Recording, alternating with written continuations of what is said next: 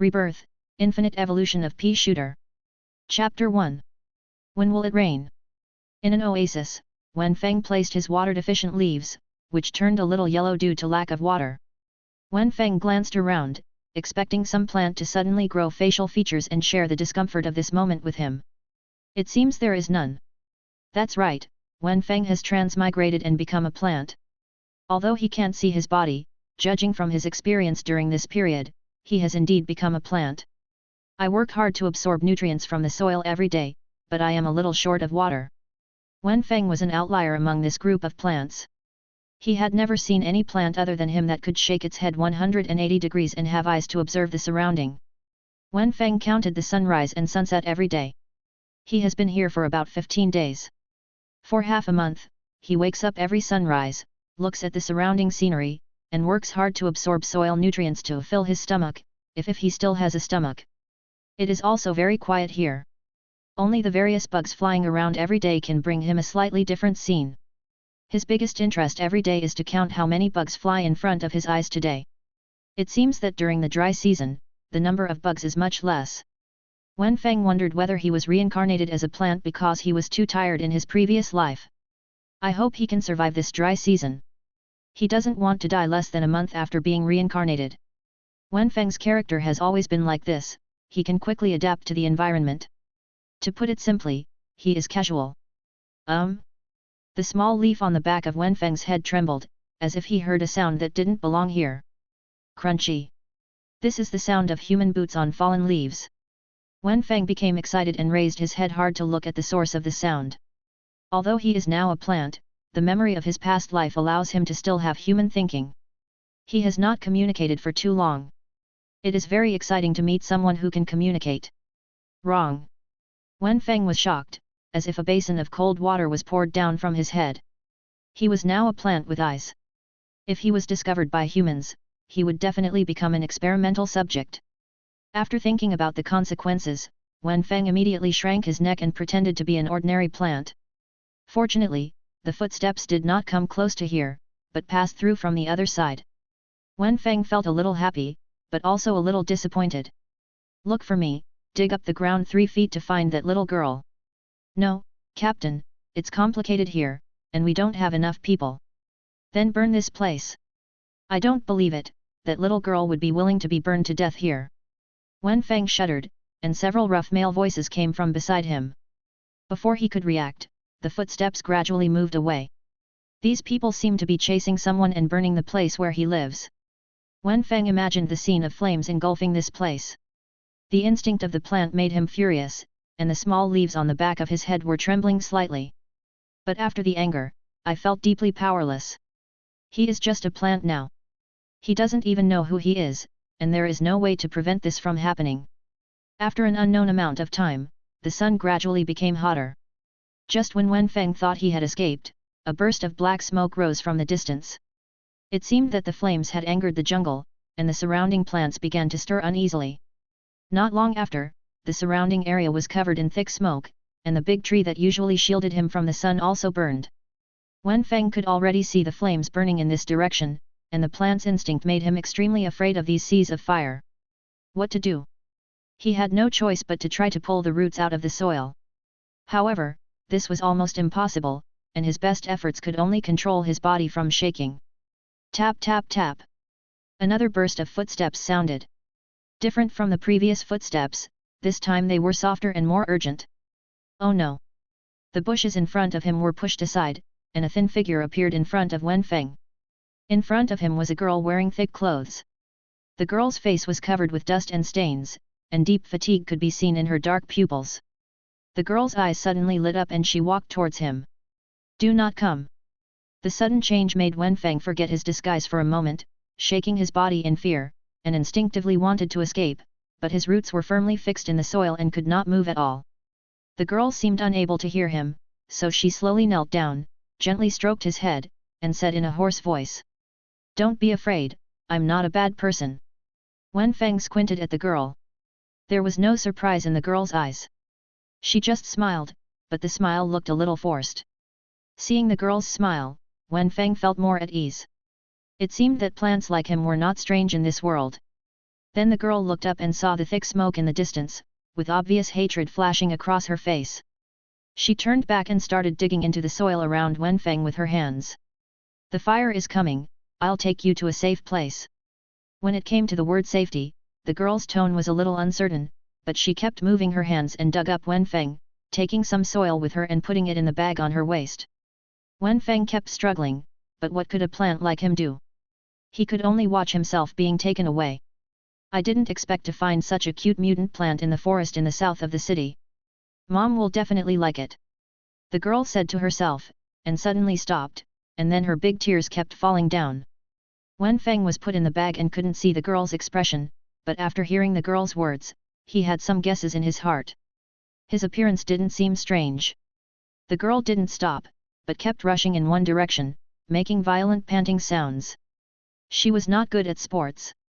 Wenfang was a little helpless. He thought he could live a good life as a plant, but he didn't expect to be buried in the sea of fire.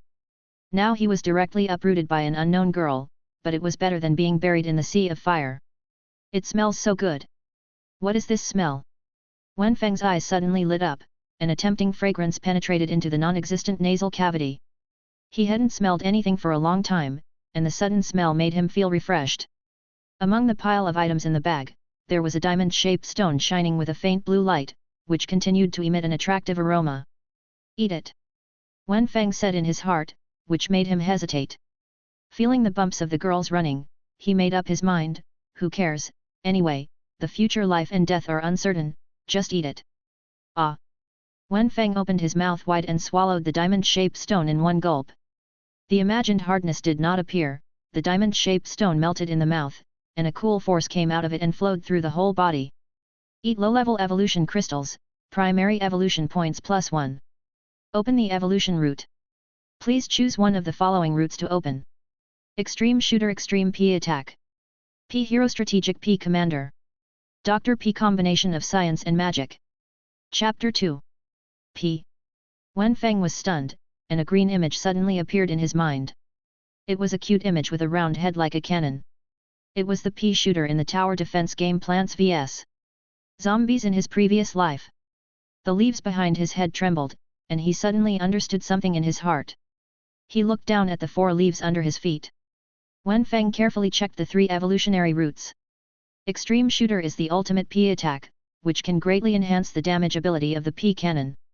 P Hero is very comprehensive. It can not only shoot peas, but also summon other plants to fight for him, but its combat power in the early stage is almost non-existent. Dr. P is a bit fanciful, with abilities such as poisonous peas, exploding peas, and flame peas. Relatively speaking, the auxiliary nature is stronger.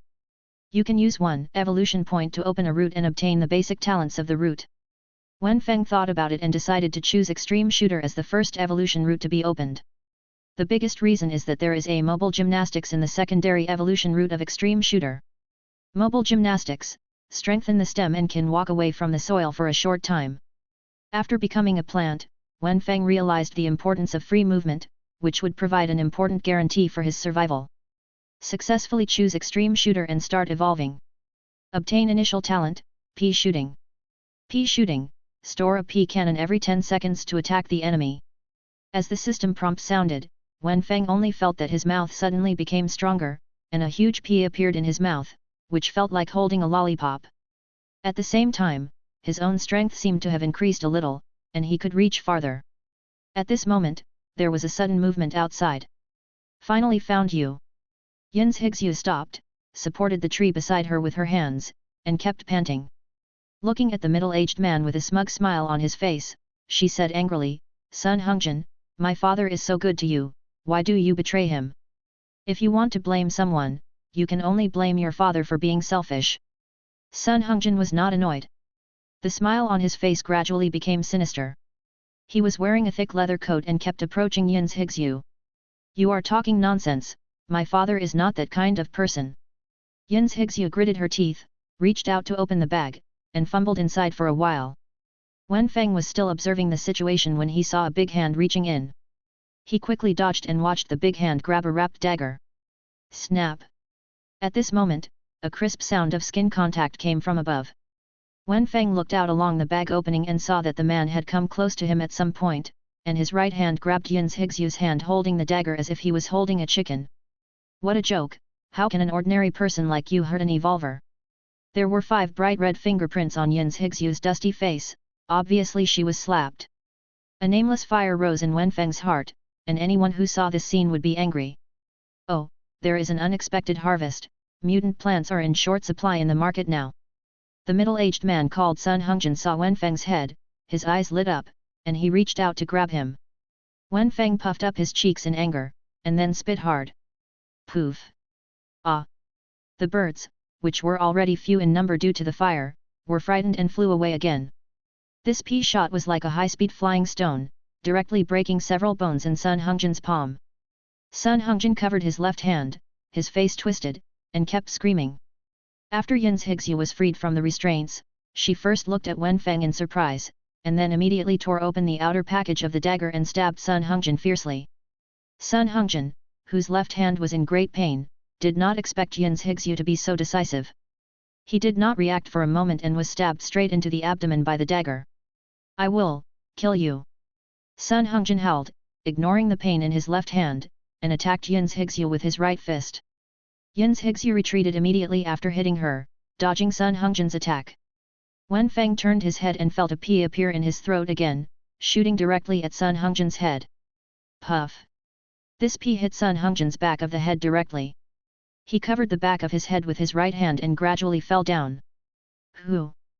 Hoo! The forest returned to silence, leaving only Yin Hixu's panting. She looked down at the mutant plant on the bag on her waist and found that the other party was also looking at her, with 2 big black eyes piercing. What kind of mutant plant did she pick up? Is this a gift from God? Thinking of this, she lowered her head and carefully observed Wenfang on her waist. Wenfang was stunned. He had just fired a powerful pea to kill the enemy directly. Why was Yin Hixu not afraid but also moved her head closer? Yin Hixu's mother was a researcher of mutant plants, so she also had some knowledge of mutant plants. She understood that mutant plants growing in the wild were like newborn babies, pure in heart, unlike the people in the wasteland, who were full of intrigues every day. For her, what bad intentions could a cute mutant plant have? So cute! Thank you so much, I didn't expect you to have this ability. Yin Hixu forced a smile and touched Wenfang's bald head, which was met with a look of disgust. Right. Yin Hixu suddenly remembered something, picked up the dagger, and stabbed it straight into the chest of Sun Hongjin, who was lying on the ground. What are you doing?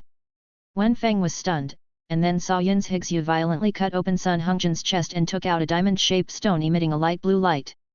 Ugh! The moment he saw the stone, a feeling of nausea rose from the bottom of his heart. If he had a stomach, he would have vomited all over the floor. It turned out that the evolution crystal he had just eaten was taken from someone else's chest. Why can this girl who looks only 17 or 18 years old dig someone else's chest with a calm face? At the same time, he also felt a little distressed in his heart. What kind of experience can create such a ruthless society? Yin Hixu wiped the evolution crystal on Sun Hongjin's clothes and threw the crystal into her bag. Wenfang hurriedly avoided the crystal that exuded an alluring aroma. Although the evolution crystal was very fragrant, the way it was produced was really uncomfortable. Let's go. Yin Hixu said, then she smiled bitterly and shook her head. Who could she tell this to? Sun Hongjin made too much noise, and she had to leave here immediately. Miss Yin, don't leave so fast. At this moment, a ghostly voice sounded from above. The moment she heard this voice, Yin Hixu's body tensed, her face changed, and she looked up. She saw a smiling boy sitting on the tree trunk like a toad, staring at her with burning eyes. Chapter 3. You. Yin Hixu looked up at the boy on the tree trunk, and took 2 steps back involuntarily, thinking of the boy's ability. He is an intermediate evolver with a strong jumping ability, and can easily kill an ordinary person. Miss Yin, why are you running? Our Sun family just wants to invite you back as a guest. The boy said, like a toad, supporting the ground with both hands, slightly accumulating strength, and keeping on standby at any time. He saw the miserable state of Sun Hongjin, but he didn't expect that Yin Hixu, who looked harmless, could actually kill an evolver with the body of an ordinary person. Killing my parents, is this the reason why you invited me as a guest? Yin Hixu growled, then turned around and got into the bushes beside him. Humph!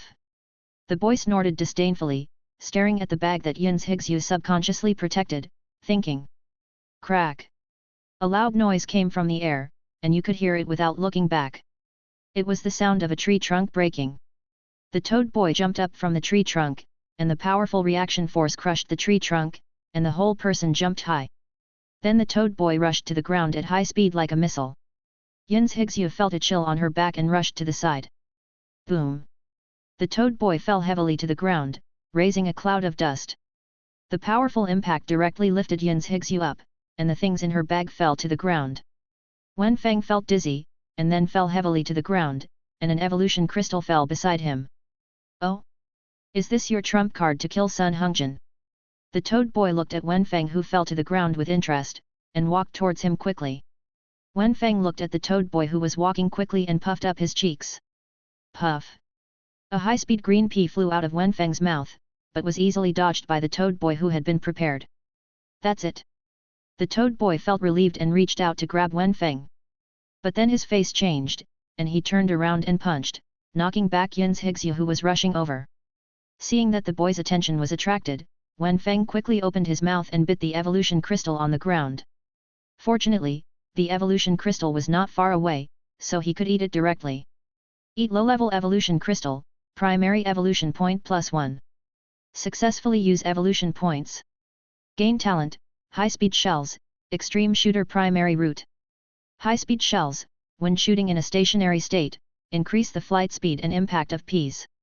A force rushed straight from the stem to the top of his head, and Wenfang felt that the power of his mouth had increased a little. Ah!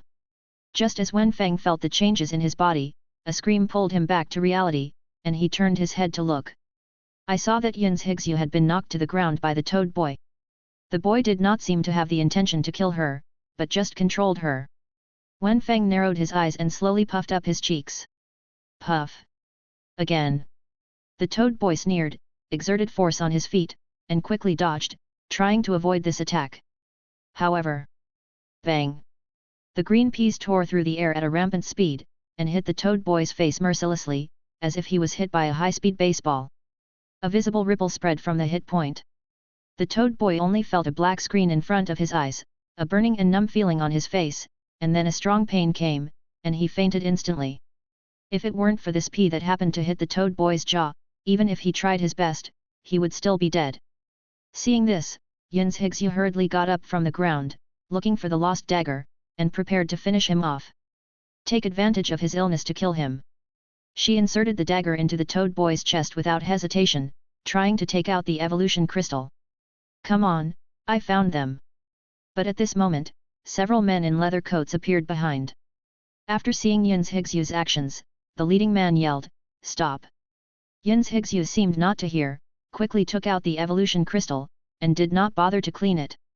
She grabbed her bag, stuffed Wenfang into the bag, and immediately turned and left. Due to this delay, a man had already rushed behind Yin's Higsu and stretched out his hand to grab her. Wenfang showed his head from the bag and puffed up his cheeks. Ah! The severe pain came from his arm, and the man stopped with a distorted face, covering his arm and wailing.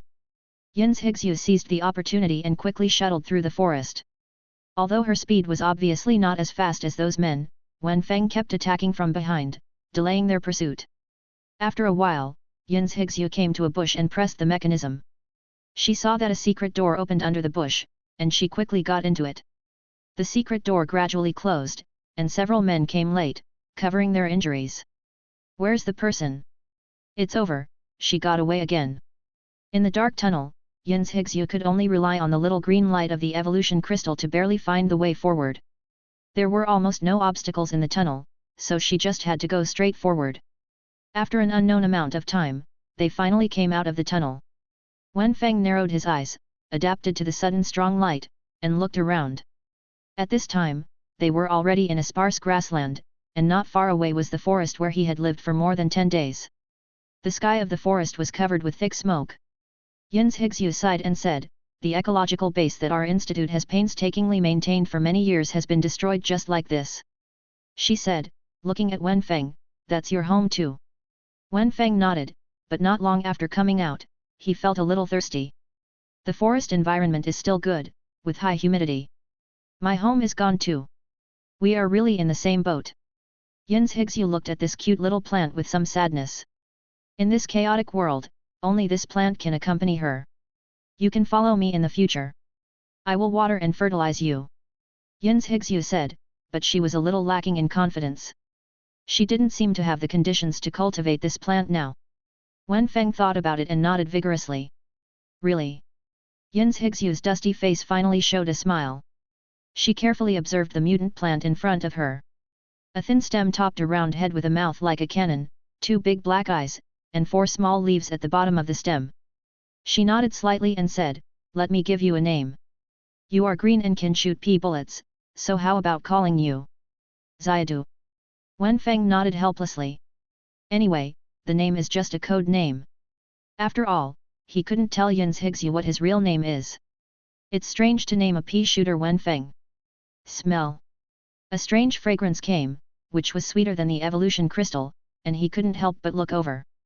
Yin's Higsu put the green evolution crystal in front of Wenfang and said, "Xiadu, eat it." Wenfang was suddenly stunned. It turned out that she had to take out this crystal even at the risk of being caught, for him. What's wrong? Don't you like it? Yin's Higsu saw that Wenfang didn't move, thinking that he didn't like it. She was a little confused. Didn't Xiadu eat the 2 evolution crystals? Didn't he like eating intermediate crystals? Ah!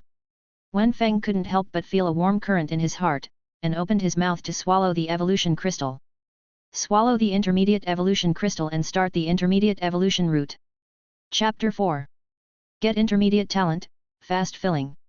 Fast filling, P filling speed is reduced to 3 seconds, and when stationary, the filling speed is increased by 30%.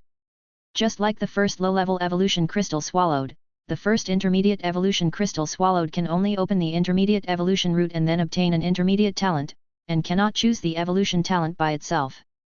It seems that if you want to gain the ability to walk freely, you need to swallow some more intermediate evolution crystals. Wenfang looked at the prompt in front of him, thinking. He opened the evolution panel, and currently only the extreme shooter column was bright. P shooter. Evolution points used, 3. Talent, P shooting, high-speed cannonball, fast filling. There are 4 different levels of evolution, namely the primary, intermediate, advanced, and super evolution routes, which require the consumption of evolution crystals of the same level. Some evolutionary abilities require the energy of multiple evolution crystals, such as mobile gymnastics, strengthen the stem, can walk out of the soil for a short time requires 3 intermediate evolution crystals. Yin's Higsu breathed a sigh of relief when she saw Wenfang swallow the evolution crystal. If Xiadu didn't eat the evolution crystal, she really didn't know how to repay Xiadu. Those people are still looking for me, let's go. Yin's Higsu said, and then dug some moist soil on the ground with her hands and pressed the soil on Wenfang's stems, which could barely replenish some water. The flower pot is very necessary. Wenfang can't get out of the soil now. Not only is there a lack of water, but the more important problem is nutrients. The evolution crystal is more like a delicious snack. Although it can make Wenfang evolve, it can't provide much satiety. What's more, Wenfang feels that he consumes more nutrients after evolution. Wenfang raised his head and looked into the distance. In the distance is a huge steel fortress, which is endless at a glance, like a giant divine turtle, standing in the wasteland, guarding one side. That's the hexagonal fortress, and it's also my home.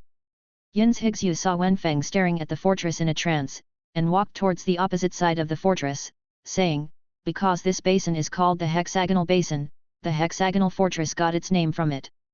That's just the exposed part of the fortress, and the area below is extremely prosperous. My parents were originally researchers in the fortress. They somehow offended the upper-level personnel, so they were brutally killed. Before they died, they tried their best to send me out. I fled to the forest of the research institute, and finally found you there. That group of people really did whatever it took to achieve their goals. If I hadn't met you, I don't know if I could escape their clutches. Yin's Higsu lost her parents and her homeland overnight, so she naturally wanted to talk at this time. Wenfang looked up at Yin's Higsu's face, and she didn't cry. Seeing Yin's Higsu looking down, Wenfang made an angry expression. Yin's Higsu smiled slightly, and the sadness in her heart dissipated a lot, but then her heart sank again. The power of the hexagonal fortress is extremely powerful. With her strength, there is no hope for revenge. Even with Xiadu, it is impossible. Is there no way for her to take revenge? But then, she rubbed her face and showed a determined look. Even if the road ahead is bleak, she must try. Sausage Town is a small town not far from the hexagonal fortress. This town is located in the Sausage Canyon, hence the name. Sausage Canyon is the only passage to the outside of the hexagonal basin and the main traffic route for the hexagonal basin to contact the outside world. The degree of prosperity can be imagined. Yin's Higzu took Wenfang for a whole day and finally arrived at Sausage Town.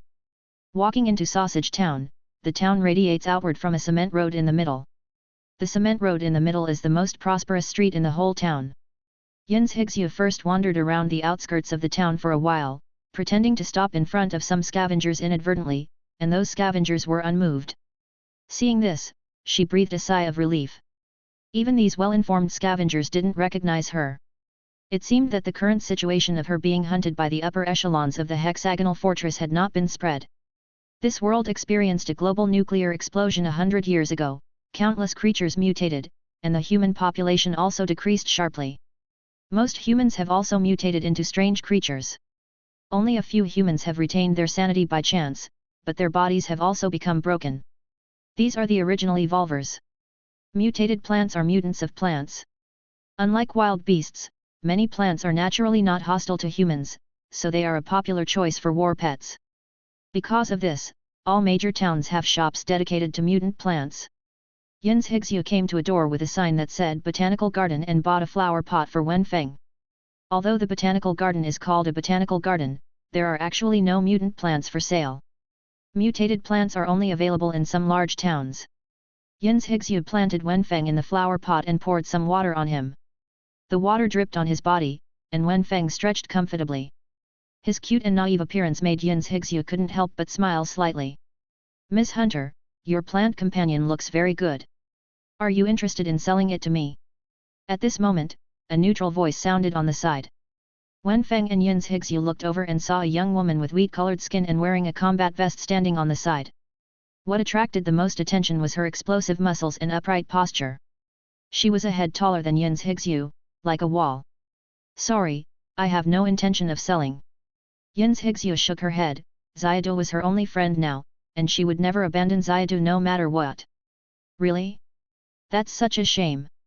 What we fighters need most is a loyal partner." The muscular woman said disappointedly.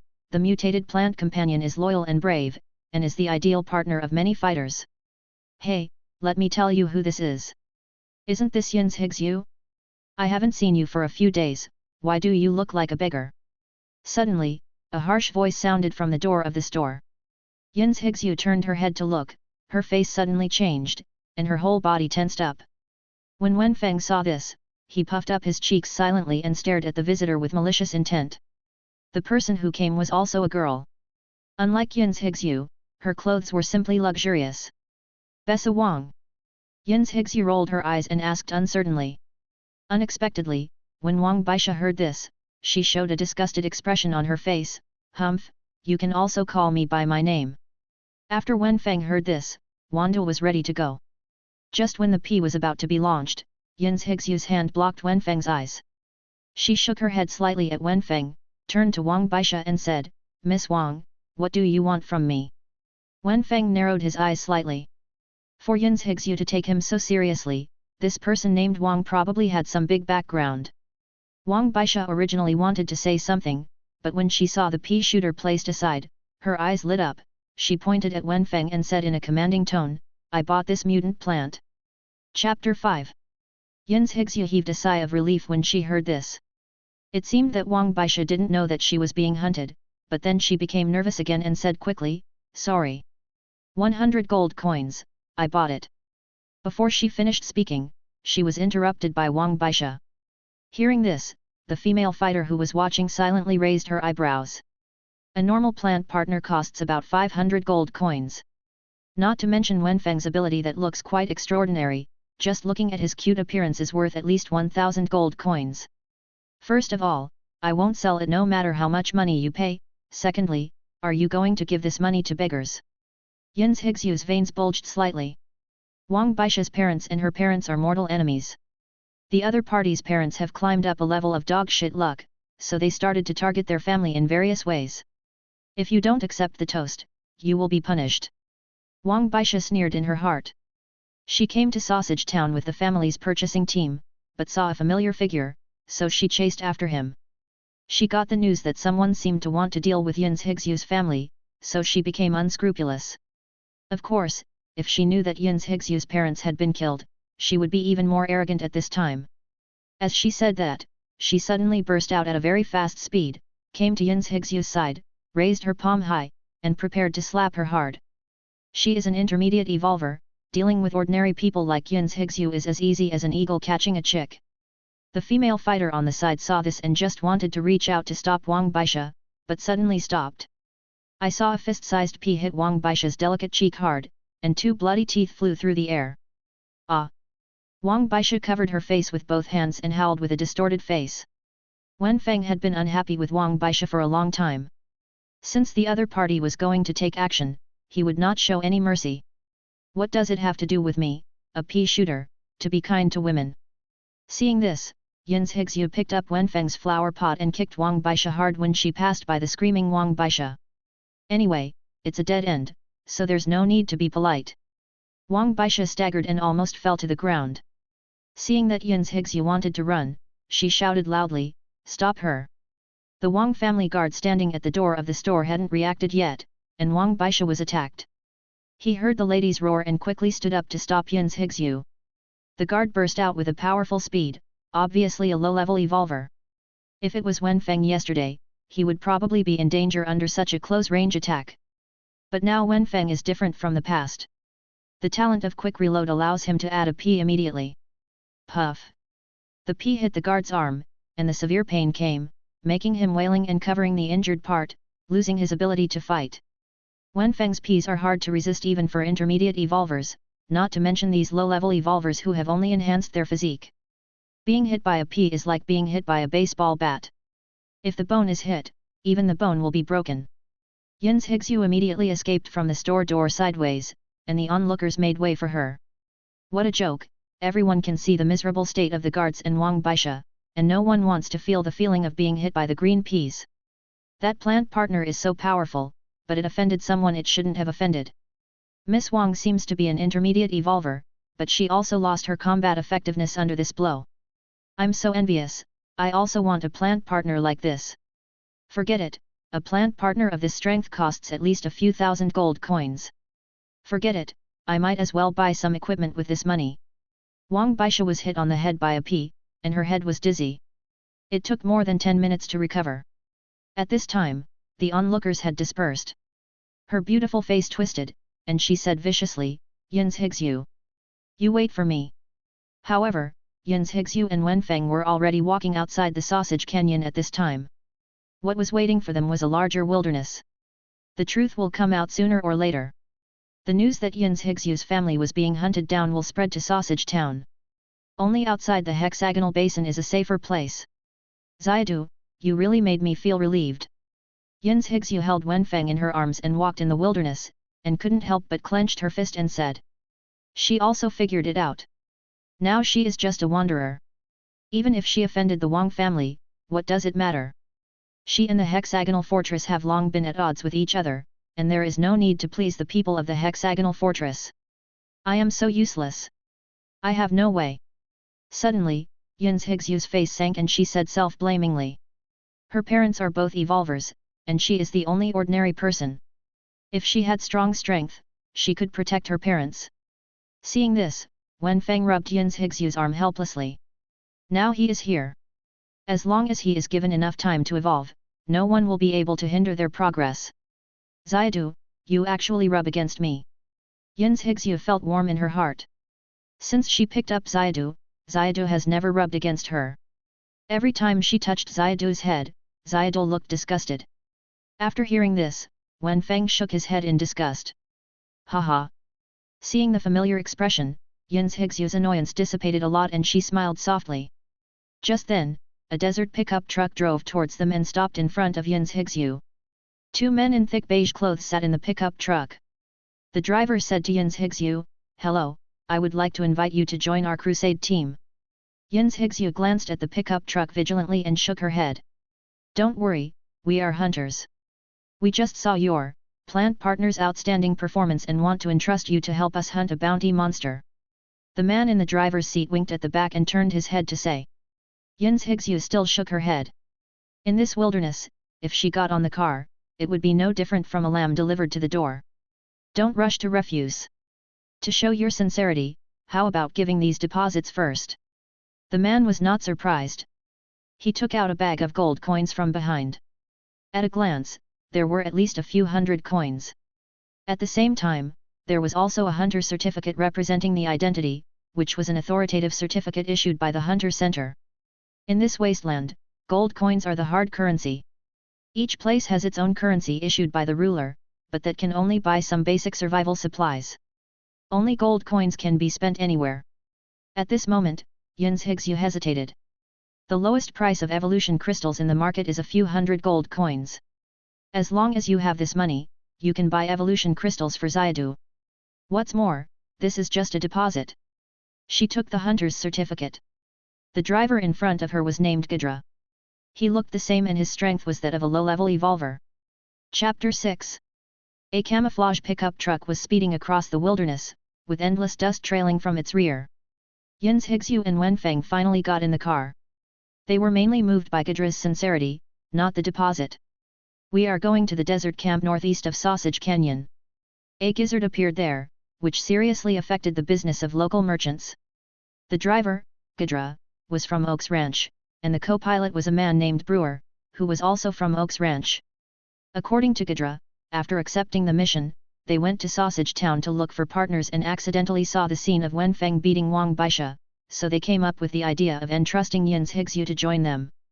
The bounty is a full 6,000 gold coins. If we win it by then, the three of us will share it equally. Even if we don't win it, the deposit will not be recovered. Unlike Brewer, who was taciturn, Ghidra, who was sitting in the driver's seat, was somewhat talkative. Are you bounty hunters so generous? After listening, Yin's Hixu said somewhat coldly.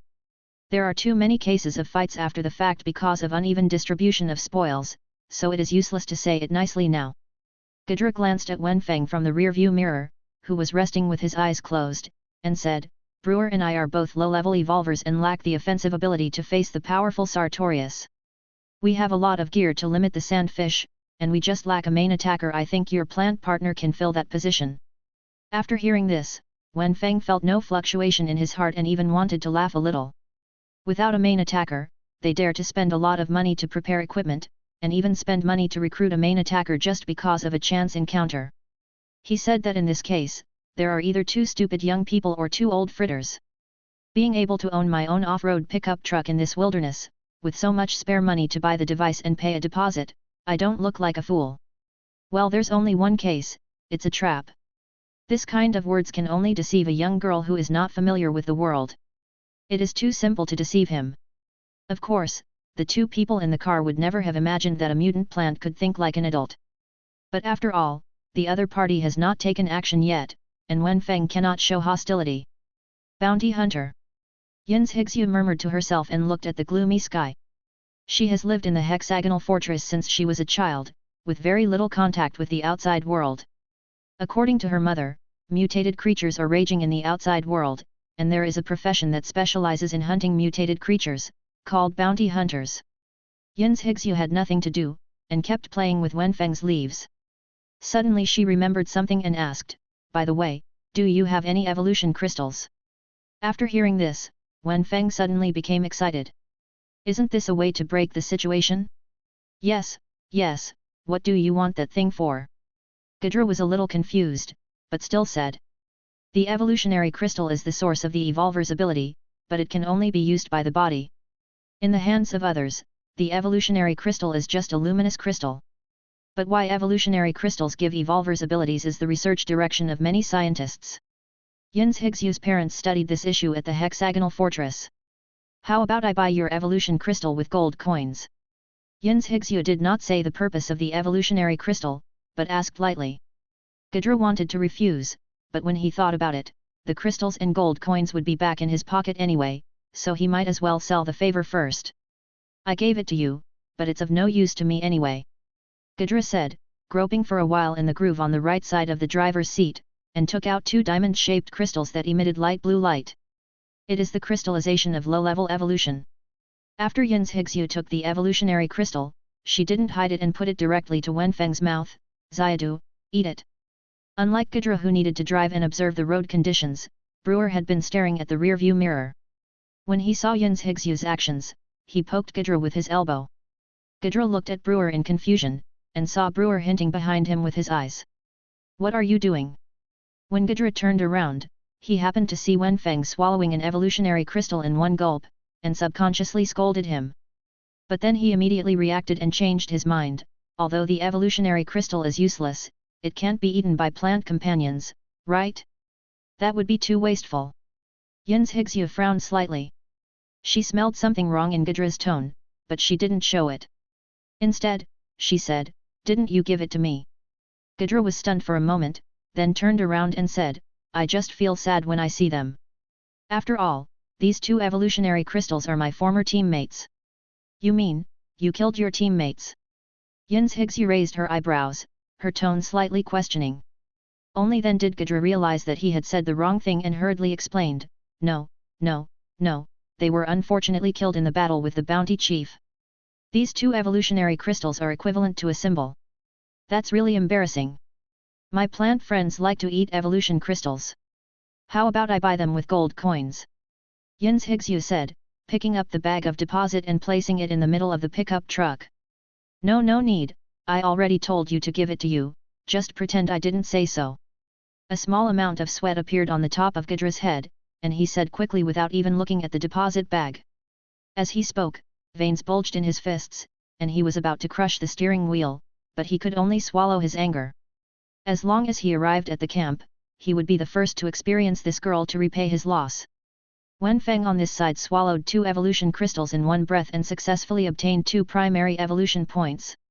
He carefully checked the dazzling array of evolutionary talents in the evolutionary route, and after careful consideration, he used 1 primary evolution point first and kept the second one as a backup in case of emergency. A warm current flowed from the stem to the top of the head, and Wenfang stretched comfortably.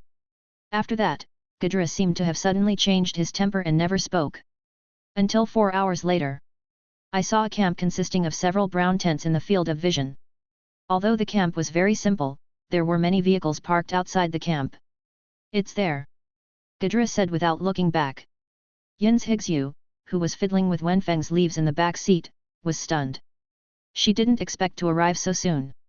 She wanted to find a reason to get off the car and leave, but she couldn't find a chance. Let's go. Godzilla said as he opened the car door. At this point, Yin's Higsu had no choice but to get out of the car. She kept looking around, and had a bad feeling in her heart. After entering the camp, Godzilla suddenly stopped and laughed. Brothers, the prey has taken the bait. Chapter 7. Inside the desert camp. The evening sun was still dazzling, scorching the desolate land. When Godzilla finished speaking, the hunters who were hiding in the camp after hearing the sound of pickup trucks rushed out immediately. Counting Godzilla and Brewer, there were 6 people in total. The 6 people formed an encirclement, trapping Yin's Higsu in the middle of the encirclement. Hey, not only is she a chick, but she is also a mutant plant. Godzilla did a great job. Standing at the front was a middle-aged man holding a big knife. Unlike the others who were fully armed, he had his upper body exposed and there were many scars on his exposed skin, which made him look very untouchable. Finally, I have a little girl again. This time, please take good care of her. The last one died within a few days, leaving me lonely for so long. Okay, I will take good care of you. Let me go first this time. I paid 2 evolution crystals. Ha ha ha ha ha. Several people burst out laughing, not paying any attention to Yin's Higsu and Wenfang in the middle. Yin's Higsu frowned as she listened to the filthy words spoken by the people around her, and was thinking frantically about how to break the situation. After thinking about it, she could only place her hope on the beans in her arms. Looking down, Wenfang happened to be looking up at her as well. Seeing Wenfang's eyes, Yin's Higsu's heart gradually calmed down for some reason. Wenfang took a deep breath. These people had obviously done this more than once. I don't know how many ignorant people fell into this trap. Anger spread in his heart, he quickly glanced at the hunters around him, and already made a decision in his heart: use evolution points. Acquire junior talent, strengthen peas. Strengthen peas, strengthen the damage of peas. Phew! Wenfang puffed up his cheeks and felt the peas appear in his mouth. Be careful, the mutated plant is about to attack. At this moment, Godzilla saw peas with puffed up cheeks and reminded him loudly. Puff! Green peas shot out, and this pea shot went straight towards the middle-aged man. Although the other man was not wearing any equipment, the pea's sixth sense told Wenfang that this man was in the highest danger. However, all this has long been seen by the middle-aged man. He sneered disdainfully and swung the big knife forward in his hand. Sand and dust flew up, the storm roared, and the peas were crushed in midair and turned into several small peas. Blue particles fall onto the sand. After one blow, he pointed the tip of his broadsword toward Yin's Higsu and said lightly, "Give it to me." After hearing this, several people around him were slightly startled, feeling that something was wrong. But they took action immediately and rushed towards Yin's Higsu. Yin's Higsu suddenly panicked and hurriedly looked at Wenfang, only to see Wenfang pointing at the middle-aged man with a leaf. Seeing Wenfang's movements, Yin's Higsu ran towards the middle-aged man without hesitation. The people next to him were stunned for a moment, then stopped and laughed. Anyone with a discerning eye could see that the middle-aged man was extremely powerful, and he actually ran over there. Isn't this looking for death? Little girl, do you really want to fall into my arms? When the middle-aged man saw this, he sneered and took a step forward, ready to grab Yin's Higsu with his hand. However, Yin's Higsu jumped to the side lightly and ran away from him quickly. The middle-aged man was stunned. How could this girl's speed suddenly become so fast? She couldn't even catch him, an intermediate evolver? Seeing this, Godzilla couldn't help but said, "Second brother, what's wrong with you?" "What's wrong?" The middle-aged man called the second brother said in a slow tone. He slowly turned around. Under the scorching sun, at some point, his skin was covered with a light layer of frost. "Watch your back." Godzilla pointed his finger behind the middle-aged man and reminded him. Boom! Ah! The middle-aged man turned back immediately, but it was too late. The green peas had already flown in front of him and hit him hard in the eye. His whole body seemed to be slowed down, his head swung back violently due to the impact, and he slowly stretched out his hand to cover the injured part, his face distorted and he screamed. Frost pea, transform peas into frost peas that can slow down enemies, triggering up to once every 10 seconds. Wenfang was originally a little afraid that frost pea would not hit the target, so he evolved armor-piercing bullets and prepared to attack others. Unexpectedly, this man didn't even try to dodge and was directly slowed down by frost pea. This is one of the most powerful controls in Plants vs. Zombies, and there are no weak ice plants. Unexpectedly, there are unexpected surprises in reality, and even thinking can be frozen. What's the situation? Several other evolvers were stunned. Is this girl an ice evolver? Quick, stop her, don't let her run away. Seeing that Yin's Higsu was about to escape from the camp, Godzilla was the first to react and said loudly. Wenfang narrowed his eyes, aimed at Godzilla, and spit out the peas in his mouth. Godzilla was also an experienced hunter. He immediately crossed his hands and held his head, and jumped forward. However, the speed of low-level evolvers could not be faster than high-speed cannonballs, so the pea still hit Godzilla hard in the chest. Before being hit, Godzilla had a glimmer of luck. Although it hurt, it shouldn't be anything serious, right? Click. However, with the blessing of strengthening pea, the pea directly shattered Godzilla's sternum, and the bone penetrated into the heart in reverse. He twitched a few times, and felt his vitality slowly draining away.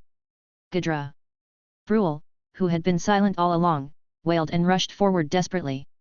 However, he soon fell down. Looking at the people behind him who were terrified, Wenfang sneered in his heart. The identities have been reversed, who is the prey and who is the hunter? The middle-aged man has lost his ability to fight, and the remaining low-level evolvers have no ability to resist Wenfang now, and they were soon wiped out. The afterglow of the setting sun shone sparsely on the tents in the camp. After taking out the evolution crystals from the chests of several people, Yin's Higsu began to plunder the camp's supplies. There was basically nothing good in the tents where these people lived.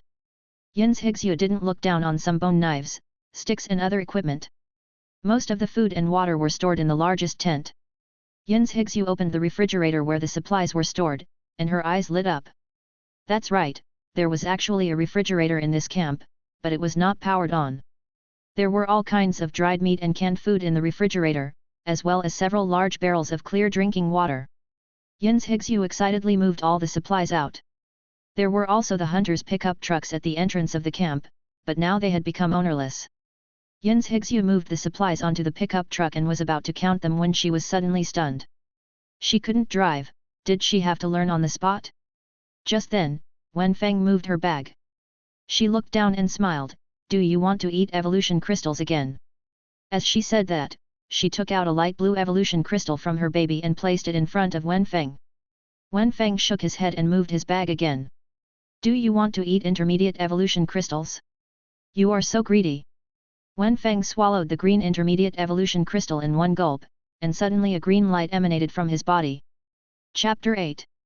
Yin's Higsu watched Xiadu suddenly glow, and then her body suddenly locked together and turned into a bean pod.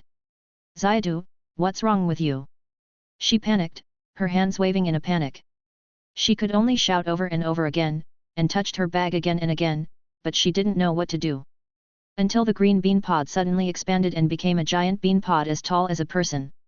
Yin's Higsu was frightened and took a step back, but immediately walked in again, wanting to observe the state of the bean pod. The giant bean pod suddenly cracked from the middle, like a refrigerator with the door opened, and a strange figure appeared inside. Ah! Seeing the situation inside, Yin's Higsu subconsciously stepped back, then sat on the ground, trembling and pointing at the strange figure that came out of the bean pod. You, who are you?" The figure was green all over, his skin looked very smooth, his head looked unusually large, his body was thin, and he was hunched over, which was unusually strange. The strange figure did not move at all, standing there blankly, as if she could not hear Yin's Higsu's words. Yin's Higsu was stunned, but she was soon attracted by the bean pod behind the figure. The bean pod shrank rapidly, and soon it returned to the shape of a pea shooter. Seeing this, Yin's Higsu was not afraid of the green figure, and hurried over to hug Wenfang, saying with a crying voice, "Great, I thought you were in trouble." Her only companion now is Xiadu, and she really can't bear the pain of losing someone close to her again. Her mental journey at this moment was like a roller coaster with ups and downs. Wenfang rubbed Yin's Higsu's hand with a little apology. He didn't expect this evolution to be so noisy. "By the way, what is this?" Yin's Higsu only then realized that there was a strange green humanoid creature standing next to her. At this time, she was no longer so scared, after all, Xiadu was fine. Wenfang looked at the tofu zombie and gave an order in his heart. The green zombie suddenly picked up the supplies on the ground and piled them into the cargo box of the pickup truck. Yin's Higsu looked down at Wenfang in the flower pot in her arms, her eyes sparkling. Xiadu has this ability. This is the primary evolutionary talent of the evolutionary root P hero, Tofu Zombie. Tofu Zombie can summon a zombie made of tofu. Only one tofu zombie can exist at the same time. Cooling time, 24 hours. Initially, there were 3 evolutionary roots to choose from. Wenfang chose Extreme P. Other roots can be opened later, but more advanced evolutionary crystals are required. Most of the evolutionary talents of P hero are auxiliary or summoning types. When he saw Yin's Higsu carrying supplies up and down by herself, he had an idea, so he swallowed the intermediate evolutionary crystal and opened the evolutionary root of P hero. The result was not unexpected. The tofu zombie completely obeyed his instructions. Although it was not as strong and fast as ordinary people, it would not have physical troubles. Wenfang had another idea in his mind. He tried to issue a command for the tofu zombie to drive, and transferred his experience of driving in his previous life to it. I don't know if the tofu zombie's poor brain capacity can understand it. I saw the tofu zombie staggering to the pickup truck, opened the door and sat in the driver's seat, clumsily turned the key and started the car. Wenfang's face showed joy. It works. Yin's Higsu watched in surprise as the pickup truck started, drove forward for a distance, and then turned a big circle back. Obviously, the tofu zombie couldn't do 2 detailed operations. "Xiadu, you really keep surprising me." Seeing this, Yin's Higsu couldn't help but smile and touched Wenfang's smooth head hard. Wenfang's face darkened. Why did this girl like to touch his head so much? There was only one leaf, and if she touched it again, he would be bald. With the tofu zombie, Yin's Higsu didn't have to worry about driving. After counting the supplies, she excitedly sat in the back seat of the pickup truck. She held the flower pot and shared her joy with Xiadu. The harvest is great, enough for me to eat for a month, and the purified water is enough for us to use for half a month. The most important thing is that there are nearly 1,000 gold coins. As she said, she showed Wenfang the heavy bag of gold coins in her hand, shook it vigorously, and made a pleasant metal collision sound. She used to be protected by her parents and never had to worry about survival. Now I know that 10 gold coins can only buy a pound of dried meat and half a pot of drinking water. And those evolution crystals. Wenfang added in his heart that the evolution crystals are the foundation of his foothold in this chaotic world. The pickup truck gradually drove away from the camp, leaving 2 continuous ruts. Yin's Hixue quickly fell asleep on the back seat, with a smile on her dirty face. She was really too tired. She hadn't had a good rest since escaping from the hexagonal fortress. And now with the sense of security given by Xiadu, she soon fell asleep. Even when she fell asleep, she still held the flower pot tightly in her hand. Wenfang swung his body and adjusted himself to a comfortable position. He looked at the gradually darkening sky and suddenly felt full of anticipation for tomorrow. Late at night, a chariot was speeding in the desert. It was equipped with several machine guns and looked like a combat vehicle operated by multiple people. There were some scattered weapons and supplies on the back seat of the chariot. This was Shidaman's harvest today. Most of the people passing by the avenue today were large caravans or those protected by powerful hunters. He could only pick on the wanderers who were alone, and was discovered by a team of powerful hunters. They chased him until midnight. For some reason, Shat Aman always felt uneasy, which made him a little confused. Shat Aman was a high-level evolver. Even if he was caught up by the hunter team behind him, he was sure to escape unscathed, but this would most likely attract more hunters. The only people who could make him uneasy were the more powerful super evolvers. Could there be a super evolver secretly following him? The more he thought about it, the more likely it was, so he drove around a few more times and drove back to the camp. Oh no! When he saw the quiet camp, his uneasiness reached its peak. Shat Aman immediately stopped the car and rushed into the camp. When he saw the disemboweled bodies lying in all directions, he was furious. Shat Aman immediately walked to the warehouse and looked at the empty warehouse with a sullen face. Who is it? A loud roar broke through the sky, scaring the vultures that landed on the bodies away. Shat Aman walked out of the camp, and just when he thought he was going to suffer a loss, he saw 2 vague wheel tracks. Chapter 9. In the ruins of the research institute. There were flames everywhere, and the sky seemed to be wiped out, presenting a void that could devour everything. A middle-aged man in a blood-stained white coat ran towards Yin's Hixue, holding a document with unclear words in his hand. Dad! Yin's Hixue shouted, trying to reach out and grab the figure. Swish! Yin's Hixue's pupils suddenly shrank, and she looked ahead in disbelief. The middle-aged man was cruelly split in the middle by a black shadow, and the splashing blood seemed to stick to her hands. However, the black shadow would not let her go, and a huge blade fell from the sky. At this moment, a huge green pea attacked from the horizon, and it blew up the black shadow directly like a missile. She looked at the horizon in surprise, and saw that the black clouds suddenly dispersed to both sides, and a super huge green pea shooter appeared in the sky. Xiadu, how did you become a soybean? Wenfang looked at the girl in front of him helplessly. How could a pea become a soybean? The girl whispered in her sleep, as if she was talking. The sun had already shone into the pickup truck, and the tofu zombie's big mouth seemed to be a little thirsty, licking its lips with its tongue. Although Wenfang didn't have the heart to interrupt the girl's sleep, he still nudged Yin's Hixue's hand. Yin's Hixue opened her eyes in a daze and saw a cute green plant constantly nudging her arm. Seeing her wake up, Wenfang waved his yellowing leaves and looked at her with his big eyes blinking. Thirsty. Yin's Hixue licked her chapped lips and found that she was also a little dry. She quickly took out the kettle from under the seat, drank a big sip herself first, and then slowly poured it on Wenfang. Comfortable. Wenfang squinted his eyes and felt the water flowing down from the top of his head, as if he had found sweet dew after a long drought. Is this the simple happiness of plants? When he was no longer short of water, the whole body of the tofu zombie became moist, reflecting the sun's light like jade.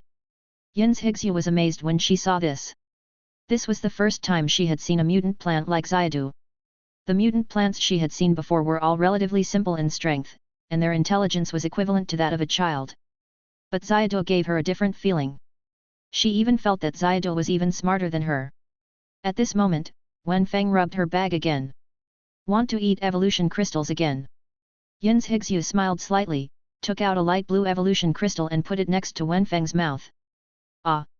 The evolution crystal has a unique fragrance, which is not like the fragrance of flowers, but more like a hungry person encountering a feast, like a puppy seeing ribs. To Do's regret, the evolution crystal immediately turned into a warm current after entering the mouth, lacking the taste of the foil, making the evolution crystal lack soul. Successfully swallowed low-level evolution crystal, primary evolution point +1. Wenfang thought about it and continued to light up a primary evolution line of P-Hero. Tofu hyperplasia, the upper limit of summoning tofu zombies +1. P-Shooter. Evolution points used, 6. Talent, primary P-Shooting, high-speed cannonballs, strengthened Ps, tofu zombies, tofu hyperplasia, frost Ps. Talent, intermediate fast filling. After reading the panel, Wenfang used a leaf to pick at Yin's Hixu's bag, wanting to eat more evolution crystals. After converting the evolution crystals into evolution points, you can keep them in reserve for future use. However, this time Yin's Hixu did not take out the evolution crystals immediately, and she was a little hesitant to speak. But after struggling for a while, she still took out a light blue evolution crystal from her bag and said, "You are so greedy." Wenfang was stunned, thought about it, and did not eat the evolution crystals, but rubbed the girl's hand hard, making the girl giggle. Forget it, the evolution crystals will eventually be given to him to eat, so it's okay to put them on Yin's Hixu first. Wenfang understood the girl's thoughts.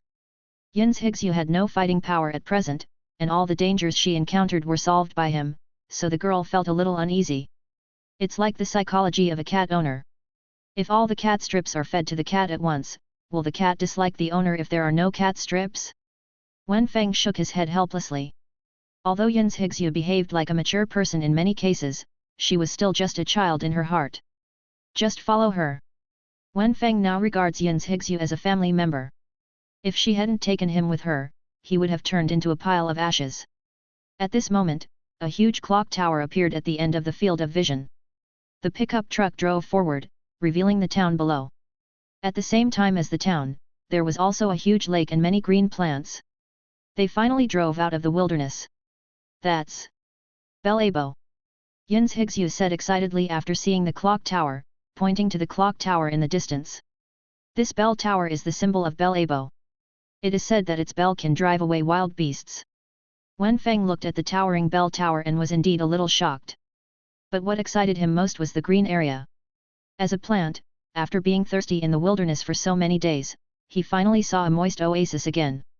At that moment, he issued an order to move towards Belabbo.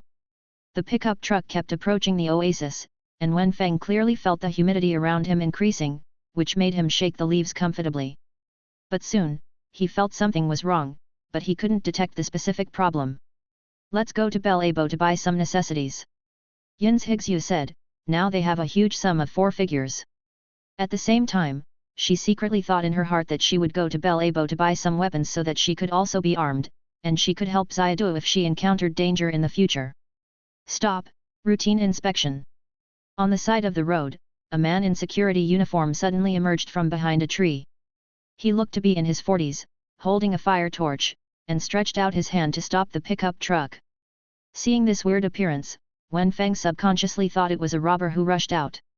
But think about it carefully, what kind of robber dared to do evil at the gate of the town? Suddenly, Wenfang remembered something, but it was too late. What? What kind of strange creature is this? The security guard saw the tofu zombie sitting in the driver's seat and immediately raised his fire control in fear, shouting, "Come on, enemy attack!" However, no one around responded. At this time, Yin's Hixu hurriedly said, "Sorry to scare you, this is my summon." Some evolvers have the ability to summon, so this explanation is reasonable. Seeing this, the security guard coughed a little embarrassedly and said, "Next time you withdraw the money, go over." Watching the pickup truck slowly drive into Belabbo, a young security guard came late. The security guard shook his head, sighed, and said, "Things have changed." The former town guards were supported by all directions with one order. "Master, I want to quit too." Hearing him say this, the late security guard hesitated for a moment, avoided the sight of the middle-aged security guard, and said in a low voice. Chapter 10. What? The middle-aged security guard couldn't help but stepped forward and gave the young security guard a slap, scolding, "We are the last guarantee of Belabbo's safety. If we leave, what will happen to Belabbo?" The young security guard was silent for a while, then said with a thick neck, "But now we can't even guarantee our own safety. Think about it, we have family behind us." The middle-aged security guard sighed and softened his tone. The young security guard wanted to say something, but saw the middle-aged security guard suddenly raised his gun. I won't quit." The young security guard raised his hands and said hurriedly. Bang! The young security guard was stunned and looked back, only to see a hyena with spikes on its back lying in a pool of blood. Now there are more and more wild beasts around Belabbo. The middle-aged security guard said, "Put away the musket," and walked towards the wilderness farther away without looking back. Entering Belabbo, the huge bell tower came into view. The entire town is built around the bell tower, with its back against the cliff and one side facing the lake. The only place that can contact the outside world is the town gate outside the bell tower. Below the bell tower is a huge square with many parking spaces. To the left is the residential area that cannot be entered by car, and to the right is the commercial area that can be entered by car. For some reason, Wenfang always felt that this Belabbo seemed a little quiet, with only a few scattered off-road vehicles parked in the parking spaces. After parking, Yin's Higsu took Wenfang to the commercial area, and the Tofu zombie was left in the car to look after the supplies. After entering the commercial area, Yin's Higsu first went to the clothing store to buy some clothes. The clothes here are all sewn by the owner himself, and the quality of the clothes depends entirely on the fabric and the owner's craftsmanship. Looking at the scale of this clothing store, the owner must be a respectable craftsman. After buying clothes, Yin's Higsu took Wenfang to the hotel. A single man and a widow lived in the same room, but it was a pity that Wenfang should be called a male plant at this time. After putting Wenfang's flower pot on the bed, she walked into the bathroom with a hint of impatience. It must be said that it is still difficult for a girl who grew up in a wealthy environment to adapt to the life of wandering in a short period of time. However, if you still have money, you must spend it, otherwise what is the point of working hard to make money? Belabbo is still relatively wealthy, and the hotel actually provides hot water. Of course, the price is also relatively expensive. This kind of hotel requires 50 gold coins a night, and ordinary hunters will not be extravagant to stay in such a hotel. Soon, Yin's Higsu came out with a brand new look, with wet hair draped over her shoulders. Wenfang's eyes lit up. Before, Yin's Higsu had always been dirty and her face was covered with dust. Now after washing, her pretty little face has a hint of blush, her bright dark brown eyes are like agate, and her delicate skin is incompatible with this era. She is a little beauty. What's wrong? I can't recognize you after washing. Seeing Xiaodu staring at her, Yin's Higsu wiped her hair with a towel and smiled. However, Wenfang's excitement only lasted for a moment, because he suddenly thought sadly that he was just a plant now, and maintaining human aesthetics was harmful and useless. No, I am a plant, why can't I look at beautiful girls? Wenfang immediately opened his eyes wide and continued to look at Yin's Higsu, which made her confused. But she didn't say anything else, but changed into the clothes she had just bought. Of course, it was not a colorful dress, but a thick jacket. After changing clothes, Yin's Higsu unexpectedly checked out of the room, as if she booked the room just to clean up her body. She originally wanted to rest here for a night, but she was afraid of being found by the people of the hexagonal fortress. Yin's Higsu took Wenfang to the weapon shop without stopping. This is the standard configuration of every town, and most of the people who come here are hunters. Wenfang glanced around the commercial district and frowned. Belabbo is very large, and the commercial district is also very large, but it is unexpectedly deserted. There were almost no customers in many huge stores, and more commercial areas were closed, with the words "This store is for sale" written in red paint on the doors. This made him a little confused. Could something have happened during this period? Wenfang didn't care much about Yin's Higsu buying weapons, after all, he couldn't use human weapons. Maybe Yin's Higsu wouldn't be as good as him even if she brought weapons. Now there are new faces in Belabbo. Just then, two young men walked into the store. One of the handsome blonde young men saw Yin's Higsu's face, his eyes lit up, and he whistled, "What a beautiful girl! Beautiful girl, my name is Moran, what's your name?" The blonde young man walked up shamelessly, took off his hat like a gentleman, and bowed slightly to Yin's Higsu. Seeing this, Yin's Higsu frowned slightly, but still responded politely, Shuiyin, what can I do for you? Shuiyin, you are a guest from the hexagonal basin, what a nice name. Moran said with a smile. He leaned on the counter and seemed to have just discovered Wenfang, and said in surprise, is this your plant partner? Yes. Yin's Higsu responded with a little pride. It looks quite weak. Moran said with a smile, and just as he was about to continue speaking, he suddenly found that Yin's Higsu's eyes turned cold. Yin's Higsu interrupted, sorry, you disturbed me while shopping. After saying that, she turned around and wanted to get rid of this entanglement. However, Moran's companion, another grey-haired young man, stood in the way that Yin's Higsu had to retreat without a trace. The grey-haired young man smiled and said, don't worry, I just want to make friends. I also have a mutant plant. Why don't we compete to see whose plant partner is stronger? Moran smiled elegantly and took out his hand from behind. It turned out to be a mutant plant. It was a strange plant planted in a flower pot. The appearance of the plant was like a pink dandelion. The reason why it is weird is that the seeds of this dandelion are actually microbombs. There are actually similar ones? Wenfang looked at this magical pink dandelion curiously. Fortunately, there were no eyes or mouths on the dandelion's face, and it was not what he imagined. After seeing the other mutant plants, he suddenly understood why Yin's Higsu took him away without hesitation. That dandelion was really ugly. If someone with trypophobia saw it, they would go crazy on the spot. This is the plant companion I bought for 2,000 gold coins. Moran said, and at the same time looked at Wenfang and asked, how much did you spend on this plant? The young man thought that he could have a common topic with Yin's Higsu by taking out the mutant plants. But Yin's Higsu showed a look of disgust on her face, which was the first time Wenfang saw it. She frowned and said, please respect yourself. My plant companion cannot be measured by money. After saying that, she actually put her hands on the counter, turned over and jumped out, picked up Wenfang and prepared to leave. Wenfang shook his head with a smile. This Moran really deserved it. Every word he said hit the point that Yin's Higsu hated. How dare he come out to pick up girls with this EQ? Moran's face was extremely ugly when he saw this. He watched Yin's Higsu walk out, and then stepped to follow. Chapter 11. After Yin's Higsu carried Wenfang out of the weapon shop, she looked around and prepared to find another weapon shop, but when she turned around, she saw Moran and the grey-haired young man walking slowly. What do you want to do? Yin's Higsu frowned, and her tone was already a little angry. Seeing this, Moran licked his lips and smiled evilly, Shuiyin, don't be so aggressive. Then he put the mutant dandelion in his hand on the ground and said, my plant partner wants to make friends with you. Even with good family education, Yin's Higsu's face was difficult to maintain at this time. Living in Hexagonal Castle for so many years, she has seen many boys chasing her, but this is the first time she has seen such a shameless one. Wenfang raised his eyebrows. He didn't want to take action at first, after all, this was Yin's Higsu's own social interaction, but the other party was pushing her nose and face, which was asking for a beating. Moran didn't waste words and called the mutant dandelion to attack Wenfang. Fighting is not allowed in Belabbo, but there is no restriction on the fighting of mutant plants.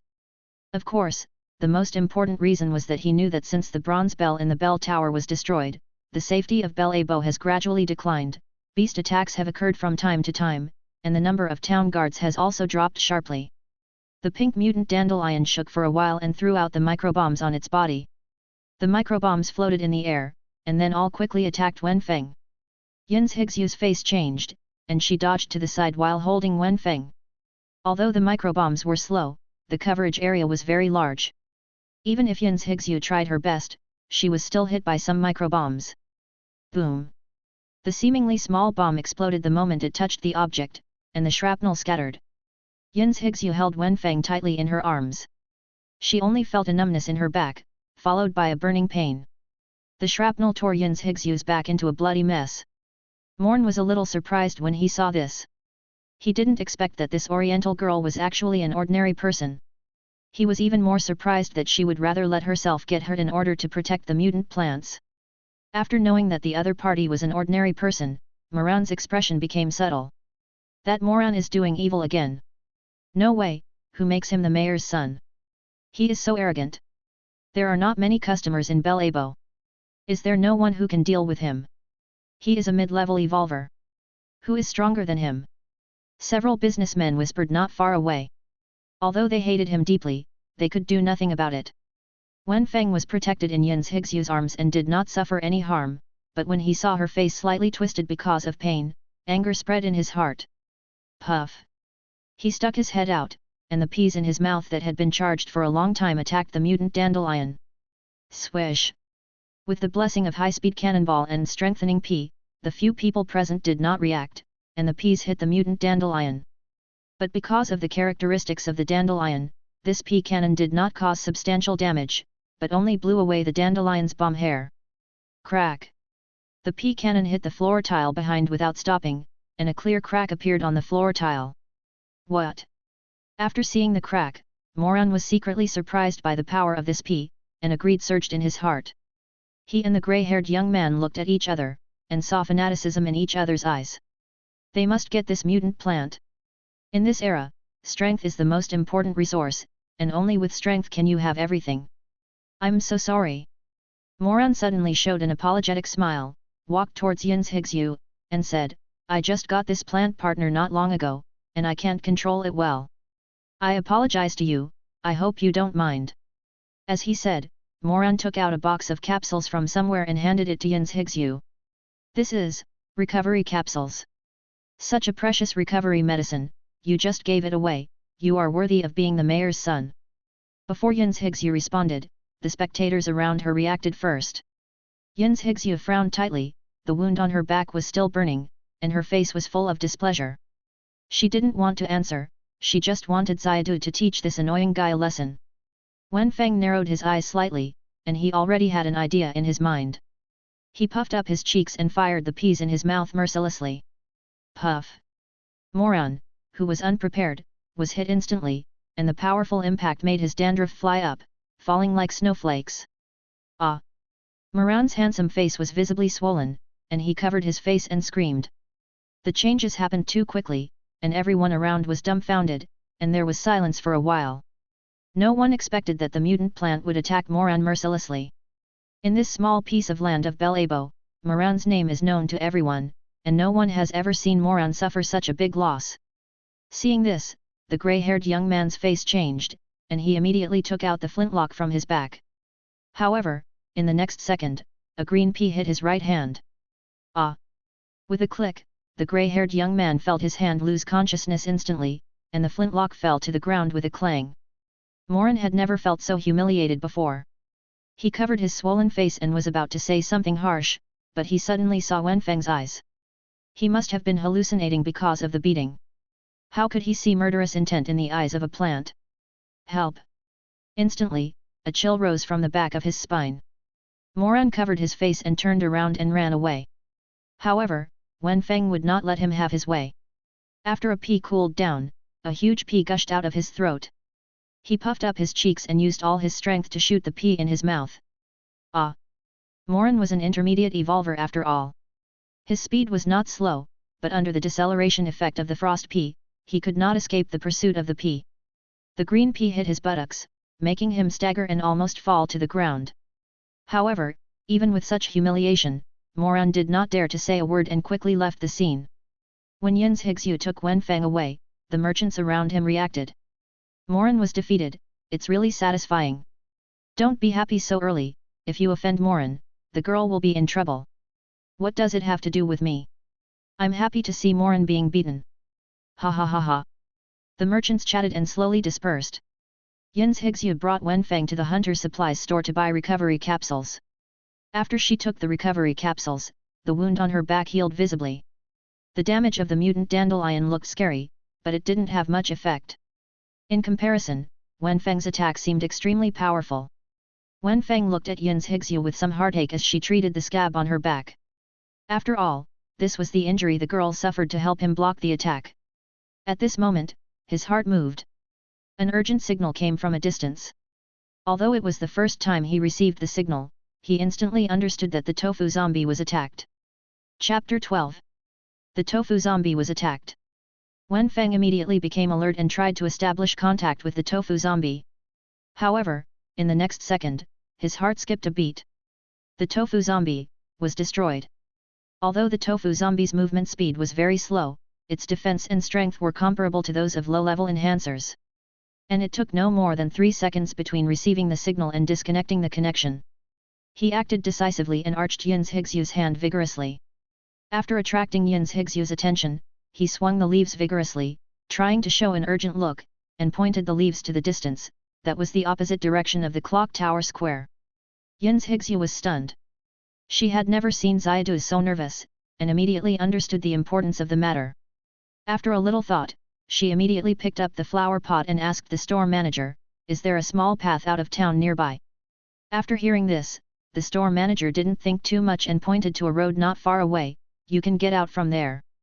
"Thank you." After that, Yin's Higsyu immediately took Wenfang to the path. She felt a little uneasy. Could it be that Morland's revenge came so soon? No, that's not right. Yin's Higsyu suddenly remembered the strict troops of the hexagonal fortress. Could it be that the hexagonal fortress was chasing her? Thinking of this, Yin's Higsyu could no longer remain calm and quickened her pace. Soon, she bypassed the woods and came to a lake. Walking along the lake, she could leave Belabbo and return to the road they came here. Thinking of this, Yin's Higsyu's pace suddenly slowed down. Next, where to go? She was a little confused. The front seemed to be blocked by fog and she couldn't see the future. At this moment, she suddenly felt a chill in her hand and looked down. She saw Xiaodu's dark eyes staring at her, and there seemed to be a light called hope in his eyes. Suddenly, Yin's Higsyu smiled. Growing up under the protection of her parents in the hexagonal fortress, she had fantasized about the outside world countless times. Now that she really started to wander, she felt a little lost. Is this a little ridiculous? Her eyes became firm. She wanted to live, become stronger, and avenge her parents. Wenfang looked at the suddenly firm girl helplessly. He just wanted an evolution crystal. He nudged Yin's Higsyu again and pointed at the bag with a leaf. Yin's Higsyu reacted and thought about it. She took out a light blue evolution crystal and stuffed it into Wenfang's mouth. Familiar fragrance. Wenfang shook the leaf with some satisfaction, feeling the energy of evolution surging in his body. Successfully swallowed low-level evolution crystal, primary evolution point +1. Obtained the primary talent of the extreme P, range improvement. Range improvement, increase the effective range of Ps by 100 meters. Range improvement is an ability that Wenfang wanted to evolve a long time ago. With this ability, the P cannon can really threaten the powerful evolvers. The effective range of the P cannon was only about 30 to 80 meters before, but now it is equivalent to doubling it. Before the mobility is unlocked, increasing the range can greatly increase the fault tolerance rate. After Moran returned, he became more and more angry. He was the son of the mayor of Belabbo, but he was slapped in the face in public. He was so angry that he immediately called a few town guards and returned to the commercial district. At this time, the grey-haired young man came out of the alley and said to Moran, "I found out that the man drove a pickup truck today. It is said that his ability is to summon a strange creature to help drive. The car is now parked in the clock tower square. Let's go there and wait for it." "Let's go." When we arrived at the clock tower square, there were only a few cars parked in the parking space below, and only one was a pickup truck. From a distance, there seemed to be a strange figure in the driver's seat. "That's the car." Connecting the two, Moran said firmly, "Go for it, don't be sympathetic, beat him to death." As he said that, he fell behind and followed the others. His face was still burning and painful, and he didn't want to be hit again. Those town guards were basically low-level evolvers, and were stuffed into the town guards by Moran to get a stable job, so they naturally obeyed Moran's words. In other words, they were Moran's lackeys. As soon as Moran finished speaking, several people rushed up and attacked the shadow in the driver's seat with sticks in their hands. Bang! Ah! In the next second, these people flew out, and one of them flew past Moran, and the wind blew up his hair. Moran widened his eyes and looked at the lackey beside him. He saw that his chest was directly pierced, and blood mixed with sand continued to flow out. "You are the ones who killed my companions." A big man with a height of nearly 2 meters came out. He was wearing a tattered vest, and his brown skin could not see his expression clearly under the backlight. What, companion?" The men died in one encounter, and Moran was shaking like a sieve. Shat Aman narrowed his eyes and scanned Moran. With the strength of this group of people, it was impossible for them to kill his companions. Thinking of this, he asked, "Why did you sneak attack me?" "Senior Hunter, you misunderstood. Someone offended us today. She came here in a pickup truck. We rushed up without seeing her clearly." The grey-haired young man saw the Senior Hunter badge on Chidaman's chest with sharp eyes and explained quickly. "Those who can become advanced hunters are at least advanced evolvers, and they are all powerful and experienced hunters. This kind of hunter, even if Moran's father comes, must be greeted with a respectful smile." "Oh." Shat Aman suddenly became interested. The grey-haired young man explained the ins and outs to him. Shidaman's eyes flashed, "Take me to her now." Hearing this, Moran and the grey-haired young man could only lead the way. As for those scoundrels who died tragically, Shat Aman did not mention it, and Moran did not dare to say anything. Arriving at the square, Shat Aman saw the floor tiles cracked by peas at a glance. He walked over and took a closer look. There was some green juice around the floor tiles. The moment he saw the juice, Shat Aman determined his target. It was exactly the same sap he had seen in the desert camp. "Quickly, take your people and find that woman for me." Shat Aman almost shouted these words. These juices also appeared on the corpses of his companions. Malun, who was in front, frowned. It could be said that they were the first to do what happened just now, but now, even if you are a high-level hunter, you don't have the power to order them to do things. Shat Aman didn't waste any time. He took out a pocket from his waist and took out a black card. "This is 10,000 gold coins. As long as you find her, these will be yours."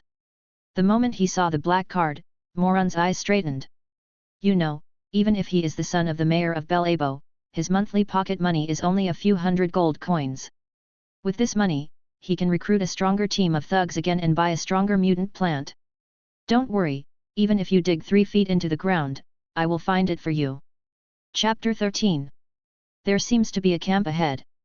Yin's Higsu and Wenfang had been walking southward outside Belabbo for half a day, and it was already dark. Just when she thought she would have to camp in the wilderness tonight, she finally saw a small camp in her sight. South of Belabbo is a large area of lake plains. Unlike the sandy land in the hexagonal basin, the humidity here is very high, so high that Wenfang felt a little uncomfortable. At the same time, he also felt a little hungry. Since his evolution, absorbing nutrients from the soil in the flower pots could no longer meet his needs. In addition, in this lake plain, it is difficult for sunlight to shine in. The weather is gloomy every day, and he cannot photosynthesize well. Wenfang was a little helpless. This little girl didn't even go to the botanical garden in Belabbo to buy him some fertilizer. It can only be said that Yin's Higsu still lacks experience in cultivating mutant plants. After the evolution of the range, Wenfang's vision has also improved a lot. He clearly saw that there were 3 tents in the camp, located on a small hill that was drier than the surrounding area. This doesn't seem to be a merchant camp, because there are no goods piled up in the camp, and there are no trucks for transporting goods. Yin's Higsu brought Wenfang closer to the camp, and it seemed that someone in the camp had discovered them. A middle-aged man with a beard came out with a steel machete in his hand and shouted, "What are you doing? Excuse me, do you have tents and supplies for sale?" Seeing this, Yin's Higsu stopped a distance away from the camp and asked loudly. The middle-aged man shook his head without thinking, "No."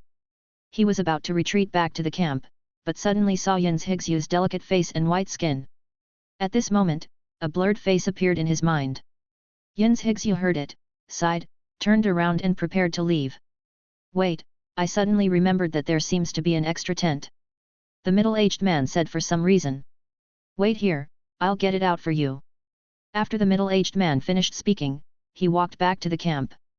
Wenfang saw through the gap of the simple wooden fence of the camp that a boy of 12 or 13 years old walked out of the tent, and the middle-aged man said something to him.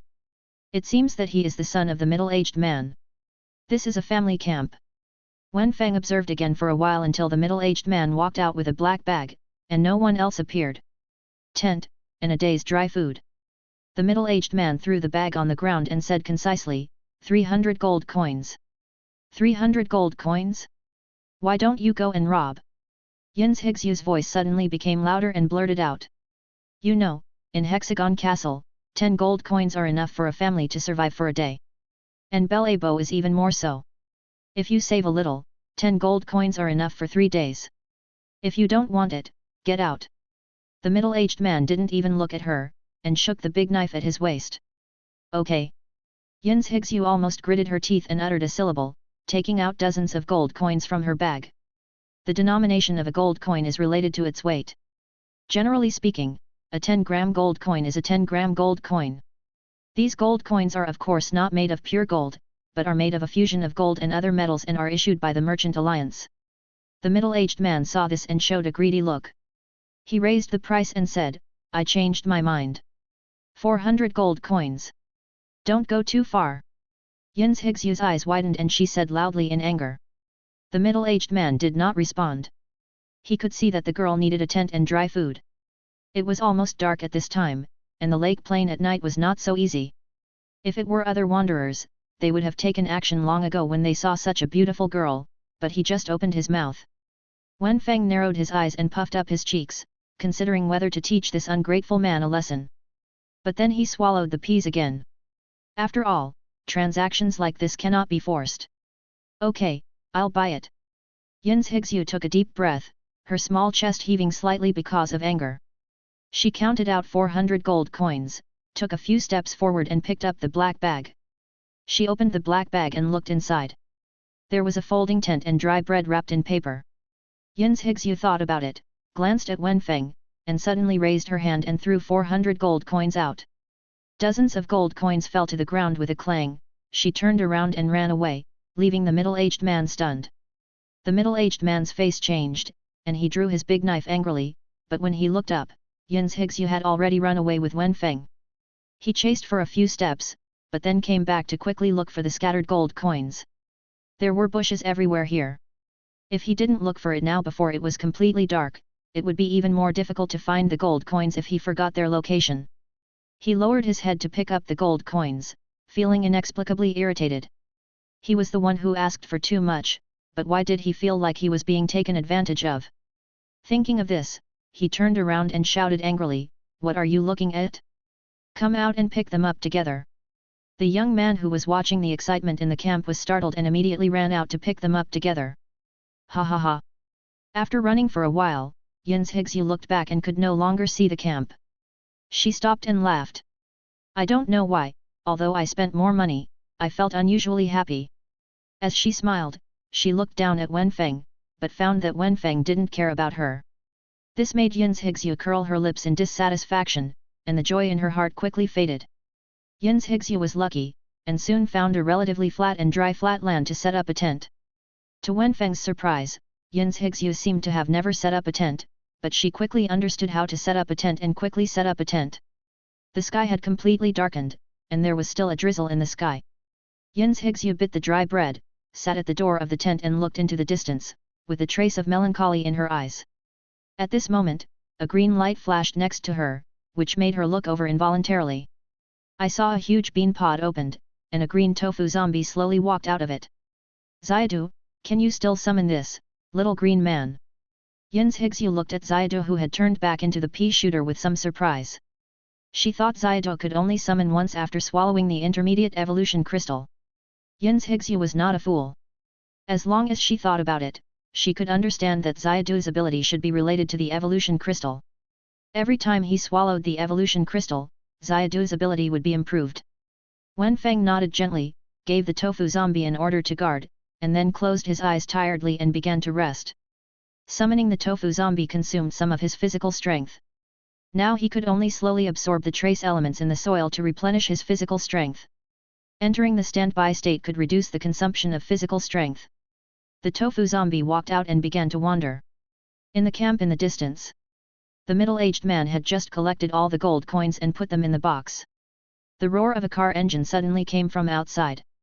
After hearing the sound, his face changed. He immediately took out a shiny flintlock from under the bed and walked out slowly. Chapter 14. An off-road vehicle was parked outside the camp, and there was almost no shadow in the camp under the illumination of the headlights. It's so late, what's the matter? The middle-aged man did not rush out of the tent, but asked loudly in the tent, aiming the flintlock in his hand at the position of the headlights across the tent. Come out, I have a question. Shat Amon got off the car and slowly approached the camp. If you have something to say, say it. If you take another step forward, I will shoot.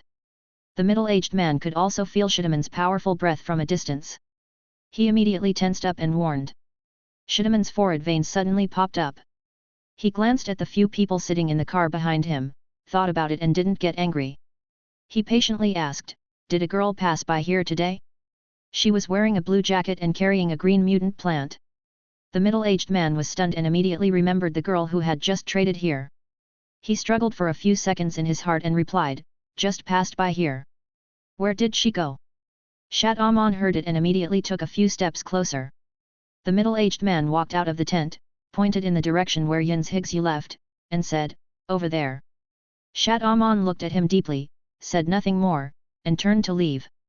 Suddenly, he found a light in the bushes. He curiously touched it and picked up a gold coin.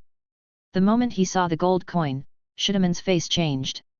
The gold coin was very dim, and there were several scratches on the back.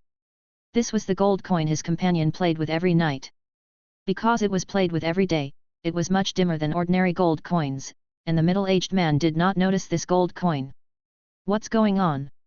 Shadamon suddenly turned around and shouted. Bang! A gunshot pierced the night sky. The middle-aged man subconsciously pulled the trigger. Although the physical strength of the advanced evolvers is several times stronger than that of the intermediate evolvers, it still cannot block the bullet of the flintlock. This round of firearms did not hit Shidaman's vitals. The middle-aged man was stunned. He did not expect Shadamon to be able to stand after being hit by a flintlock. Shadamon covered the wound on his abdomen with his left hand, furious. He raised his right hand, and a ball of sand suddenly appeared in his hand, quickly condensing into a sharp cone. Swish! Ah! A scream came, and the middle-aged man fell down, and soon lost his voice. Shadamon sat back in the car with a grin, and Morn quickly helped him bandage the wound. "Keep chasing." The grey-haired boy did not dare to neglect and hurriedly started the off-road vehicle. In the wasteland, wanderers are the lowest level of human beings, and there is no human rights to speak of. In the camp, a boy staggered out, and saw the miserable state of the middle-aged man, and his legs softened and knelt down. He lowered his head, and his pupils were full of disbelief. After a while, the disbelief in his eyes gradually turned into resentment, a monstrous resentment. He stood up, turned back and got into the tent, took out a box of bullets, picked up the flintlock beside the middle-aged man, and followed along the rut. Yin's Higsu sat in the tent, carefully observing Wenfang, who was resting with his eyes closed. There was no light in the tent, so she didn't notice that Wenfang suddenly opened his eyes. The tofu zombie sent a warning. Wenfang immediately waved his leaves vigorously, attracting Yin's Higsu's attention. After seeing Wenfang's movements clearly, Yin's Higsu picked up the flower pot without hesitation and ran outside. Less than 100 meters away, a roar of an engine came from behind. She looked back. A pair of car lights appeared behind her, approaching this side. Suddenly, her body trembled, and fear spread in her heart. Although the lake plain is a plain, the terrain is undulating and the soil is relatively soft, which seriously limits the speed of the off-road vehicle. The off-road vehicle quickly stopped beside the tent, and Shadamon got off the car. He directly summoned a sand cone and attacked the tent. The tent fell apart in an instant, and there was no figure inside. Shadamon was not surprised. He knew in Belabbo that the girl had the ability to predict the future. Just then, the headlights of the off-road vehicle illuminated a figure in the distance. "Over there!" Moran poked his head out and pointed at the figure and shouted. Shadamon turned around and ran towards that direction, faster than the off-road vehicle. The grey-haired young man started the car and prepared to catch up. "Hey, don't move, what are we going to do?" Moran's face still hurt slightly, and he didn't want to eat another pea. The grey-haired young man thought about it, so he didn't start the car, but waited for Shidaman's news. However, in the dark area on the other side of the off-road vehicle's headlights, Wenfang ate another low-level evolution crystal. Obtain the initial talent of the extreme P, low-light vision.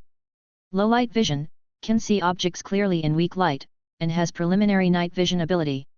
Suddenly, Wenfang felt that the scene in front of him was suddenly clear. Coupled with the vision bonus brought by range enhancement, it was as if a moon appeared high in the sky, sprinkling a layer of silver grey on the dark earth, and the environment in the distance could be seen clearly. I saw Shadamon approaching the position of the tofu zombie quickly, and the off-road vehicle stopped at the collapsed tent. Wenfang immediately had an idea in his mind.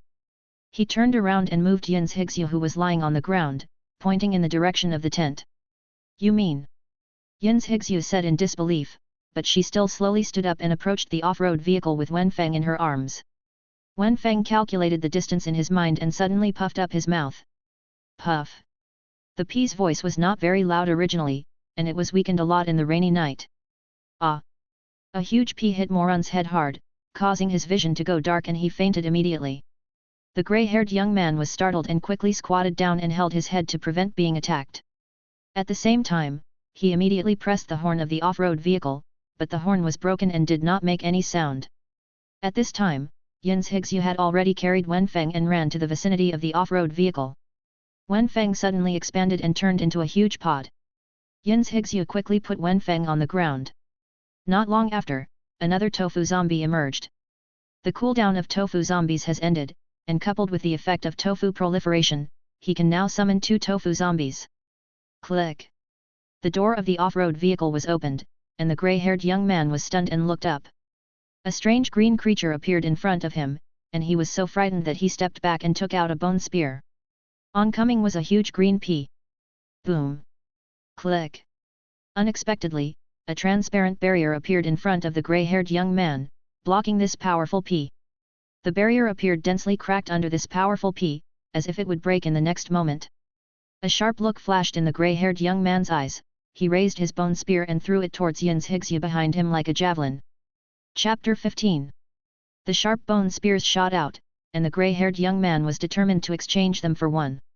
Sudden changes occurred, and the Tofu zombies, whose strength was around that of low-level evolvers, had no time to react. Hiss! Yin's Hixu let out a muffled groan after being hit on the shoulder by a bone spear. You actually pulled such a dirty trick. Puff! The angry Wenfang fired another pea at the grey-haired young man. The pea directly broke through the fragile barrier and knocked the grey-haired young man onto the car. After the attack was successful, Wenfang quickly turned to look at Yin's Hixu behind him. Even though her shoulder was pierced by a bone spear, Yin's Hixu did not let go of the hand holding the flower pot, but gritted her teeth and held on. Wenfang immediately directed the Tofu zombies to come to Yin's Hixu, take the flower pot, and put him in the car. Yin's Hixu, who had her hands free, gritted her teeth and pulled the bone spear directly from her shoulder. Following the bone spear, a large amount of blood came down. Wenfang was at a loss for a moment. He suddenly turned around and shot the grey-haired young man in the head again. After the shot hit, the grey-haired young man's eyes went black and he fainted in the car. Because just now, another Tofu zombie died. The strength of the big man who was led away should not be underestimated. Suddenly, Wenfang, who felt cold in his heart, issued an order. The Tofu zombie opened the car door directly, got into the driver's seat, and threw the grey-haired young man behind the car. Yin's Hixu didn't care about her shoulder injury and immediately got into the passenger seat. No one saw Moron, who was under the back seat, quietly opening the car door and rolling out of the car. Boom! The engine of the off-road vehicle roared, and the headlights illuminated the grassland in the distance. The plan to lure the tiger away from the mountain was successful. Wenfang felt the off-road vehicle start slowly, and he breathed a sigh of relief in his heart. He turned to look at Yin's Hixu who was treating the wound. Fortunately, I bought some recovery capsules before escaping from Belabbo, as well as some bandages and other daily medicines. At this time, Yin's Hixu was biting the bandage in her mouth and bandaging the wound awkwardly. Wenfang sighed in his heart. He was just a pea shooter and there was nothing he could do about this situation. Countless sand gathered into a spiral drill, instantly rolling the Tofu zombie's body into pieces. Shatamon looked at the off-road vehicle in the distance, furious in his heart, and stepped hard on the ground with his left foot. He was fooled. A mini tornado made of sand suddenly appeared under his feet, and the tornado directly lifted him up and floated in the air. Shitamon's speed suddenly increased in midair and he chased after the off-road vehicle. The off-road vehicle cannot reach its fastest speed on this muddy ground after the rain. The distance between Shatamon and the off-road vehicle is constantly shrinking. As an advanced evolver, he has never been so angry as he was today. He was actually teased twice for the same trick. And the other party's strength is only at the level of an intermediate evolver. Thinking of this, Shatamon roared angrily, and more sand surged out around him, forming a faint tendency to form a tornado, wrapping him up. At the same time, his speed increased again, and the distance between him and the off-road vehicle became closer and closer. Suddenly, Shatamon felt a dull pain in his forehead, as if it was locked by something. This feeling seemed familiar. It was as if he had returned to more than 10 years ago, when he was still an intermediate evolver and felt that palpitating feeling when facing hot weapons. In this foggy and rainy night, all that could be seen were the lights of off-road vehicles, and the rest was gloomy. Alarm bells rang in his heart, and he immediately dodged to the side. The next moment after dodging, a sonic boom suddenly sounded in his ears, and an unknown object flew past his scalp. Suddenly, he felt a chill on the top of his head, and a large piece of curved hair fell from his eyes.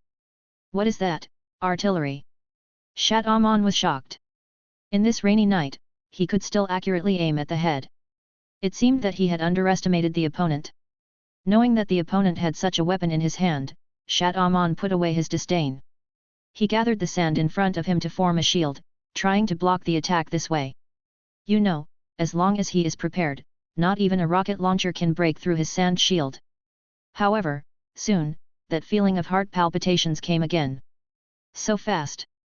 Before the sand shield was completely assembled, the second attack came. Shidamon's heart became active.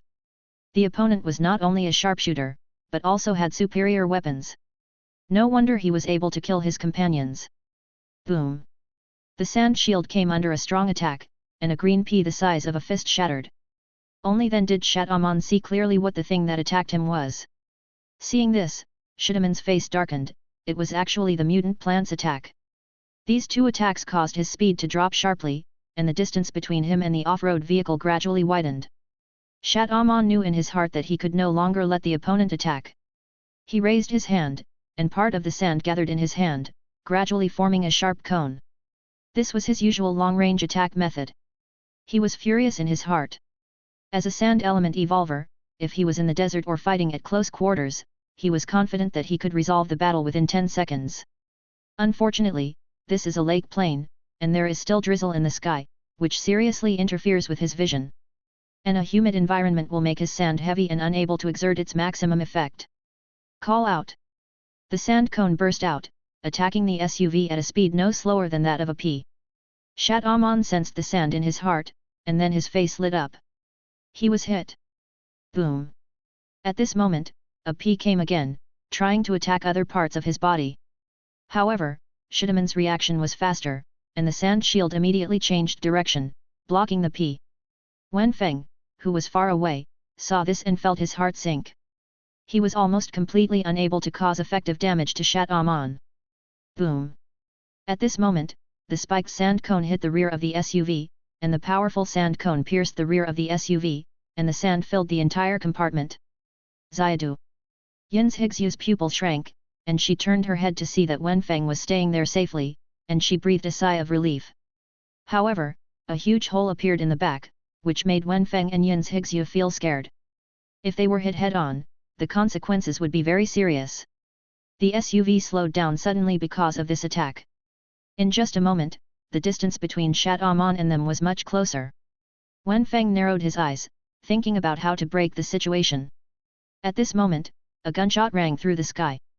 Before Shatamon could be happy, he suddenly felt cold at the waist. A bullet hit his previous wound, and the wound that had not yet healed was torn, and blood could not stop gushing out. Ah! He couldn't help but scream, and the severe pain forced him to stop and watch the SUV drive away. He turned his head to look at the source of the gunshot. Not far away, a young man calmly loaded bullets into a flintlock rifle. Chapter 16. The rainy night on the lake plain seemed particularly silent. However, this silence was soon broken by a roar. Who are you? Shidamon's lungs were about to explode with anger. Why did the other party have so many helpers? And the two helpers he brought did not know where they were at this time. The young man did not speak, but raised the flintlock gun in his hand. A stern look flashed in Shidamon's eyes. His footsteps were filled with wind and he rushed in front of the young man at an extremely fast speed. Although the speed of high-level evolvers cannot keep up with off-road vehicles, when facing low-level evolvers and ordinary people, the other party has no time to react. He grabbed the flintlock gun in the young man's hand with one hand, grabbed the young man's throat with the other hand, and raised him high. The young man covered Shidamon's wrist with both hands, his face became painful, and he made a hesitant sound. Shatamon glanced at the familiar flintlock gun in his hand and immediately understood something. As a desert bandit, he would not be merciful and suddenly used force in his hands. Ah! The young man's pupils widened, and he soon lost his breath, and was thrown aside casually by Shat Aman. In the off-road vehicle in the distance, Wenfang saw the young man's eyes at the last moment. It was a look of unwillingness to repay a great revenge. After killing the teenager, Shat Aman did not stop for much. He continued to pursue the off-road vehicle in the direction of escape. Right now, he only has one thing on his mind: kill that woman and her mutated plants. The furious Shat Aman did not notice that in the distance, bright red eyes stared in this direction, but did not make any movement. If it were daytime, Shat Aman, as a senior hunter, would definitely notice something was wrong immediately. The mutated beasts in the wild were the natural enemies of all humans. They would kill humans at all costs and then devour the crystallization of human evolution. However, now that they have discovered human activity, there is no movement. The Tofu zombie drove the off-road vehicle silently, and it had no ability to speak. What is that? Yin's Higsu said suddenly, and saw that the off-road vehicle's headlights illuminated a huge black shadow. It was blurry in the rainy night, and the specific appearance of the black shadow could not be clearly seen. Before she could see the shadow clearly, the off-road vehicle suddenly changed direction, which left her confused. At this time, Wenfang was already being held in Yin's Higsu's arms, and he was looking into the distance with a solemn expression. With low-light vision, he clearly saw a densely packed wild beast appearing in the distance. These beasts have different appearances, but they all have the same characteristic, that is, they are ferocious. Looking at the appearance of these beasts, Wenfang was shocked. This was the first time he saw the so-called beasts in this world. In other words, they are no longer beasts, but more like a combination of machinery and animals, such as a cheetah carrying a rocket launcher on its back, or a turkey with a muzzle on its head. But Wenfang was a little confused as to why these beasts gathered together, as if they were in a military exercise, without any movement, arranged neatly in a row. The Tofu zombie received Wenfang's signal and drove to the other side. This is due south of Belabbo. This large area is a lake plain with few people inhabiting it. The lake plain is not suitable for settlement and long-term living, and there are many wild animals here, so there is almost no place for supplies in this large area. Wenfang originally wanted to drive in the southeast direction. According to Yin's Higsu, there was an interesting town there, but he encountered this strange beast. After driving the off-road vehicle for a while, Wenfang gradually realized something was wrong and immediately gave the order to turn around. What's wrong? Yin's Higsu asked subconsciously, looking down at Wenfang. Wenfang raised his head and showed a solemn look. Ahead, a large group of beasts appeared again. Ahead is a pass, with lakes on both sides, and only a road in the middle. But on the only road, there was actually a row of wild beasts standing there. At a glance, there were at least dozens of wild beasts with different appearances. Wenfang gradually had a bad premonition. The strange behavior of these beasts made him very uneasy. However, not long after the car turned around, Wenfang suddenly spotted a figure. The moment he saw the figure clearly, he couldn't help but curse in his heart. It's so haunting, Hundan. It was Shat Aman who was chasing along the ruts.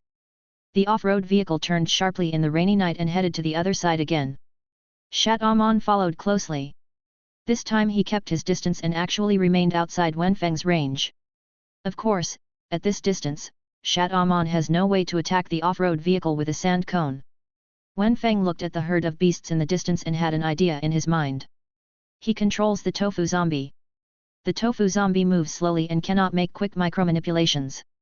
It can only turn slowly. The off-road vehicle drove towards the herd in an arc. Soon, the off-road vehicle was less than 100 meters away from the herd. At such a distance, even if the beasts seemed to have received any orders, they began to stir uncontrollably. Boom! Ouch! Suddenly, a pea hit a very ferocious-looking beast, which was the cheetah with a rocket launcher on its back. The cheetah roared, stood up from the ground, and rushed towards the off-road vehicle. This roar activated the entire herd, and the herd became turbulent, and some of the beasts followed the cheetah. Although Shat Aman in the back couldn't see clearly, he heard a roar and was a little confused. How did he suddenly provoke the beast? Suddenly, his heart was alarmed. As a senior hunter, he knew clearly the number of beasts in the lake plain. And because he was full of hatred, he didn't notice the abnormality of the lake plain. However, the timing was too late. Under Wenfang's intentional guidance, the distance between Shat Aman and the beast was very close. The vision of the beasts at night is much stronger than that of humans. They immediately discovered the approaching Shat Aman and roared. Oh no! Shat Aman was startled and immediately stopped and turned around to escape. However, at this time, how could the beasts let him go and rushed towards him? Soon, Shat Aman and the beasts fought together. Wenfang watched from a distance, terrified. Shat Aman was not at all flustered under the siege of more than 10 beasts. In close combat, those beasts could not break his sand shield defense at all. Shat Aman calmly retreated and counterattacked, slowly consuming the physical strength of these beasts. Fortunately, no powerful beasts appeared, otherwise he might not be able to escape unscathed. The wound on his waist that had been slightly treated was still painful, and this pain reminded him all the time, making him keep hating Yin's Higsu all the time. Just as he was thinking about how to break the situation, his waist suddenly felt numb, and half of his body lost consciousness. Chapter 17. Shat Aman covered his waist in disbelief. The wounds he had suffered multiple times overnight were all in the same place. Even a high-level evolver could hardly ignore them. In this momentary gap, the beasts immediately rushed forward, wanting to tear the human in front of them into pieces. For beasts, evolution crystals are the key to their evolution. The powerful human in front of them must have powerful crystals. Wenfang watched from a distance and breathed a sigh of relief. Finally, he could solve this terrifying existence. He still didn't know why this person would chase them. However, he also had a vague guess in his heart that the one who could find them through the pickup truck was most likely the so-called Big Brother in the desert camp. But then, Wenfang widened his eyes. In the distance, a yellow sandstorm suddenly rolled up. In this rainy night, the sand actually formed a dry dividing line, throwing all the approaching beasts high up. The sharp sand tore the flesh of the beasts, causing bursts of wailing. The bright red blood mixed with the turbid soil and sand formed a weird giant tornado. Seeing this, Wenfang felt a little bitter in his heart, but more of it was yearning. Finally, Wenfang took a deep look at the tornado, turned around and controlled the tofu zombie to leave. However, at the last moment, the tornado collapsed, and a crystal shining with yellow light floated on the top of the tornado, instantly attracting Wenfang's attention. Could it be? Wenfang was stunned, and suddenly became ecstatic, and immediately controlled the tofu zombie to turn around. Yin's Higsu was stunned, looked back, and saw the crystal emitting yellow light falling from the sky. Even in the rainy night, it was still clearly visible. Advanced Evolution Crystal. Soon, the tofu zombie drove an off-road vehicle to the place where the Advanced Evolution Crystal fell. This advanced evolver didn't seem to want to be buried in the mouth of the beast, and at the last moment, he activated the ability to die together. Yin's Higsu was about to open the car door to get the evolution crystal, but there was a slight sound of the door opening on the left. She turned her head and saw that the tofu zombie opened the car door first and stepped into the rainy night. Seeing this scene, she was stunned for a moment, her body suddenly stiffened, and the joy in her heart was diluted a lot. Wenfang's attention was attracted by the advanced evolution crystal, and he did not notice Yin's Higsu's abnormality. He looked at the scene in front of him in amazement. The entire lake plain was covered with a layer of mixed sand and soil, and a conical deep pit was created here. In the center of the deep pit was a yellow crystal. The bodies of the beasts and the bodies of the Shat Aman turned into dust, mixed together, and slept forever on this land. The tofu zombie grabbed the advanced evolution crystal and rushed back. Before Wenfang approached the advanced evolution crystal, a strange fragrance had already entered his nose. What kind of fragrance was that? Wenfang was a little intoxicated just by smelling the fragrance, and he wanted to swallow the yellow crystal immediately. He suddenly remembered something and looked back at Yin's Higsu. At this time, Yin's Higsu didn't know what she was thinking. She propped her chin with her hand and looked at the rainy night on the other side. She seemed indifferent to this evolution crystal.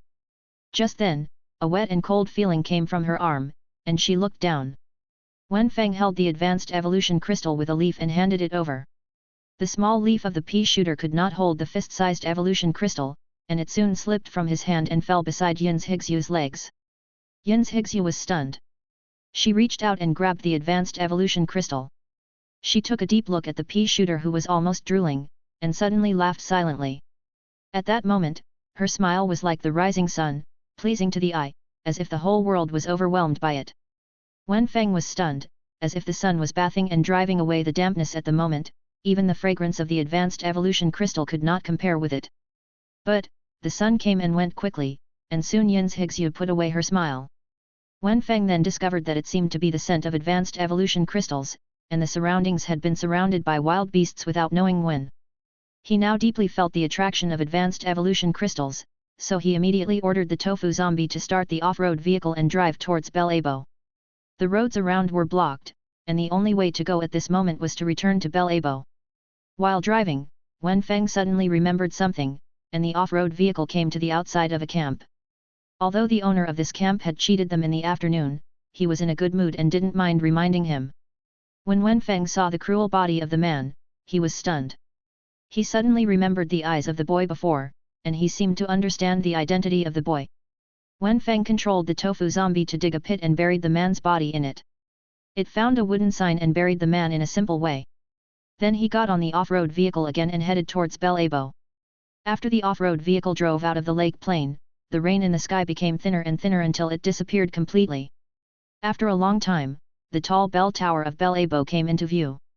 Even at night, the top of the bell tower was still lit, guiding the direction for the hunters returning late at night. The off-road vehicle soon arrived at the entrance again.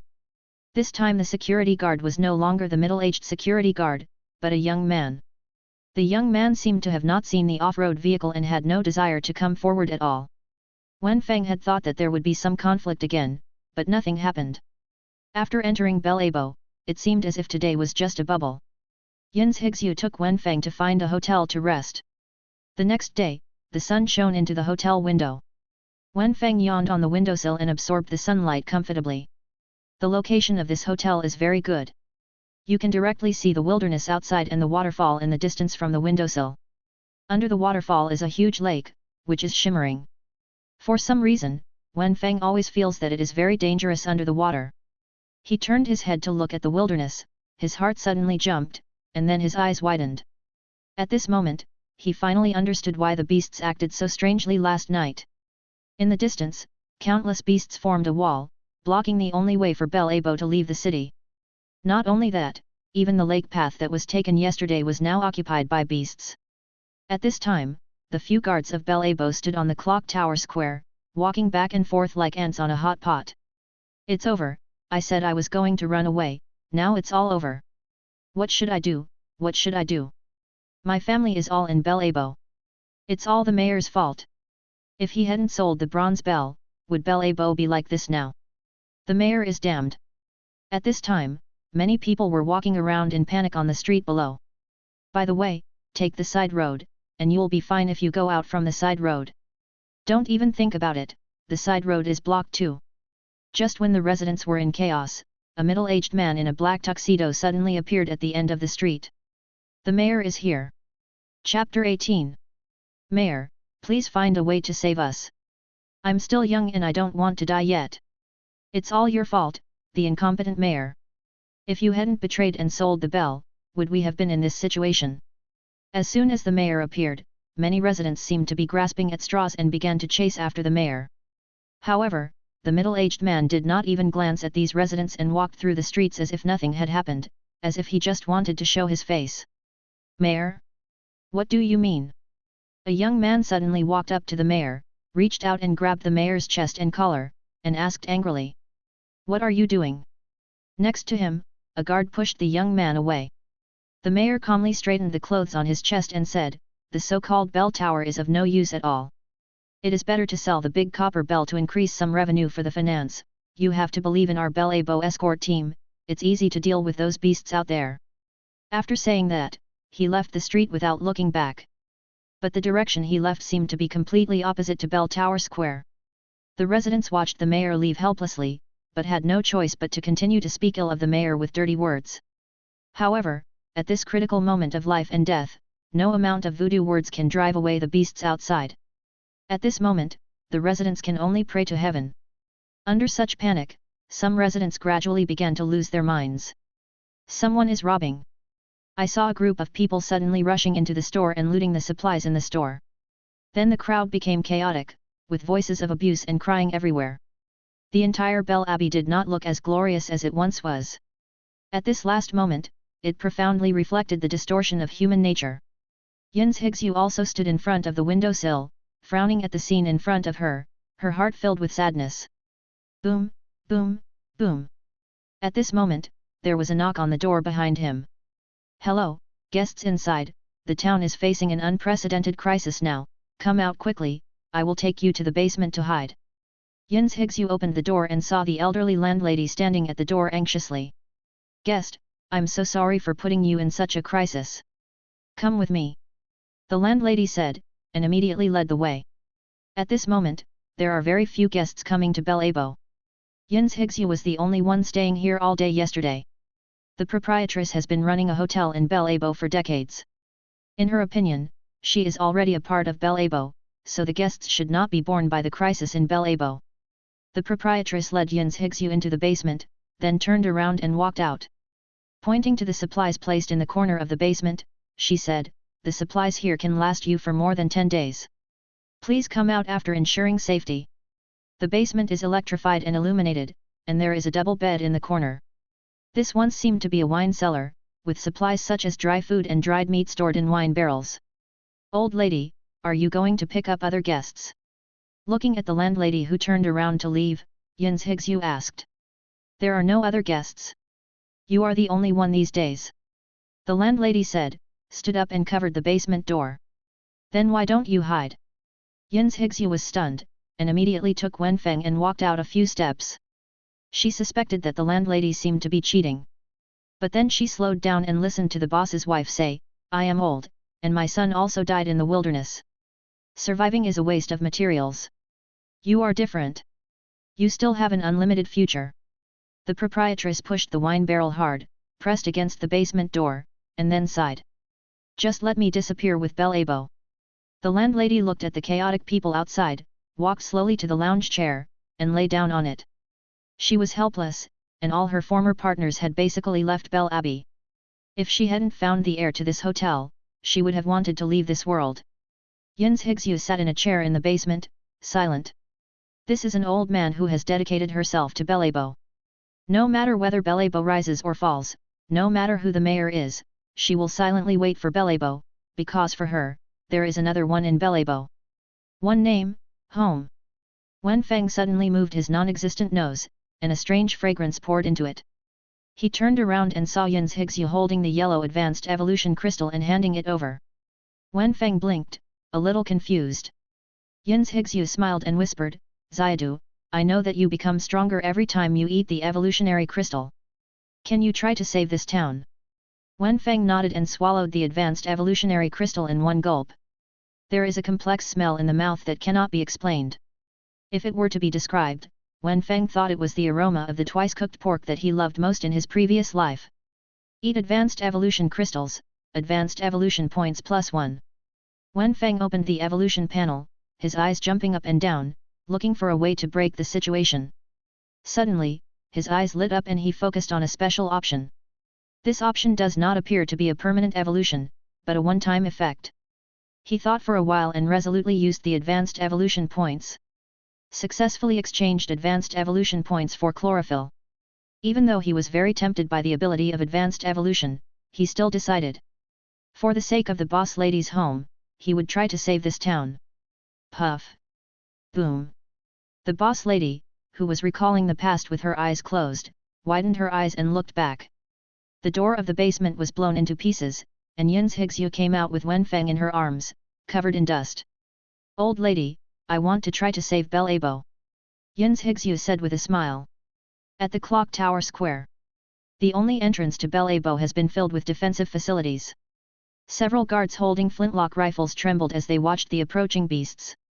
Quick, notify the captain, the beasts are attacking. The beasts were approaching little by little, and the guards on the sentry tower shouted. Attack them, don't let them get close. Bang! Bang! Bang! The guards fired a round of volleys and successfully repelled some of the beasts.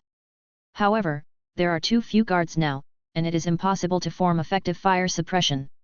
The beasts are still advancing. Whoosh! At this moment, suddenly several small missiles with white exhaust gas passed the defense line and hit a guard in the back. Boom! The small missile exploded, and the guard's chest was instantly bloody and fell down. It's the missile cheetah. Where is the logistics force? The guards were in a mess, and the entire position was in a panic. Some wild animals took the opportunity to attack and bite the wooden fence. The captain is here. Just when the guards were a little desperate, a team of well-equipped guards suddenly appeared from the back. They were equipped with advanced rifles and strode towards the front line. Chapter 19. With the addition of rifles, the beast's forward speed is severely weakened. The beasts kept falling into a pool of blood, which greatly boosted the morale of the escort team. However, the guard staying on the guard tower always looked solemn, without any happy expression at all. Because he could see that after the beasts, there were countless beasts. The seemingly endless tide of beasts was simply not something Belabbo could resist. Hunters are here to help. At this moment, a group of people walked to the bell tower square, and the hunter badges they wore on their chests showed their identities. Some hunters walked into the chariots parked in the bell tower square, while others came directly to the door and used their evolutionary abilities to attack. With the addition of hunters, the battle situation seems to have changed a lot. The beasts that rushed near the entrance gate were constantly repelled, and the firepower of tanks and rifles kept suppressing the beasts. Many residents watching from the high ground showed joy and said, "Great! We are saved." However, the hunters and guards on the front line were not looking very good. The beasts that had been destroyed at this time could already pile up into a small mountain.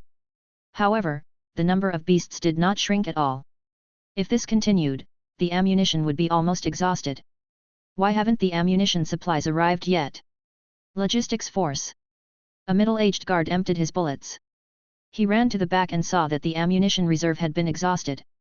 He said angrily, "Captain, all the ammunition in the ammunition depot has been emptied." The logistics captain walked up, lowered his head and spoke carefully. "What?" The voice of the middle-aged guard known as the captain suddenly rose. "SHH." The logistics team leader quickly put his finger in front of his mouth to remind him to lower his voice. The middle-aged guard calmed down. If this matter was known to the soldiers at the front, it would cause an indelible blow to morale. What happened? I guess he was transferred by the mayor. He is the only one with this ability. Reagan is that bratty guy, I really want to beat him to death. When the middle-aged guard heard that it was the mayor who did it, he clenched his fists and gritted his teeth and said, wishing he could skin the mayor directly. "Captain, look over there." Suddenly, a guard said in a trembling voice.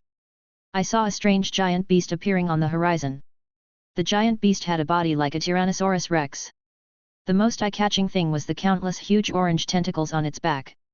As soon as the giant Tyrannosaurus rex appeared, it immediately attracted everyone's attention.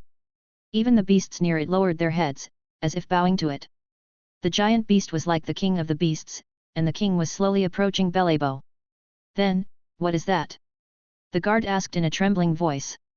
He could no longer hold the flintlock gun in his hand and fired a blank shot in panic. "Guy in shock," the captain murmured, feeling despair in his heart. "This is the guy in shock from Huji Plain who has a bounty of 50,000. It's all over now. As long as Guyinchik is killed, those beasts will retreat, right?" The residents in the distance wailed, and a sense of despair surrounded the crowd. "Don't be afraid, we are here to defeat Guyinchik."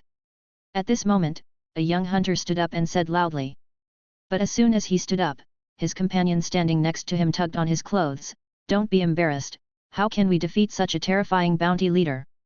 Don't shrink away just because of your size." The young hunter said dissatisfiedly, and then he got on the chariot excitedly. "The 50,000 bounty is ours." With that said, the young man started the chariot directly. The chariot broke through the beast's formation and came to the vicinity of the giant beast.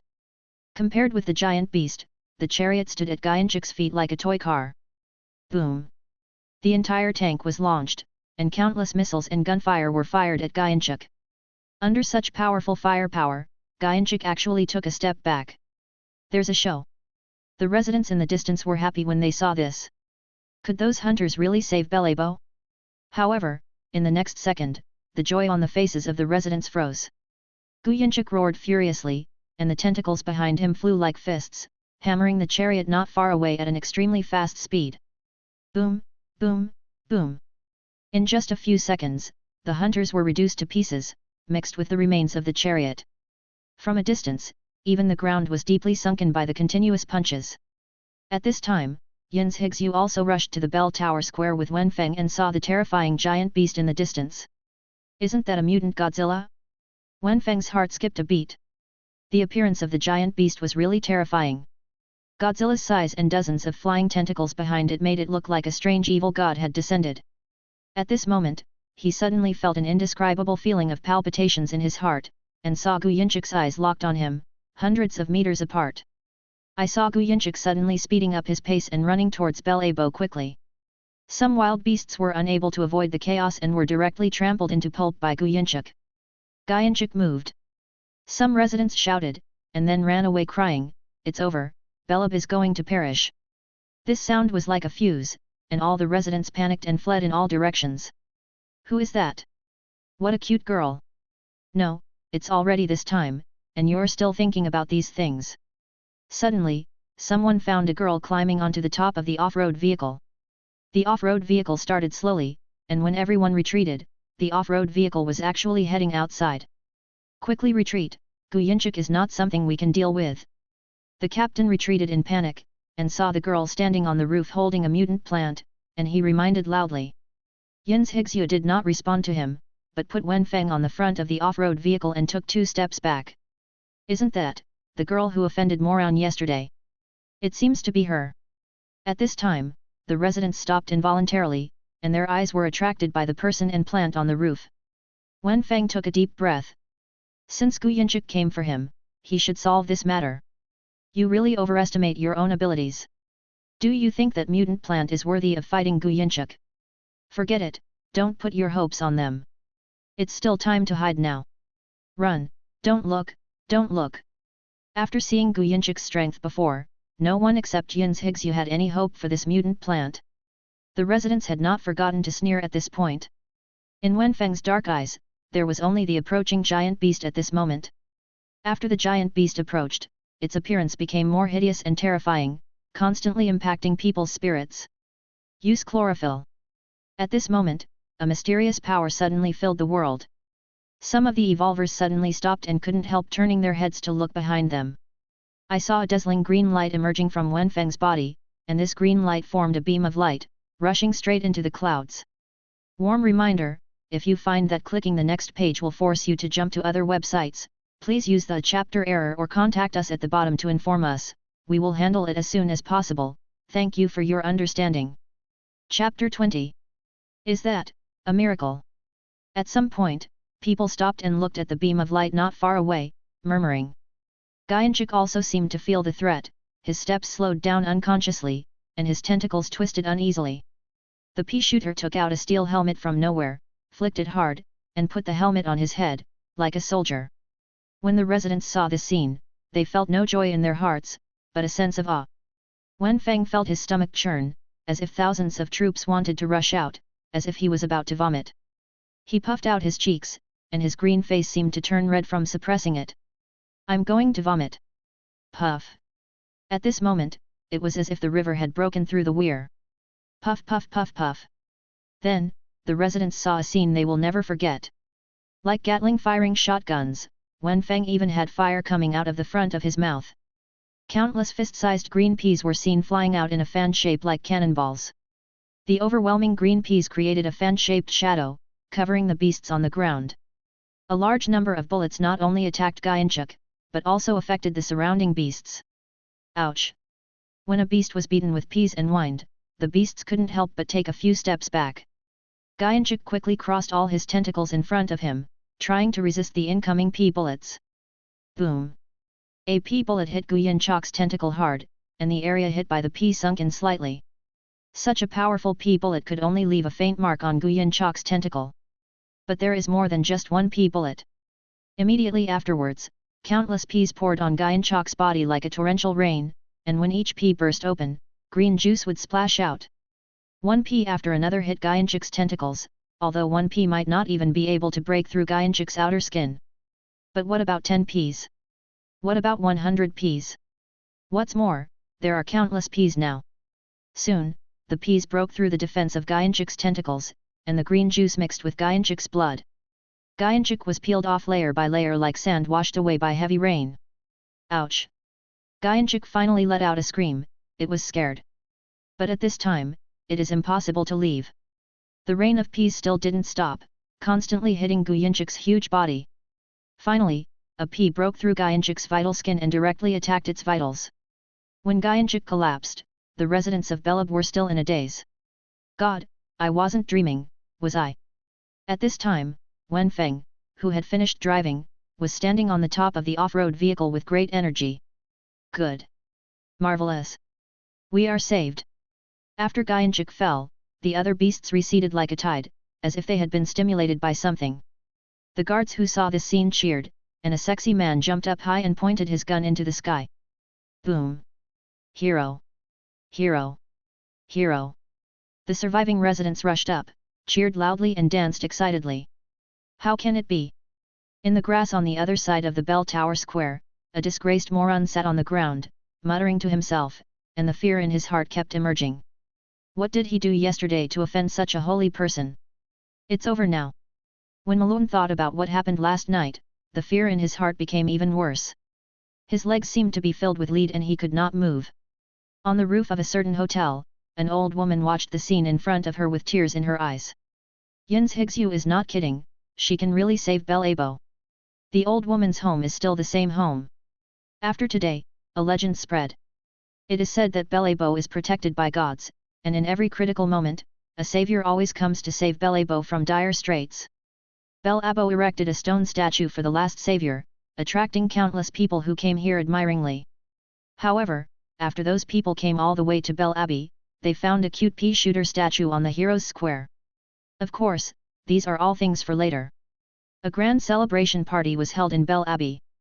On this night, countless people came to give Yins Higsu gifts of goodwill. Of course, it was mainly for Wenfang.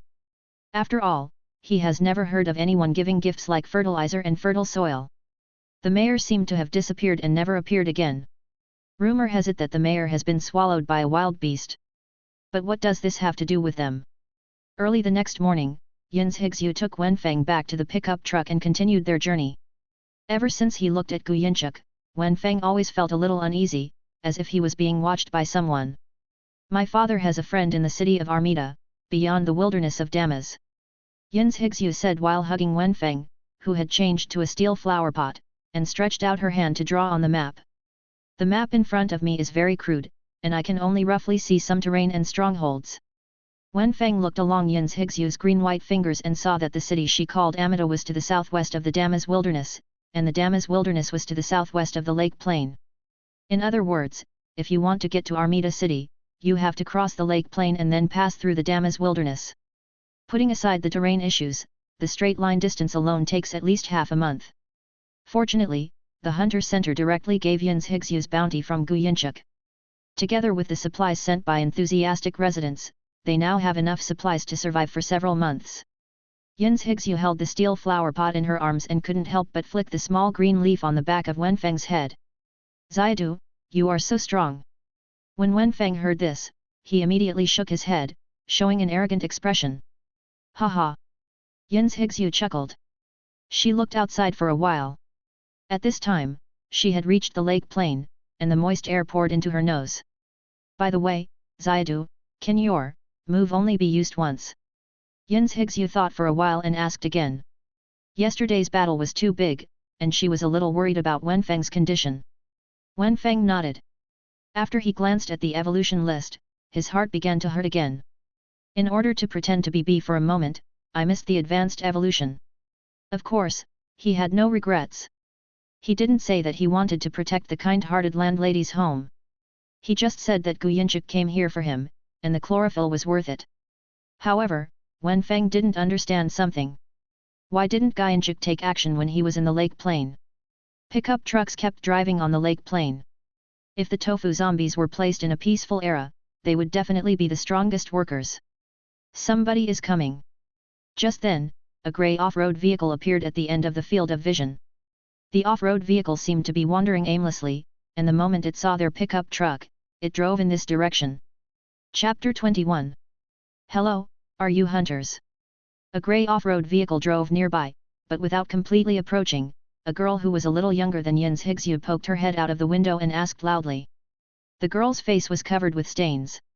If you look closely, you can still find a trace of eagerness between the girl's brows. My companion was injured in Zhonggelying. Please help me save her. The girl was shocked at first when she saw the tofu zombie, but when she heard that Yin's Higsu was not a hunter, she shook her head in disappointment. She was just about to continue driving away, but after thinking about it, she still tried to say, "After you save my companion, I can give you 300 gold coins as a reward." After hearing this, Yin's Higsu shook her head, "Go find someone else, we have more important things."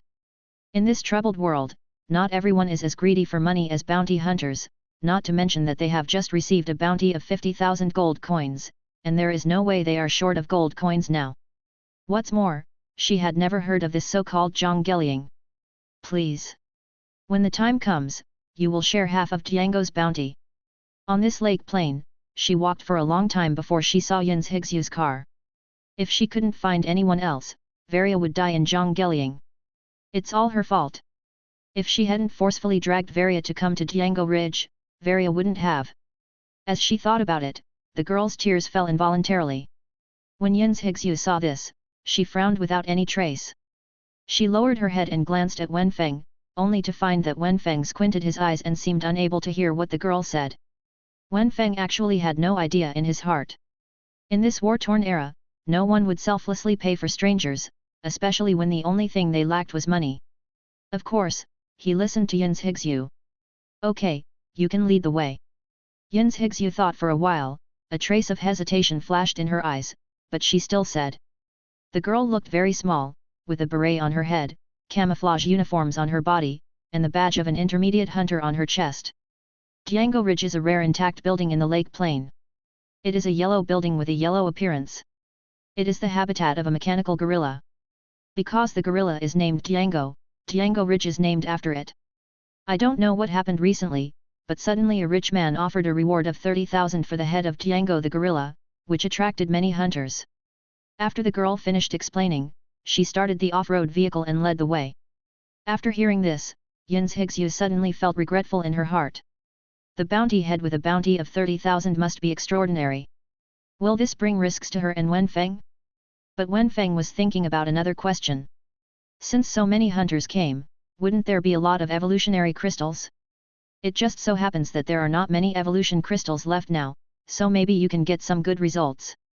Thinking of this, Wenfang's eyes lit up, and he was thinking about how to let the tofu zombies harvest the evolutionary crystals later. Soon, under the leadership of the girl, a huge tall building by the lake appeared in the eyes of several people. The tall building is said to be tall, but the floors are not high. It only has 5 floors, but the height of each floor is very high, like a giant's house. At this time, there were many off-road vehicles parked outside the high-rise building, and they seemed to be hunters who came here to look for Tiango. Are they all dead? Yin's Higsu suddenly asked loudly. There are so many hunters in the building, but the girl comes out to look for reinforcements. It doesn't look right. No. The girl shook her head and responded loudly, but they are all missing. Disappeared. Yin's Higsu's heart skipped a beat, and the seemingly ordinary building in front of her became increasingly mysterious. Rumble, rumble. Just when the tofu zombies stopped the pickup truck and Yin's Higsu stepped out of the car with Wenfang in her arms, the ground suddenly shook violently. I saw that the building in front of me was sinking into the ground. Here we go again. The girl's expression changed and she said in a panic. Again? Yin's Higsu asked immediately, while holding Wenfang and taking a few steps back, what's going on? I don't know either. The building always shakes strangely, and then suddenly a bottomless hole appears. Varia fell into the hole to save me. What the girl said was strange, but judging from the anxiety on her face, she didn't seem to be lying. Let's go in and take a look. Yin's Higsu had the intention to retreat, but suddenly she saw Wenfang who was eager to try, and she suddenly understood, so she said. Okay, thank you very much. The girl raised her head in surprise, wiped away her tears and led the way. After the building collapsed, the original intersection was buried. If you want to enter the building, you must enter from the second floor. But they had no way to get to the second floor. Just when Yin's Higsu was at a loss what to do, a voice suddenly came from behind. Give way, I have a ladder. I saw a young man with a scar on his face appearing behind him at some point, carrying a folding ladder on his shoulder. He stretched out the folding ladder and set it up on the balcony on the second floor. When he climbed up the ladder, he looked back at the girl and Yin's Higsu and said, hunters without skills should not come to join in the fun. Why don't you go back and play house? Before the two of them could respond, he continued, please remember, I am the greatest hunter Bai Tuo. After saying that, Bai Tuo immediately got into the building, leaving the two people with black lines on their faces. No matter what Bai Tuo said, at least the other party did not put away the folding ladder, and Yin's Higsu and the girl climbed up the ladder. Entering the building, a cold feeling came to him. Bai Tuo no longer knew where he had gone. There was a huge elevator in front of him. The elevator is large and can be put down to enter the chariot, but due to the power outage, it is just a decoration at this time. Going from the left, there is a huge corridor with rooms on both sides of the corridor, which looks like the layout of a hotel. Wenfang thought, and the tofu zombie walked out first, opened a room next to it and walked in. He gave the instructions to the tofu zombies to find evolution crystals, and to peel off the evolution crystals whenever they saw corpses. Of course, a tofu zombie is just a tofu zombie, and the human brain has no attraction to it. Yin's Higsu, on the other hand, was led by the girl to what she called the cave entrance. Go all the way along the corridor and there is a staircase at the end. The girl said, the big hole was on the first floor. Not long after we entered the building started to shake.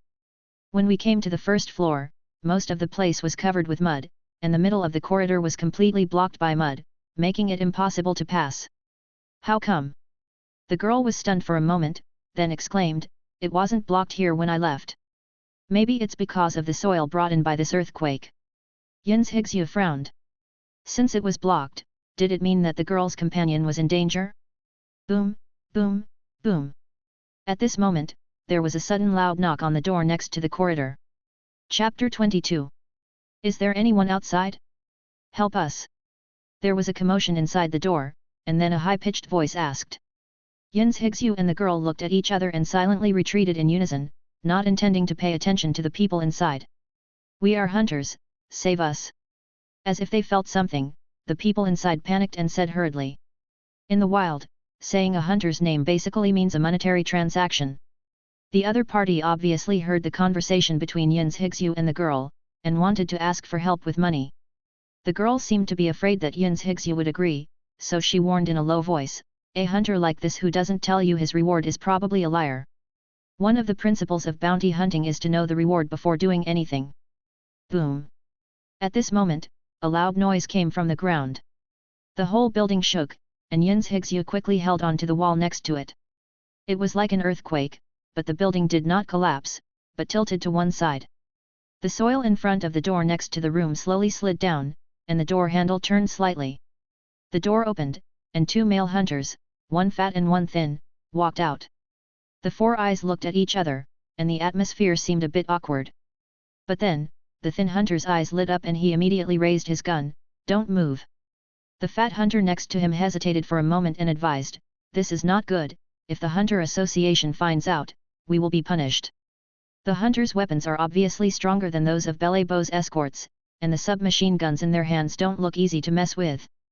Shut up, look at the mutated plant in her hand. A mutated plant of this quality can be sold for at least 5,000 gold coins. I believe that the princesses in the big cities can give a higher price. The thin hunter said in his high-pitched voice, without taking the two girls in front of him seriously, as long as they are dead, no one will know about this. Being pointed at the gun, Yin's Higsu's face turned pale. Wenfang was also a little nervous. He was not sure he could defeat the opponent before shooting. What's even more terrible is that the fat hunter in front of him has the badge of an intermediate hunter on his chest, which also shows that this fat hunter is at least an intermediate evolver. Wenfang gave the tofu zombie an order to go downstairs to attract the attention of the two hunters. As long as he was given a chance, he would be sure to knock the weapon out of the thin hunter's hands. However, in the next second, Wenfang's expression changed. The tofu zombies are under attack. The thin hunter in front of him seemed to have made up his mind, and without too much nonsense, he raised the muzzle of the gun and put his finger on the trigger. No more hesitation. Puff. Boom. Two voices sounded at the same time. The moment Wenfang spit out the peas, the thin hunter felt bad and immediately pulled the trigger. Ah! The thin hunter covered his hands and screamed, and the submachine gun fell to the ground. On this side, Yin's Higsu's shoulder instantly burst into bright red blood flowers, and with a muffled groan, Wenfang dropped the ball without holding it in his hand. At this time, the flower pot had been replaced with steel and did not crack directly. "Come on, don't let them escape." The thin hunter's face was distorted and he said viciously. When the fat hunter saw that his companion was injured, he also showed an angry expression. His muscles all over his body soared, and his height instantly exceeded 2 meters, becoming more powerful. Yin's Higsu covered her shoulders, blood flowed from the gaps between her fingers, and severe pain stimulated her shoulders, making it difficult to move for a while. The fat hunter was rushing straight towards this side, but Wenfang had not yet refilled his ammunition and seemed to be in a deadlock. Just when Wenfang's heart was in chaos, a pair of hands suddenly climbed onto Yin's Higsu's shoulders. In a flash of lightning, Yin's Higsu's wound was immediately wrapped in a bandage. Then the girl directly picked up Yin's Higsu and ran towards the corridor. Wenfang suddenly remembered that this girl was also an intermediate hunter. Her evolutionary ability seemed to be to apply a bandage instantly. "Ajaki Bean." Yin's Higsu struggled on the girl's back and said loudly after seeing Wenfang still being left in place. However, the girl had no intention of stopping and said angrily, "At this time, don't worry about your mutated plants. Survival is more important than anything else." At the same time, she was also a little surprised. This Yin's Higsu seemed to be just an ordinary person, and her mutant plants were indeed very powerful in combat. Wenfang watched the girl carrying Yin's Higsu up the stairs, feeling relieved and looking back at the fat hunter who was rushing towards her. "Stop chasing it, put this mutant plant away first." The thin hunter grinned and ate a recovery capsule. He looked at Wenfang with greedy eyes. "I didn't expect that there is such a strong fighting power. We made a lot of money this time." Puff. Wenfang puffed up his cheeks and hit the fat hunter hard on the chest with a blue pea, which only knocked him back a few steps. "Little one, your master has abandoned you." The thin hunter sneered. Although the fat man is not very strong, in terms of thick skin, there are really not many people who can be stronger than the fat man. After waiting for a while, the thin hunter couldn't help but said, "Fat man, what are you doing?" I saw that the fat hunter slowed down a lot at this time, approaching Wenfang as if in slow motion. The fat man was stunned for a moment, stopped, turned his head slowly, and asked in confusion, "You said, what?" During this delay, Wenfang felt a new pea appear in his mouth, and he spit it out towards the thin hunter without hesitation. "Ah!" This pea directly knocked the thin hunter back to the ground, losing his ability to move. Wenfang was about to continue to make up for the knife, but his heart suddenly jumped. Then he immediately expanded and summoned a tofu zombie. The tofu zombie held Wenfang in his hand and walked upstairs. The fat hunter saw that the thin hunter was injured, and instinctively turned back to check. When he looked back again, the tofu zombie had gone far away. Under the deceleration of the frost pea, his brain, which was not smart to begin with, crashed for a while. After a while, the frost effect disappeared, and the fat hunter immediately ran to the thin hunter who was wailing constantly. "Boss, are you okay?" The thin hunter opened his eyes, looked at the fat hunter in front of him and the empty corridor, spit out a mouthful of old blood, and fainted instantly. Don't come over." The girl carried Yin's Higsu on her back and kept retreating to the back until she was forced into a corner. In front of them, there were 4 men in tattered leather jackets, holding strange steel knives and crossbows in their hands. They didn't seem to be bounty hunters who came here for the sake of fame. "Oh, not bad, I can still meet such a pretty girl here, the boss will definitely like her." A man in a leather jacket laughed and kept moving forward. "Predators." Yin's Higsu felt a chill in her heart and realized the identities of the people in front of her. Predators are a group of robbers. They burn, kill, rob, and are the rats crossing the street that everyone shouts and beats, but because of their special nature, countless gangsters flock to them. If you are taken away by predators, you will definitely not end well. The most important thing is Xiaodu's safety. Chapter 23. Little sister, where are you looking? The predator saw that Yin's Higsu's eyes were always looking at the entrance of the corridor in the distance. This girl was so arrogant even when she was in great trouble, which made him very dissatisfied. However, Yin's Higsu didn't even look at him, still looking forward to Xiaodu's appearance. "You really won't cry until you see the coffin." The predator said the idiom he learned when he was a tramp in Hexagonal Castle, and stretched out the steel knife viciously, ready to give the 2 women a blow. Leia was about to cry. She thought that she could save Varia by bringing in a reinforcement, but now not only did she fail to save Varia, but she also had to sacrifice herself. Yin's Higsu's eyes suddenly lit up, and her eyes finally fell on the predator in front of her, and said coldly, "If you don't want to die, get out now, maybe I will let you go." Oh! The predators were stunned, and then they laughed as if they heard a big joke. "Have you heard what she said? Let us go." "Ha ha ha ha! Is this playing the role of the queen? I like it." The predators laughed recklessly, not taking Yin's Higsu seriously at all. This is normal. If their IQ could sense that something was wrong, they would not join the predators. Leia was even more tearful. "Sister, you are just an ordinary person, don't brag too much." "Who said I am an ordinary person?" Yin's Higsu seemed to have changed into a different person, with a hint of confidence in her words. She was not aimless. With her understanding of Xiaodu's strength, she could definitely defeat these predators in front of her in an instant. She did this just to delay time for Xiaodu. "Hee, okay, then let me see how you make me die, is it ecstasy?" A young predator laughed loudly, looking up and down at Yin's Higsu and Leia's bodies recklessly, and constantly admiring in his heart. Yin's Higsu's face was extremely outstanding, and her delicate skin was not like someone who lived in this era. Although Leia is petite, her budding figure and outstanding big eyes make people full of expectations. The most important thing is the intermediate hunter badge on her chest. The role of an intermediate evolver is much stronger than a vase. Puff! Before the young predator took a few steps forward, a green pea hit his head. In the horrified eyes of several predators, he was hit hard on the head and only had time to utter a muffled groan before falling straight down. Things happened so quickly that the smiles of the other predators had not faded yet, and they were frozen on their faces as if time had stopped. Then everyone looked at the source of the peas at the same time, and saw a strange green humanoid creature holding a steel flower pot standing behind. "What kind of monster is that? No, I haven't seen such a monster in Zhongji Ridge." Hearing this, Yin's Higsu's heart moved, and the predator seemed to be very familiar with Zhongji Ridge. The looters panicked. The bodies of their companions who had been shot in the head were still lying in front of them. Several of them wanted to get behind their companions to resist the damage of the peas. This was the problem of the looters. In the face of this situation, they should normally look for counterattacks at this moment, but they were like a pile of loose sand.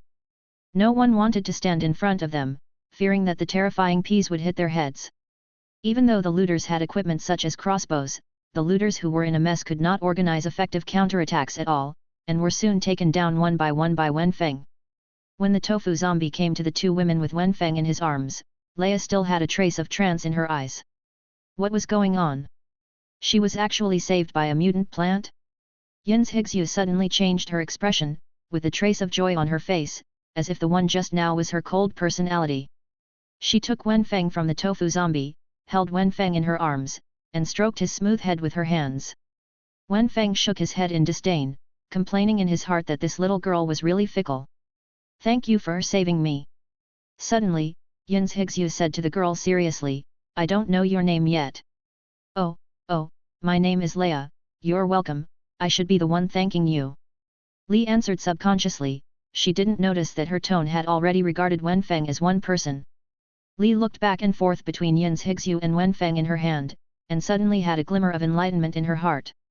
She originally thought that Yin's Higsu was strong, but now she understood that the strong one was the Xiaodu in her mouth.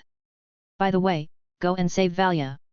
Li suddenly thought of something, her face changed, and she said in panic. There were too many things that happened in a short period of time, and she almost forgot that Varia was still in danger. Especially the predators who appeared at this moment made Valia's situation even more dangerous. But the corridor on the first floor has been blocked by mud. Is there any way to get through the corridor? Elevator. Suddenly, Yin's Higsu and Leia's eyes lit up and said at the same time. The elevator has no electricity. Suddenly, Leia's expression darkened. At this moment, a predator covered his head and slowly climbed up from the ground. Ouch, it hurts. He turned his head and saw the two women staring at him intently. The atmosphere was a little awkward at this time. I said. There is a switch on the 5th floor, and the elevator can be turned on. After a friendly greeting from Tofu Zombie and Leia, the predator screamed out the method to start the elevator. After asking the question, Yin's Higsu looked at Wenfang, who knew the answer well and pointed his mouth at the predator. Seeing this, the predator was immediately frightened and said with tears and snot, Don't kill me, I still have value." "Oh? Tell me. At this time, Yin's Higsu and the predator's identities seemed to have completely switched. She looked at the predator with a playful look, and the pea shooter in her arms was like her weapon, pointing at the other's head from a distance. Django Gorilla is in the basement of Django Ridge. It is said that it is the pet of one of our bosses, and the bounty of Django Gorilla was released by our boss. The predator said quickly. Yin's Higsu nodded and gently touched Wenfang's head. Just when the predator thought he had escaped a disaster and smiled after surviving a disaster. Poof! Seeing this, Leia couldn't help but look up to Yin's Higsu. She thought Yin's Higsu was just a bully, but now it seems that she has some merits. Let's go to the 5th floor. Yin's Higsu said to Leia as if nothing had happened, and then took the lead to step onto the stairs. The tofu zombie was still left behind by Wenfang. These predators seemed to have 1 or 2 low-level evolvers, and mosquitoes were still meat no matter how small they were. Of course, he still had a little vigilance against Leia in his heart, and he couldn't let Leia know his trump card. Leia looked back at the tofu zombie that stayed in place, without any ripples in her heart, and followed as if she didn't see it. Leia was thinking about a question at this time: could she use fertilizer to trick Wenfang over? Chapter 24. Yin's Higsu held Wenfang in her hands, followed by Leia, all the way up the stairs. Fortunately, we didn't encounter any more danger. When we arrived on the 5th floor, Yin's Higsu was stunned. I saw that the doors around the 5th floor were all open. Due to the tilt of the building, countless cabinets fell over and mixed with the boxes placed in the corridor, blocking the corridor on the 5th floor. Why is it blocked again? Ria saw this scene and said in a broken tone. Yin's Higsu didn't say anything, but walked forward and observed the surrounding rooms. Suddenly, her eyes lit up and she saw a ladder placed on the windowsill of a room. Someone passed by here just now and did not put away the ladder. It really takes no effort at all. Through the ladder, we successfully reached the other end of the corridor on the 5th floor. The elevator and electric switch are at this end. No more problems. Leia couldn't help but muttered, and glanced at Wenfang involuntarily.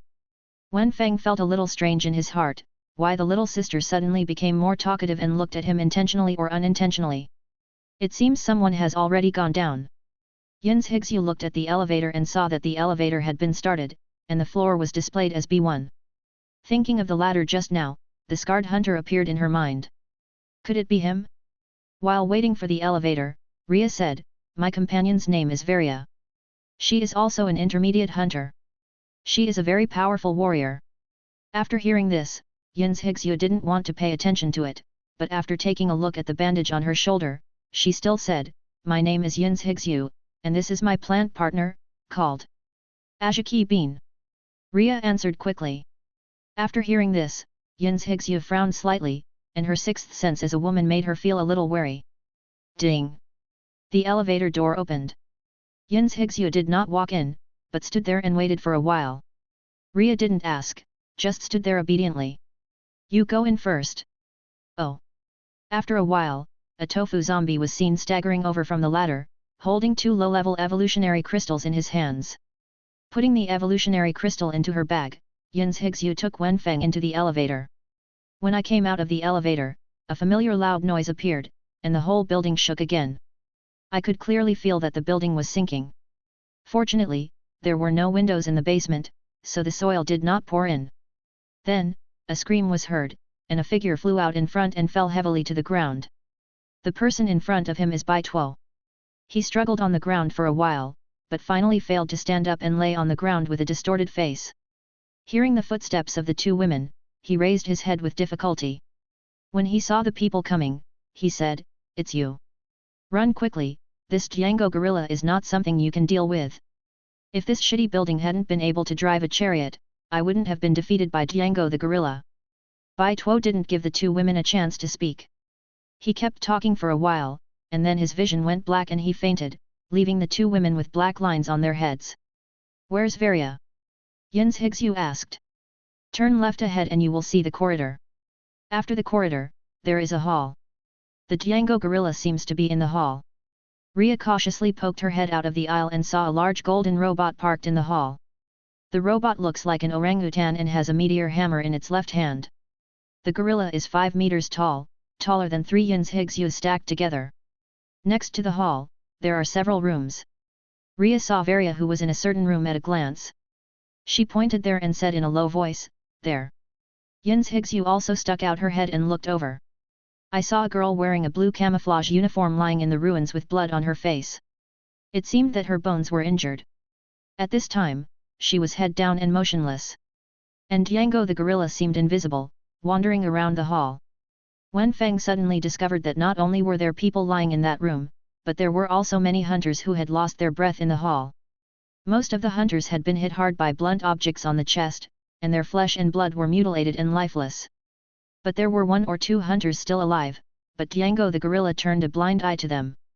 In an instant, Wenfang had an idea in his mind.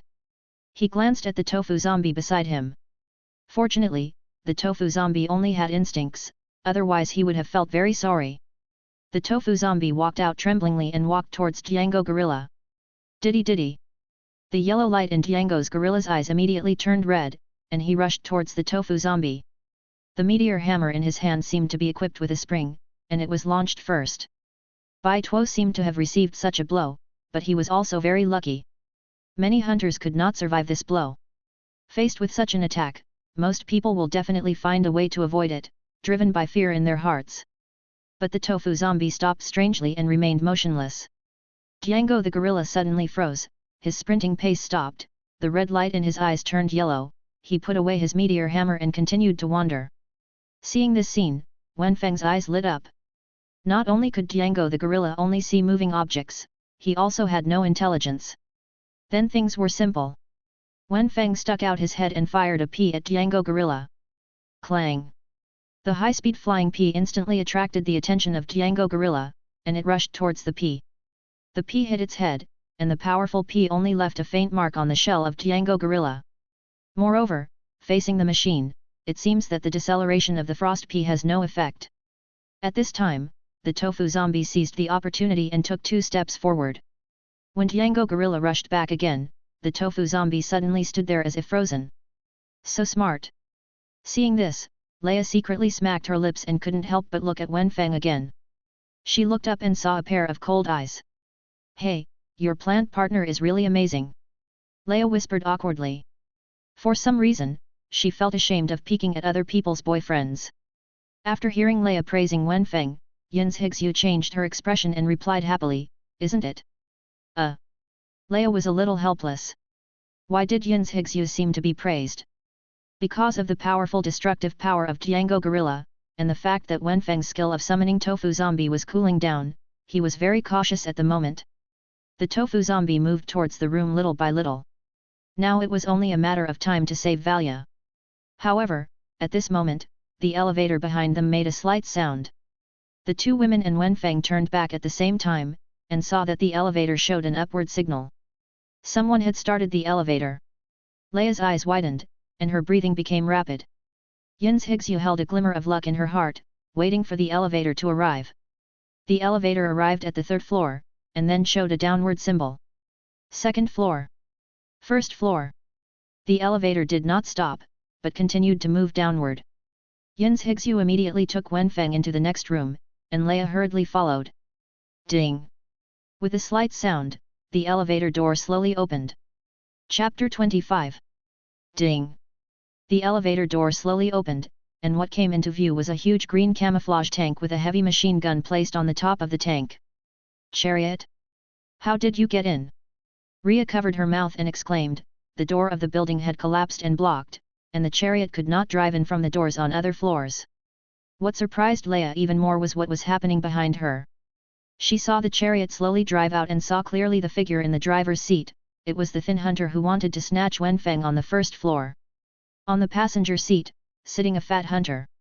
At this time, the thin hunter still had a huge gauze wrapped around his head, and his face was full of gloom.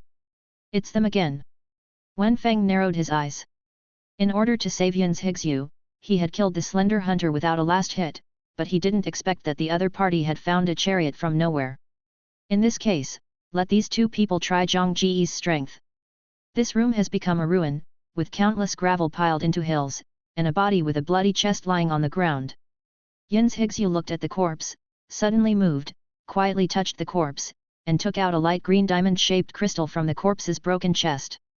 Leia was so focused on looking at the chariot outside that she didn't notice Yin Zhixu's little movements.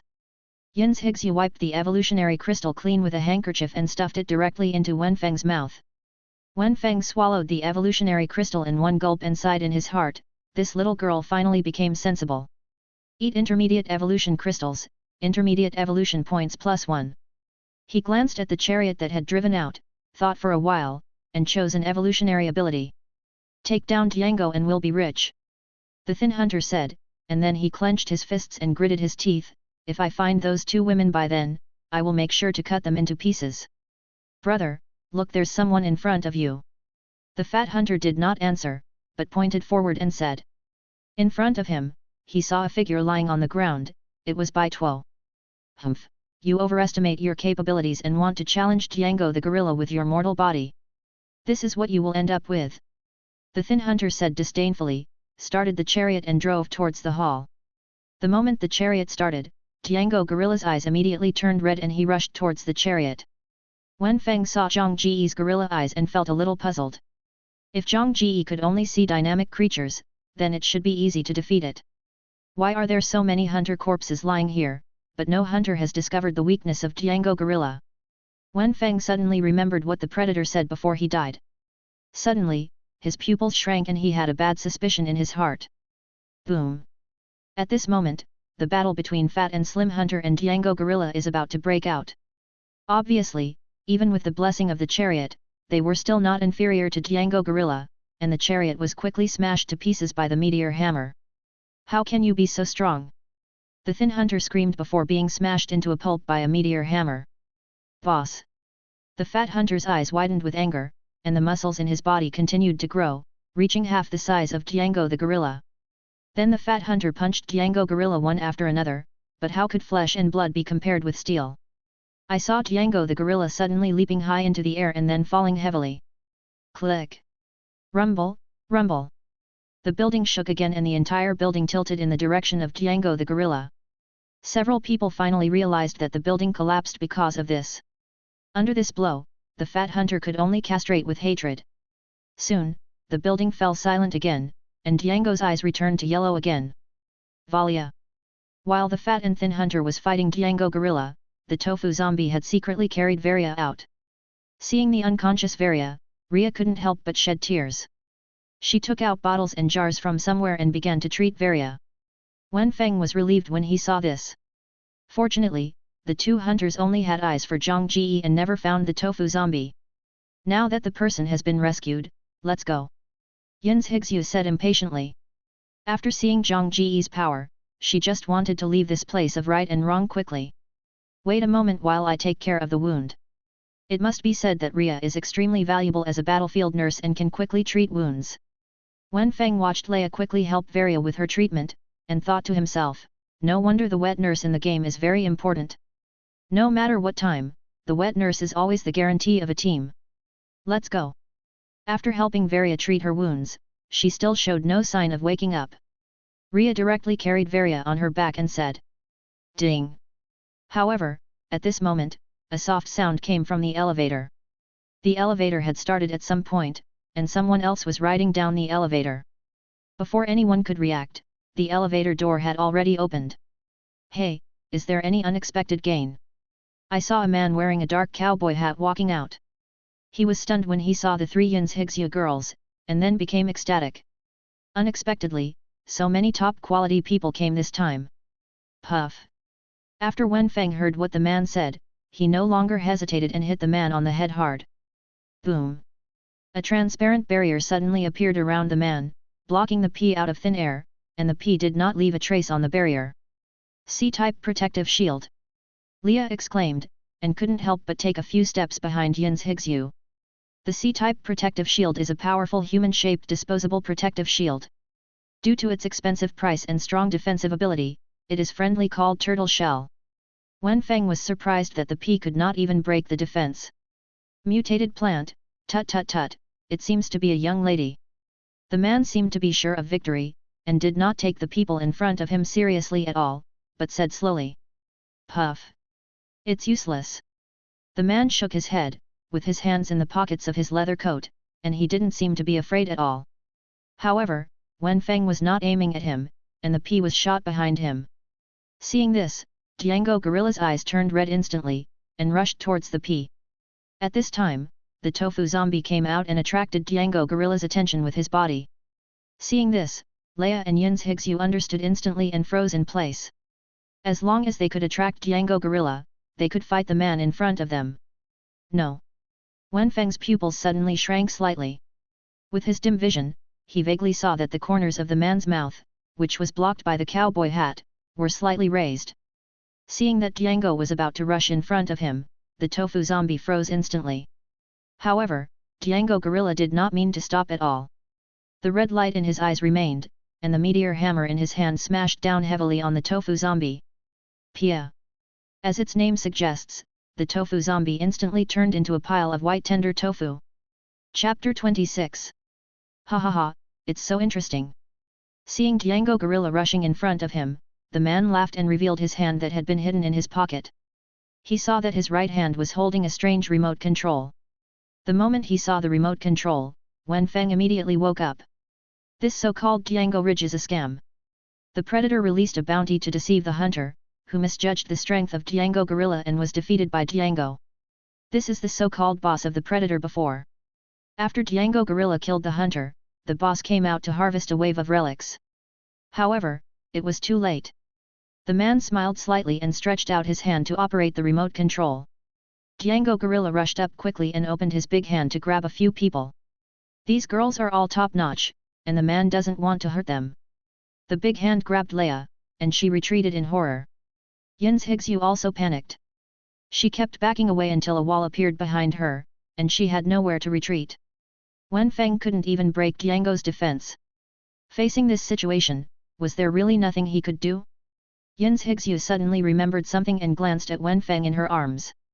Wenfang's face suddenly became translucent, with countless electric currents running through it, and powerful electricity was transmitted to her hands through the steel flower pot.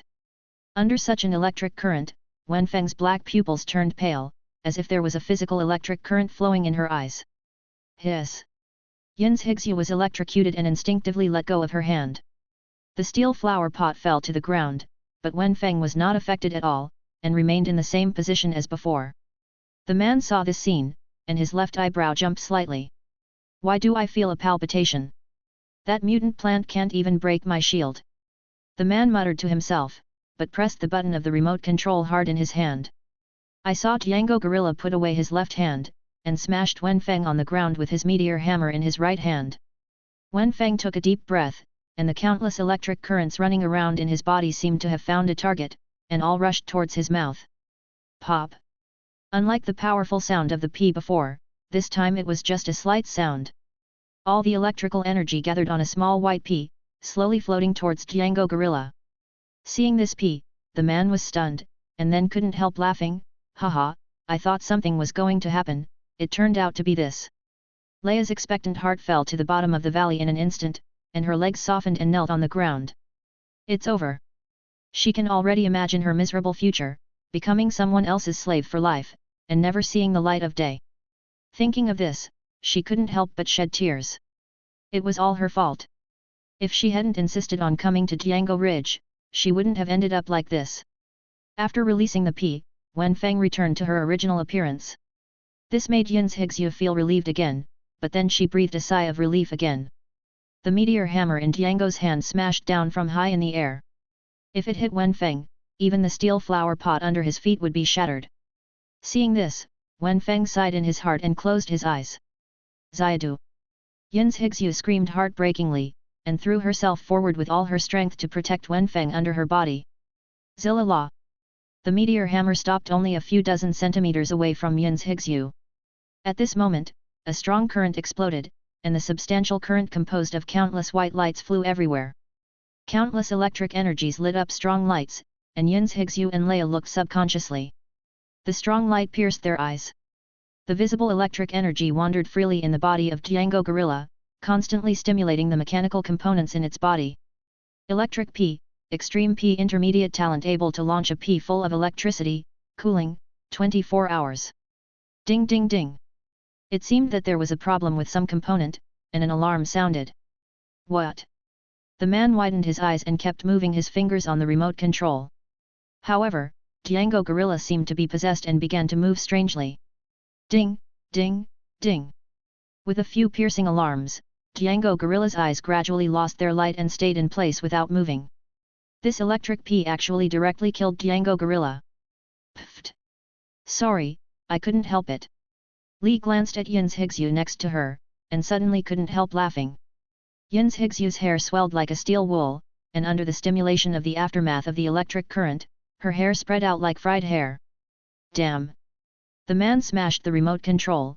This is the super robot I worked so hard to research. The veins on his forehead popped out, and he raised his hand to show the scene inside the coat. There were several strange weapons in the coat. The man reached out and took out a weapon, pointing at a few people from a distance. You all deserve to die. The man did not hesitate at all when his beloved thing was destroyed, and he pressed the trigger fiercely. Puff! Don't get me wrong, this is not the sound of the pea shooter firing peas. A burst of black smoke suddenly rose and quickly filled the entire corridor. Just when Yin's Higsu was stunned, a strong hand held her waist. What? She screamed. Boom!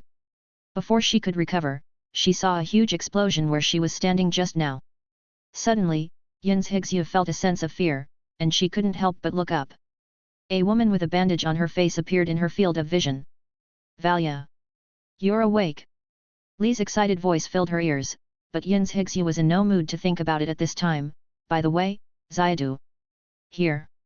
Valia said lightly, putting the steel flower pot in her hand on the ground.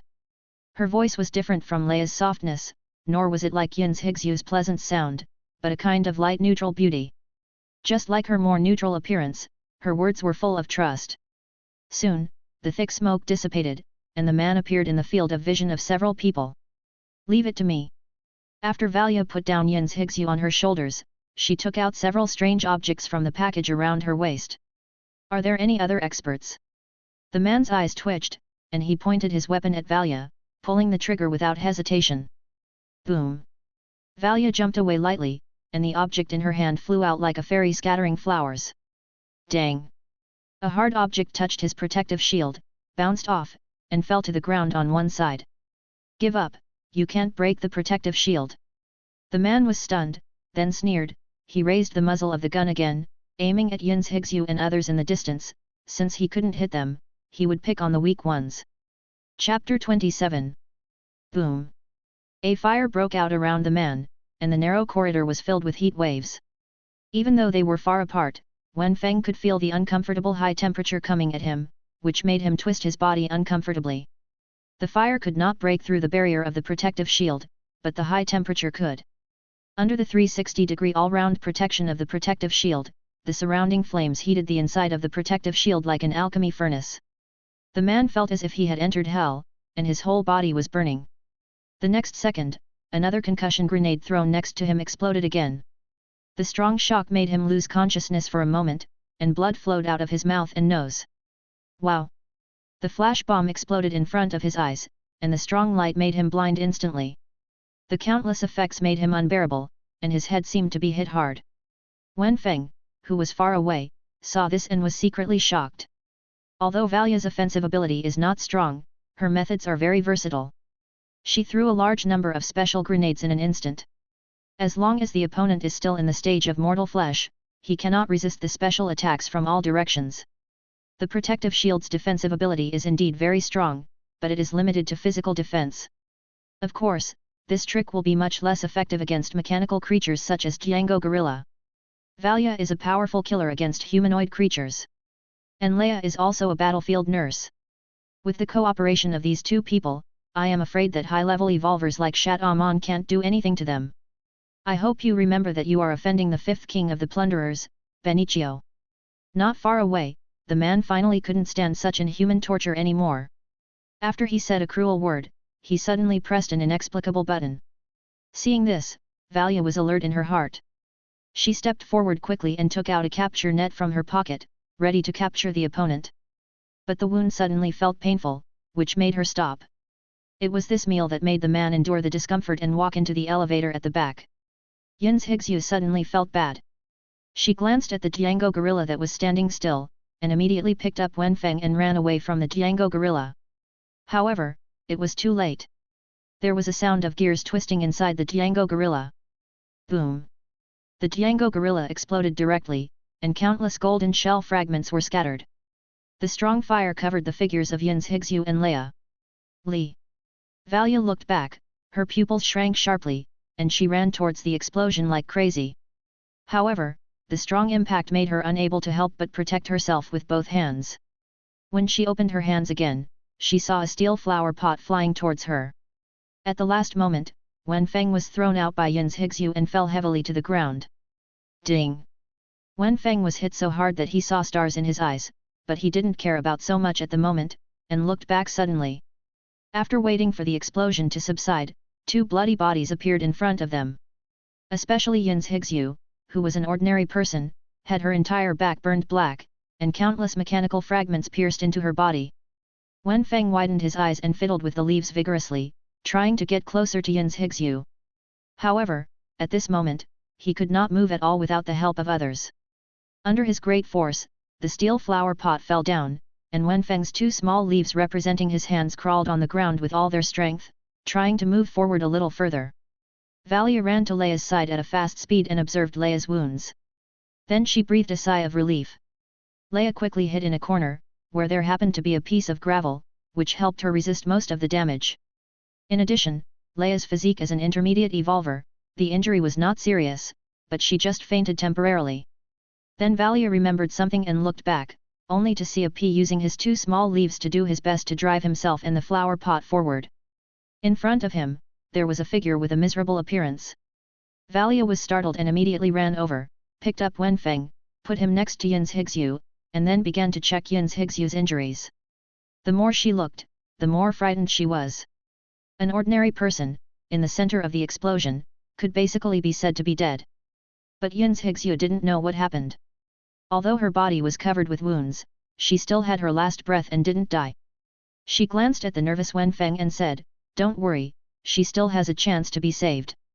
In this era, there is no shortage of powerful medical evolutionists who have the ability to revive the dead. As long as Yin's Higzu's life is saved, she can survive. Valia quickly stuffed a recovery capsule into Yin's Higzu's mouth, and then turned back to find Leia. She had to wake Leia up, she was an expert in this area. After Leia woke up, she was also shocked to see Yin's Higzu's horrible wounds, but she didn't say anything, and quickly stepped forward to help Yin's Higzu deal with the wounds. Valia asked, "What is this?" Leia explained what happened to her. After listening, Valia's face became guilty. Yin's Higzu came to Jianga Ridge to save her, and it was she who put Yin's Higzu in this situation. Valia turned around and saw Wenfang concentrating on watching Leia help Yin's Higzu remove the fragments from the wound. She felt guilty and said to Wenfang seriously, "Don't worry, we will definitely treat her well. I guarantee it with my life." Wenfang didn't even look at her, and continued to observe Yin's Higzu's wound. After an unknown amount of time, the debris behind Yin's Higzu was finally cleared away, and most of the wounds on her body stopped bleeding. She has saved her life temporarily, but she has lost too much blood. She needs to go to the hospital in the town to replenish her blood. Li finally stopped and said to Valia. Seeing this, Wenfang breathed a sigh of relief, but then became nervous again. Where is there a town nearby? Is there enough time to reach the nearest town? There is a Yida exchange nearby, and there is a hospital there. Valia seemed to see Wenfang's doubts and said. It will take about half a day to get there, which is enough time. Li also added that after feeling Wenfang's super high IQ, they no longer regarded Wenfang as a plant. After hearing this, Wenfang nodded. Before leaving, Valia took a look at the body of the gorilla Django. Although it exploded, the head seemed to be made of some special metal and was still intact. She paused for a moment, but then turned around and walked towards the elevator without hesitation. Then, Valia carried Yin's Higzu on her back, and Leia held Wenfang in her arms, and they walked out of Django Ridge. At this time, Django Ridge sank a little more, and only 3 floors were exposed. Wenfang suddenly shook violently, pointing at the pickup truck he and Yin's Higzu were in. Valia was stunned, then understood and got on the pickup truck directly. Leia sat in the passenger seat, and laid Yin's Higzu flat on the back seat. Then Valia started the pickup truck directly and rushed towards Yida Exchange. Wenfang knew that there were still tens of thousands of gold coins in the off-road vehicle, which could not be left in the wilderness. He looked back at the unconscious Yin's Higsu. Benicio. Chapter 28. The early morning light gradually spread over the earth. With the pickup truck speeding at full speed, Varia finally arrived at Yida Exchange before Lingheng. Fortunately, no other incidents were encountered during the process. From a long distance, Wenfang saw a strange building in the distance. It is said to be a building, but it does not seem to be a building. It was a huge colorful stone. The stone was square and occupied a huge area. Its appearance was full of light, like a giant stone in a magical story. Next to the boulder, there are many traces of artificial scaffolding, and a huge fixed crane next to it. It seems that many people came here to survey this boulder in the past, and they also had the idea of moving the boulder away. But by now those traces have become rusty, recording the past here. This huge stone still shines brightly, showing no signs of being eroded by the years. Next to the boulder, a small town was built. Calling it a small town is actually a bit exaggerated. There are only 2 or 3 large factories. These factories seem to be the residences left behind by the original scientific survey. Next to one of the largest factory buildings, there is a sign with the words Yida Exchange written in 5 large characters on it. The pickup truck drove into the Yida Exchange without seeming to attract anyone's attention. After parking the car, Varia and Leah walked towards the hospital without stopping with Wenfang. The hospital here is also in a factory. If it weren't for the red cross and white flag hanging at the door, it would look like a warehouse. Doctor. There are patients here who need blood replenishment. Entering the warehouse, Leah put Yin's Higsu on the hospital bed and shouted loudly. Wenfang looked at the surrounding environment and frowned. It seemed that there had been a robbery here. The hospital beds were placed in disorder and various boxes were placed randomly on the ground. An old man came out and saw Yin's Higsu lying on the bed with serious injuries. His expression changed. This is not a hospital. What's the meaning? Varia's face suddenly turned grim, and she calmly took out a steel baseball bat from behind. Hey, even if you threaten me, it's useless. When the old man saw this, he became even angrier and cursed, I don't have many years to live anyway. If you can, beat me to death. Don't worry, Grandpa, don't worry, she is just too nervous. Ria quickly stood up to smooth things over and said, why do you say this is not a hospital? Is there any reason behind it? As she spoke, she touched the intermediate hunter badge on her chest intentionally or unintentionally. In the wild, if you meet a bounty hunter, you can try to ask the hunter for a commission. Generally speaking, many laid-back hunters are willing to help people solve their problems. Of course, adequate remuneration is required. This. The old man frowned and hesitated.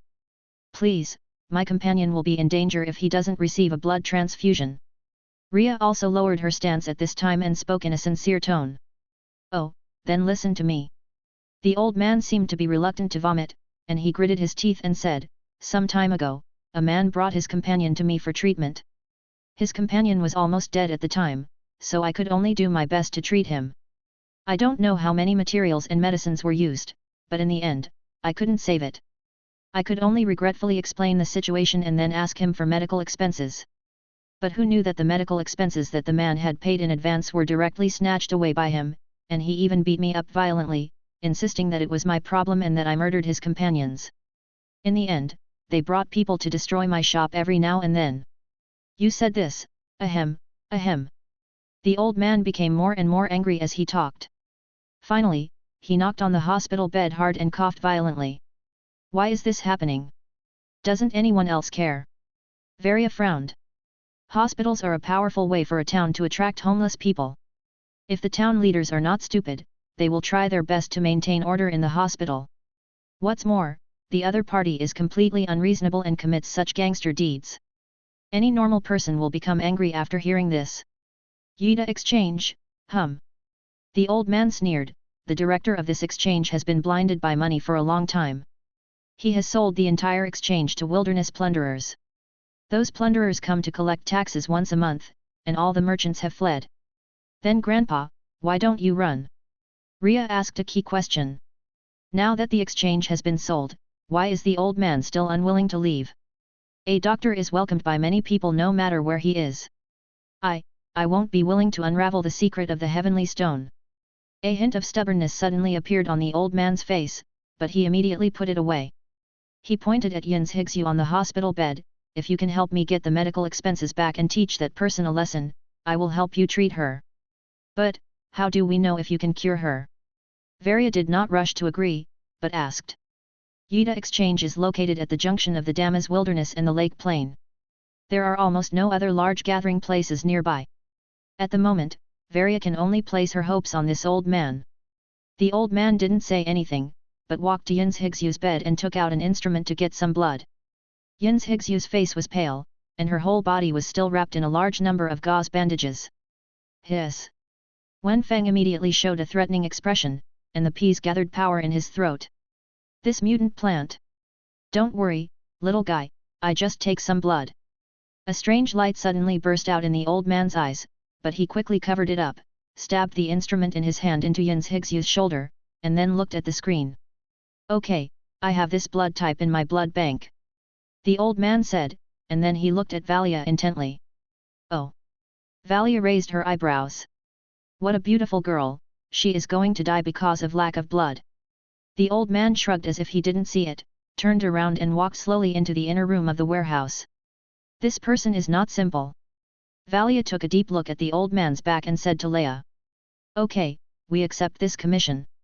Leia nodded, glanced at Yin's Higsu on the bed, and said, what if that person doesn't come and misses the treatment time? Don't worry, I will keep her alive. The old man said lightly, and walked into the warehouse without stopping. Leia and Valia looked at each other, and they understood something in their hearts. Wenfang narrowed his eyes and resisted the urge to smash the old man with a shot. What the old man said was true and false, and he was probably not a good person. But at this time, for the safety of Yin's Higsu, they had to temporarily believe each other. Old man, it's time to pay taxes. Just then, an angry shout came from outside the warehouse. Chapter 29. Pay taxes. Li and Valia looked at each other and seemed to understand something. It seems that the old man's words are problematic. Dong dong dong. There was a rough knock on the door outside, and the small wooden door became shaky under such a strong knock. Don't play dead, I saw someone enter your store.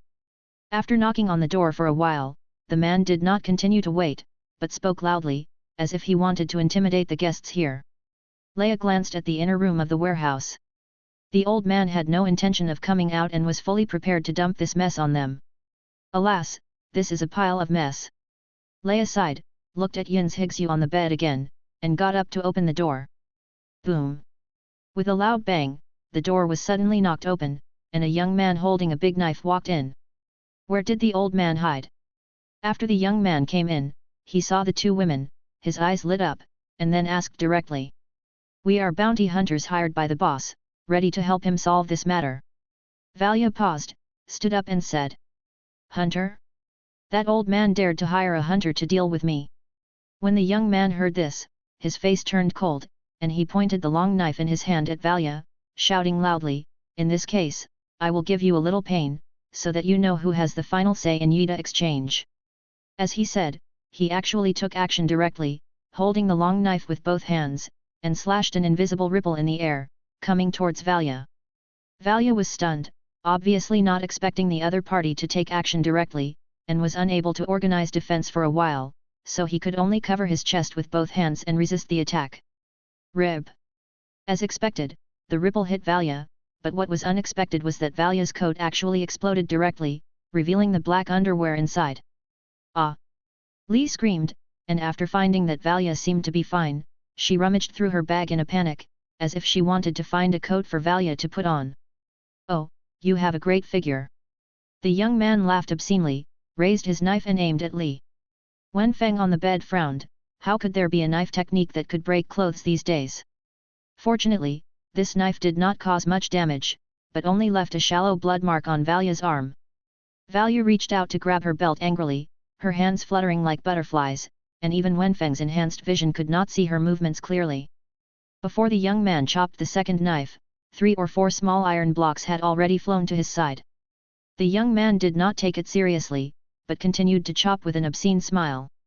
However, Valia was on guard now. She threw herself forward and threw Li to the ground.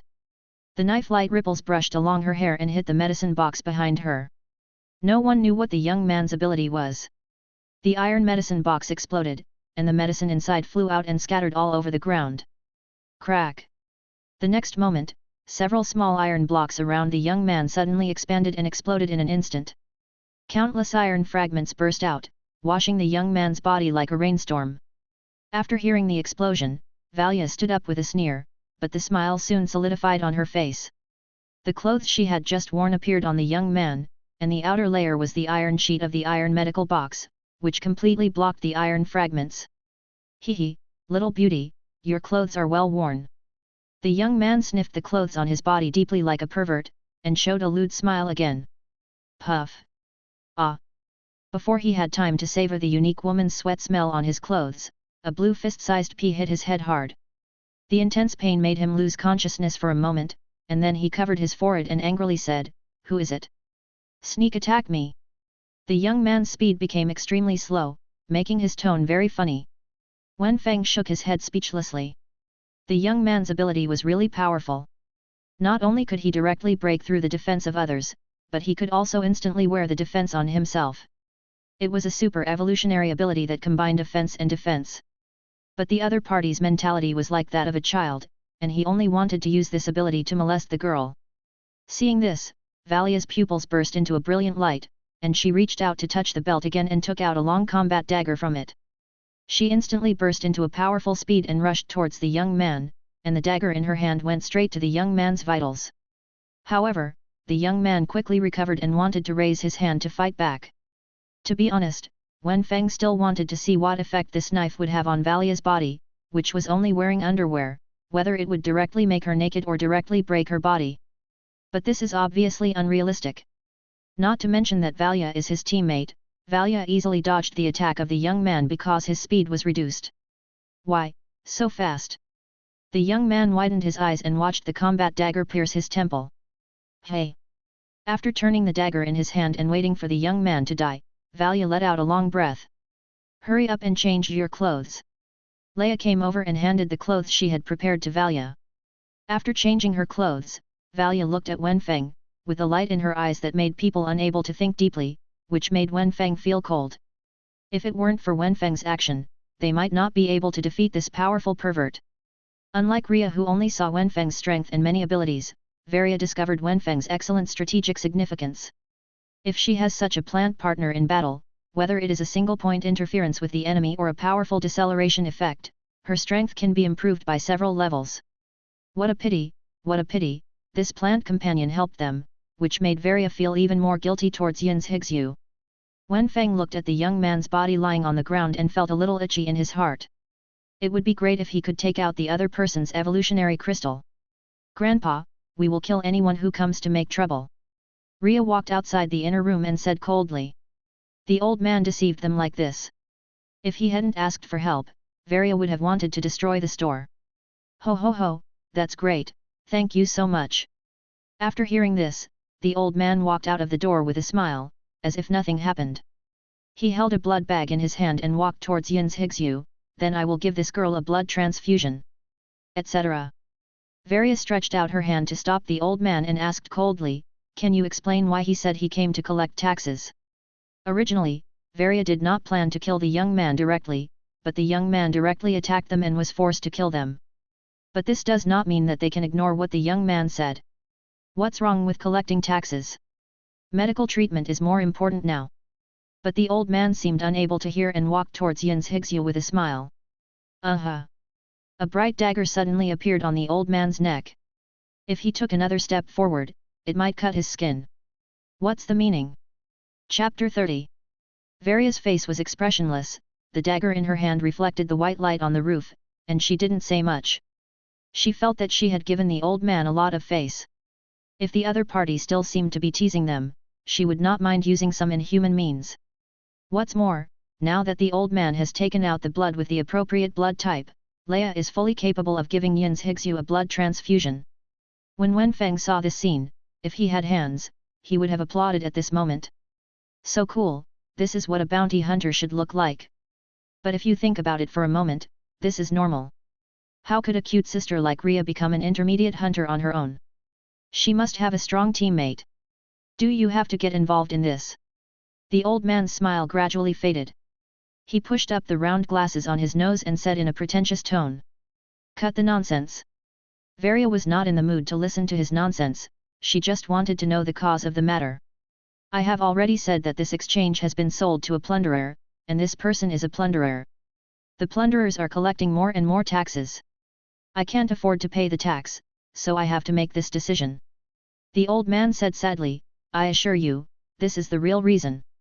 Humph, you still pretend to be cool for money. Varia wanted to say something else, but when she saw Yin's Higsu suddenly showed a painful expression on the hospital bed, she quickly changed her words. Treat her quickly. We will pay for the medical expenses as normal. Ria came over and said anxiously. Although the old man was full of bad intentions, at least his medical skills were good, and he quickly replenished Yin's Higsu's blood. How is she doing? After watching the old man put away the instruments and return to the front desk to calculate the medical expenses, Varia couldn't help but ask. Isn't she a doctor? Just ask her. The old man raised his eyes slightly and pointed at Ria, who said nothing. Ria. Varia was stunned and looked back at Ria. Wenfang's eyes also followed, staring at the silent Leia, and he gradually had a bad feeling in his heart. Ria sighed, blood transfusion alone is not enough. This can only barely maintain her life. If she wants to be cured, you can only find advanced evolvers with healing abilities. The old man didn't even raise his head and said directly, the medical expenses are 3,000 gold coins. Is it a hunter card or cash?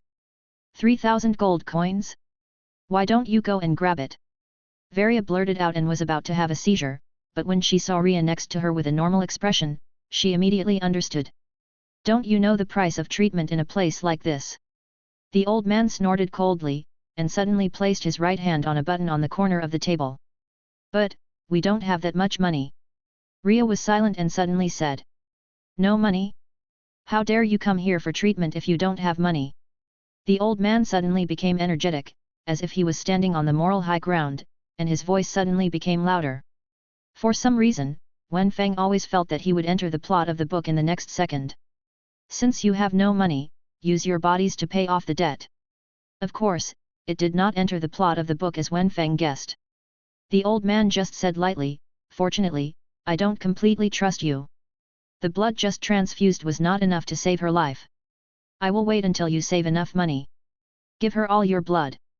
What? After listening, veins popped up on Varia's forehead, and the dagger in her hand trembled slightly. Let's go and find a way to save money. Ria pinched the corner of Varia's clothes and said. But, how to get these 3,000 gold coins? I have it. Wenfang was waving his hands like crazy on the hospital bed. The two women seemed to have not seen him, thinking about how to make money. He swung for a while and made up his mind. A burst of green light lit up, attracting the attention of everyone present. A huge pod suddenly appeared. The pod opened and a strange green humanoid creature came out of it. This creature has a huge head, glaring round eyes like bells, and only a few teeth in its open mouth. It looks extremely weird. Varia immediately pulled out the dagger and protected Ria behind her. What is it? Ria had seen tofu zombies before. After she was surprised, she quickly grabbed Varia and said, this is Xiaodu's ability. This. The old man behind seemed to have seen something extraordinary. He stood up suddenly and murmured in disbelief. But soon, he put away his expression again, but the enthusiasm in his eyes was difficult to conceal. The tofu zombie picked up Wenfang's flower pot and took Wenfang directly towards the pickup truck. Ria quickly followed, leaving Varia to guard Yin's Higsu. The ultimate mutated plant actually made me see it. The old man murmured to himself in a voice that only he could hear, and clenched the pen tightly in his hand. If I could, have. Thinking of this, his mind became active. Ultimate mutated plants, this is the collective name for a special kind of mutated plants. This mutant plant has many abilities that are different from other mutant plants, and its most important characteristics are growth and intelligence. Although the old man has not yet seen whether the mutant plant has growth potential, this unique wisdom has made him a little uncontrollable. Soon, the tofu zombie brought Wenfang back, and at this time the tofu zombie was carrying a bag on his back. Crash! The sound of the gold coin bag falling to the ground pulled the old man's thoughts back. He opened the bag and saw that it was full of gold coins. 3,000 gold coins are here. Leia said in a trembling voice, and there seemed to be a trace of disbelief at this moment. God knows what she saw just now. When she lifted the back seat of the pickup truck, it was full of gold coins. The number of gold coins was more than she had ever seen in her life. The pickup truck not only had Gu Yinchik's 50,000 bounty, but also all the gold coins found in the desert camp before, and the intentions of the residents in Belabbo. Added up to 70,000 gold coins. Can I continue the blood transfusion now? Valia was stunned, but she didn't think too much, but asked directly. In fact, the blood transfusion has been completed. I said this because I'm afraid you will default on your debt. The old man was stunned, then immediately put away the gold coins and walked into the inner room and said. What? Valia's eyes widened immediately. She took out a smoke bomb from her belt and threw it towards the inner room. Ding! The iron door of the inner room was shut heavily, and then there was a sound of locking the door. Since the blood transfusion has been completed, let's cross the Damas wilderness without delay. There is a big city behind the Damas wilderness, and there must be an evolver who can treat Yin's Higsu there. Leah was not angry, but turned her head and said. Cross the wilderness. Valia seemed to have heard something incredible, her face changed, and her voice was trembling. Chapter 31. What's wrong? Lee tilted her head slightly. She and Valia both came from the settlement in the western desert and didn't know the scene behind the lake plain and the wilderness. But Valia, as an experienced hunter, clearly knew the horror of the Damas wilderness. Wenfang also pricked up his non-existent ears. After all, he couldn't communicate with others, let alone get any intelligence. He usually relied on Yin's Higsu to introduce him to intelligence. Well, the first day that Yin's Higsu was away, I missed her. The Damas wilderness, also known as the Death Wasteland, is vast and full of rocks. It is a place without the jurisdiction of any large force. The most important thing is that there are several most dangerous bounty heads in the entire continent on the Damas wilderness. The bounty of these bounty heads is as low as 50,000 and as high as 90,000. Valia usually read a lot of information about bounty heads.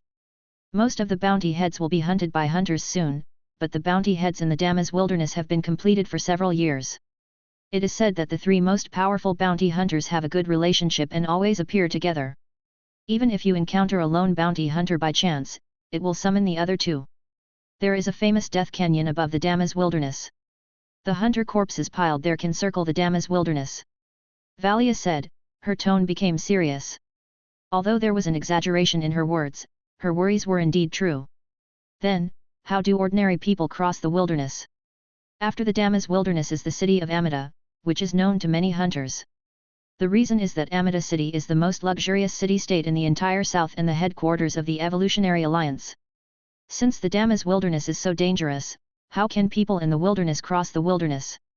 I've asked about this at the Hunter Center. There seems to be a hunter team that specializes in taking people through the wilderness. It is said that they are experienced and can follow the car through the wilderness for only 200 gold coins. Valia showed a confident smile. She didn't know when she had been to the Hunter Center of Yida Exchange. The Hunter Center is a place that provides services for hunters, and its main function is to provide intelligence. The team is going to leave tomorrow. Let me replenish some props and contact the team by the way. You stay in the car to guard Yin's Higsu. Valia is worthy of being an intermediate hunter. Unlike Leia, an intermediate hunter who was led by his teammates, she planned the route quickly and concisely. Wenfang nodded gently and scanned the surrounding environment. Yida Exchange was very desolate. Not far away, an old man sneakily threw a black cloth bag into the trash can. The cloth bag was the size of an adult, and Wenfang recognized at a glance that it contained a corpse. Seeing this, he was eager to move again. Leia got on the pickup truck and looked at Wenfang held by the tofu zombie. She became active and showed a self-proclaimed friendly smile. Xiadu, believe me, I will definitely be able to cure your master. Wenfang glanced at her. To be honest, if Leia had not abandoned Yin's Higsu, he would have killed the culprit who put Yin's Higsu in danger. He thought about it and couldn't help but order the tofu zombie to take him to the trash can. As for asking this girl to help him get the evolution crystal, first of all, this can be said to be the secret of his evolution. Secondly, he only accepts Yin's Higsu's feeding.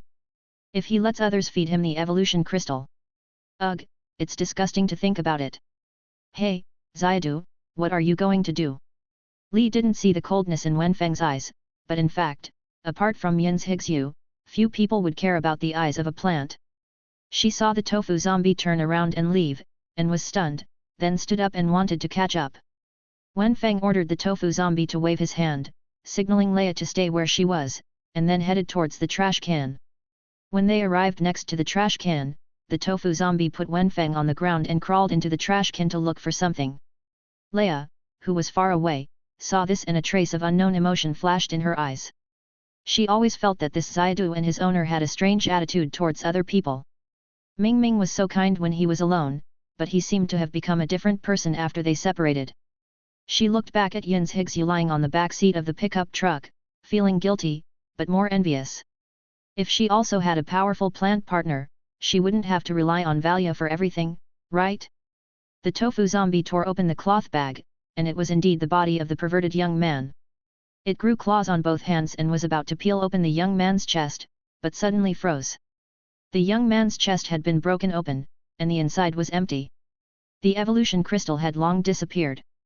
Wenfang didn't have the vision of the tofu zombie. He was stunned when he saw the tofu zombie coming out of the large trash can with empty hands. Then he ordered the tofu zombie to lift him up. He looked down and saw the young man's broken chest. Suddenly, his eyes were stern and he immediately issued an order to the tofu zombie. The tofu zombie got into the trash can again, pretending to accidentally turn over some wet soil, and then stuffed the soil into Wenfang's flower pot.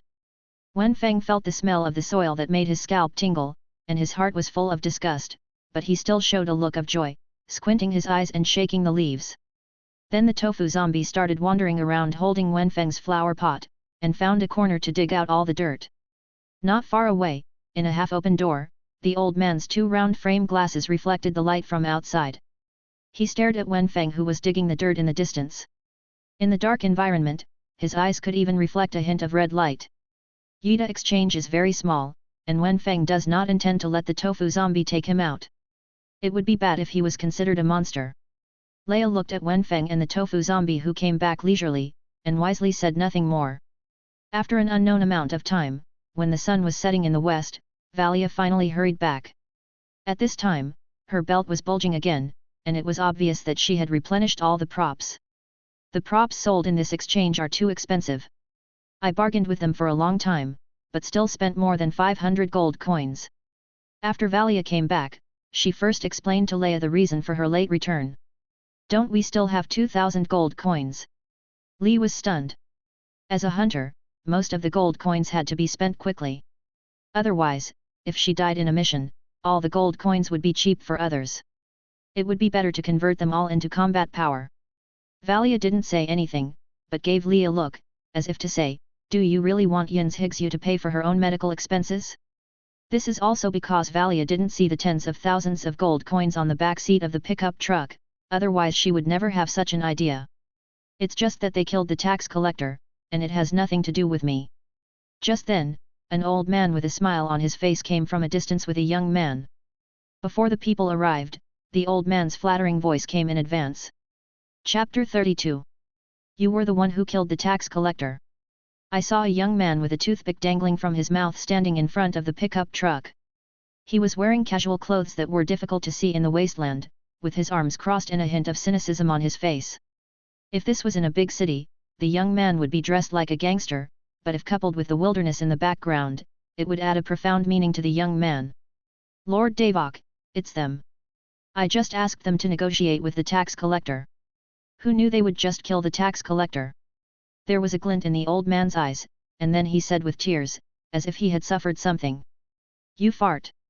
Ria's face turned red and she said loudly. But she seemed to have no reason to refute. After all, the old man did not let them kill the pervert. That so-called tax collector was the first to attack me. Can't I fight back? Varia said coldly, while putting her right hand on her belt, ready to fight at any time to avoid today's thrilling scene again. Okay, stop talking. I hope you know the consequences of offending a predator. Dawok didn't care, but waved his hand, signaling the old man to leave. You can get out. There was a flash of anger in the old man's eyes, but he didn't say anything. Instead, he showed a smile and left quickly. Predator. When Wenfang heard the keyword, his face changed, his eyes became sharp, and he puffed up his cheeks silently. The Benicio who hurt Yin's Higsu is the so-called Predator King. After the old man walked away, Davok did not continue to speak, and the atmosphere at the scene gradually became tense. Let's talk about it. At this moment, Davok suddenly spoke. He spat the toothpick aside, but did not move forward. He narrowed his eyes slightly and smiled. That little old man is a well-known old man at Yida Exchange. I don't completely believe his lies. You mean? Varia raised her eyebrows, put her hands down from her belt, and stood slightly forward. Davok did not answer immediately. He glanced around, his eyes paused slightly at the tofu zombie and Wenfang in its arms, and slowly squatted down, with the peaked cap on his head covering his eyes. But you guys, I'm afraid the killing of the tax collector is true, right? So what? He made the first move. Varia looked at the young man who suddenly squatted down in front of her, a little confused. It's hard for me to explain to my superiors if I do this. Davok seemed to have thought of something and suddenly picked up the toothpick he had just thrown on the ground. So. Varia seemed to understand something, and her tone became unkind. Wenfang's eyes suddenly widened, and a rare fear appeared in his heart. Davok's body was still in a relaxed squatting position, and the toothpick bounced gently in his hand. The wooden toothpick suddenly spun at high speed, even distorting the surrounding air. Then with a swish sound, the toothpick suddenly plunged into an oil barrel 100 meters away. Puff! The oil barrel suddenly exploded, and countless amounts of black oil splashed everywhere. Is this just the power of a short wooden toothpick? If it's an iron stick, or even a bullet? After this move, Varia immediately stopped talking, put her hands on her belt again, and her breathing became rapid. Take it easy. Davok suddenly smiled, stood up, and stretched out 5 fingers, 500 yuan, make a friend. Hiss. Seeing Davok holding a 50 face value gold coin in front of him and licking it repeatedly, several people at the scene fell silent. Waiting for Davok to take another deep sniff of the gold coins, he put the gold coins away and said with a smile, the tax collector died tragically in the mouth of a beast, but the old man still refused to pay taxes. Varia didn't want to respond to him. The man in front of her had a weird temper, which made her feel ridiculous.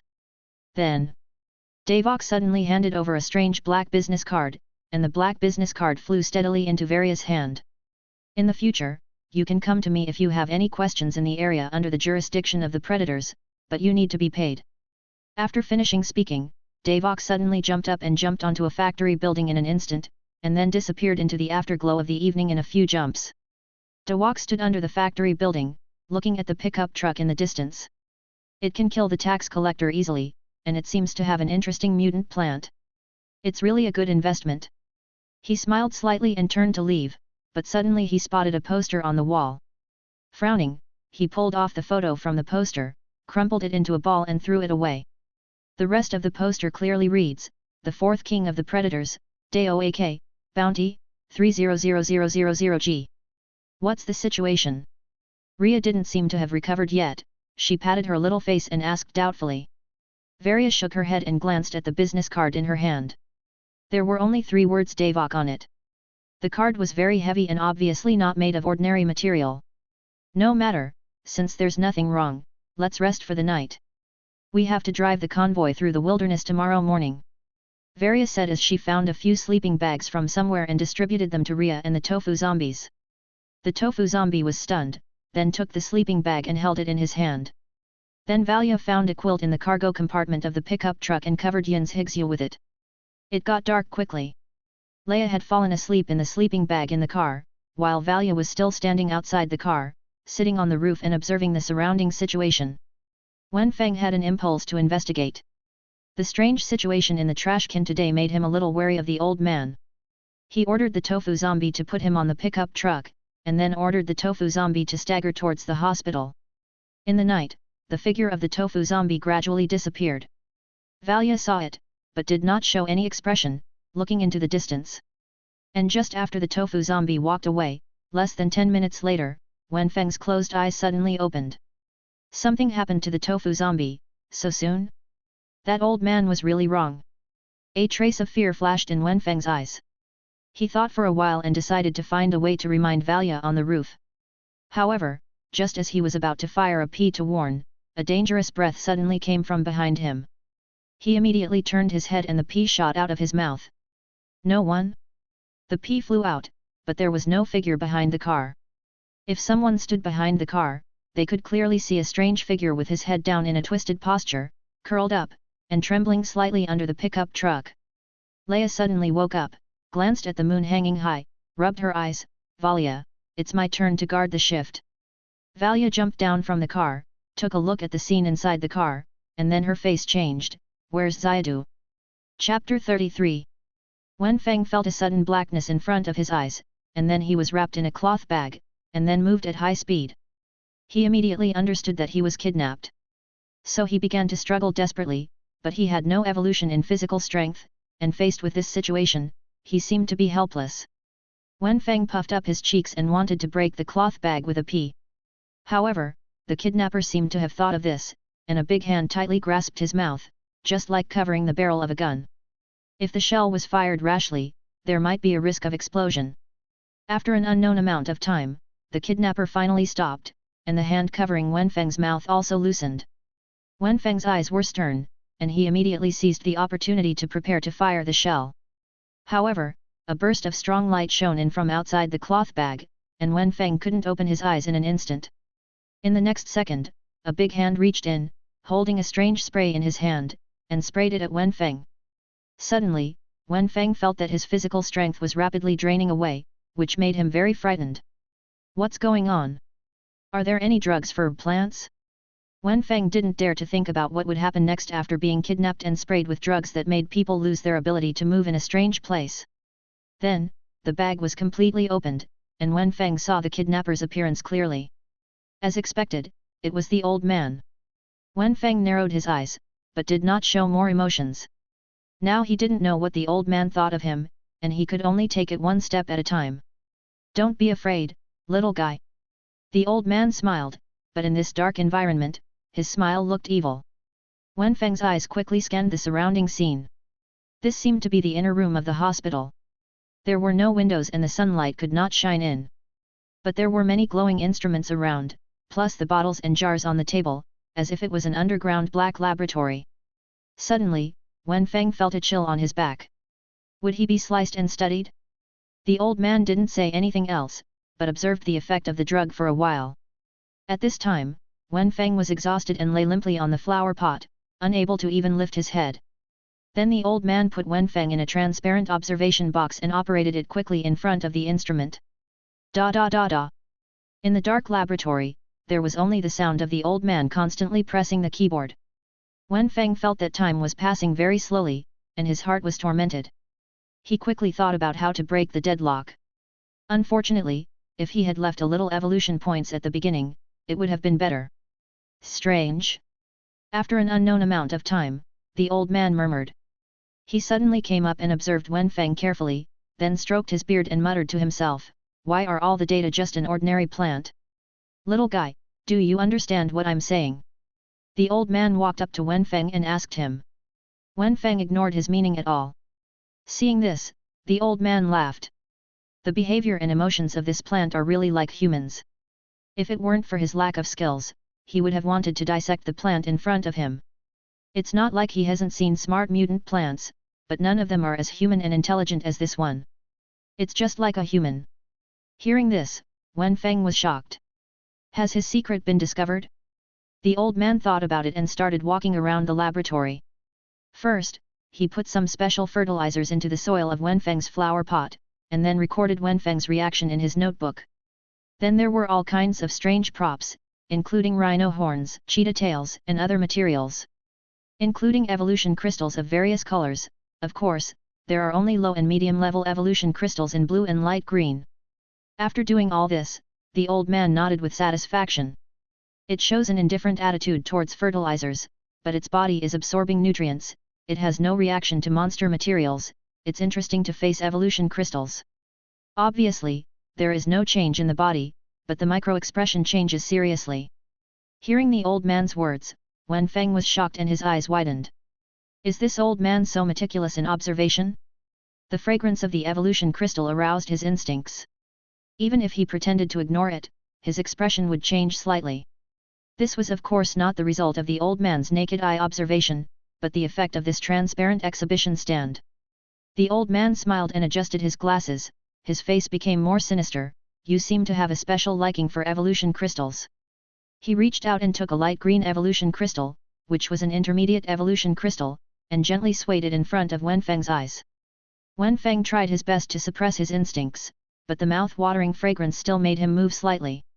Do you want it? The corners of the old man's mouth curled up slightly, as if he had discovered Wenfang's shortcomings. Follow my words, and you can have as many evolution crystals as you want. Wenfang was stunned. Is the old man in front of him so simple? He immediately showed a look of joy, raised his head and looked at the light green evolution crystal. The old man immediately stuffed the evolution crystal into his mouth. Because Wenfang was physically exhausted, the finger was directly stuffed into his mouth.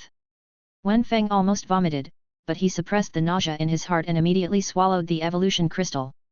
Successfully swallowed the intermediate evolution crystal, intermediate evolution points +1. Seeing this, Wenfang immediately had an idea and began to choose his evolution talent, looking for a way out. What? The old man's face suddenly changed, and he immediately ran to the instrument to check. Suddenly, his eyes became fanatical. Growth is growth. The ultimate mutant plant has two characteristics, one of which is wisdom, and the other is growth. As long as any one of the characteristics is met, it can be called the ultimate mutant plant. I really picked up a treasure. The old man immediately took out 3 light green evolution crystals again and stuffed them into Wenfang's mouth. Damn! Wenfang cursed in his heart, this old man is so hateful. But then looking at the 3 messages rising in front of him, his dissatisfaction in his heart was instantly wiped out. Successfully swallowed 3 intermediate evolution crystals, intermediate evolution points +3, currently 4 points. The old man returned to the instrument again to check the data, and the more he looked, the more shocked he was. But he didn't notice that Wenfang's situation had changed slightly. If he could see through the soil and the flower pot, he could see that his roots were growing wildly, and the whole plant was growing in proportion. This is... In just a few minutes, the shock in the old man's eyes was more than his decades of research work. He saw the color representing the energy concentration in the instrument soaring from green to yellow. He raised his head and saw a shocking scene. Wenfang raised his head at some point, and then the roots were pulled out of the flower pot one by one, standing on the flower pot like feet. If Yin's Higsu was here, she would be surprised to find that Wenfang's whole body had grown a circle. Mobile gymnastics, strengthen the stem, and can walk away from the soil for a short time. Chapter 34. Oops! The old man was still surprised by Wenfang's change, but the next moment he was stunned and immediately reacted, reaching out to grab the spray beside him. However, in the next second, a blue pea hit him hard in the abdomen. The severe pain caused him to curl up and hold his stomach in pain. Wenfang swung his roots and walked on the ground. Oh! That familiar feeling is back. Wenfang burst into tears. After being a plant for so long, he finally felt the taste of his feet again.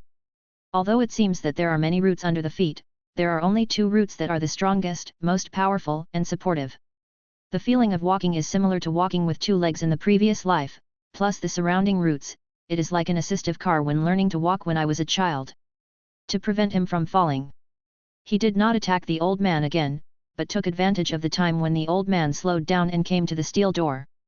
He looked up at the iron door and opened the iron door handle with a shot of peas.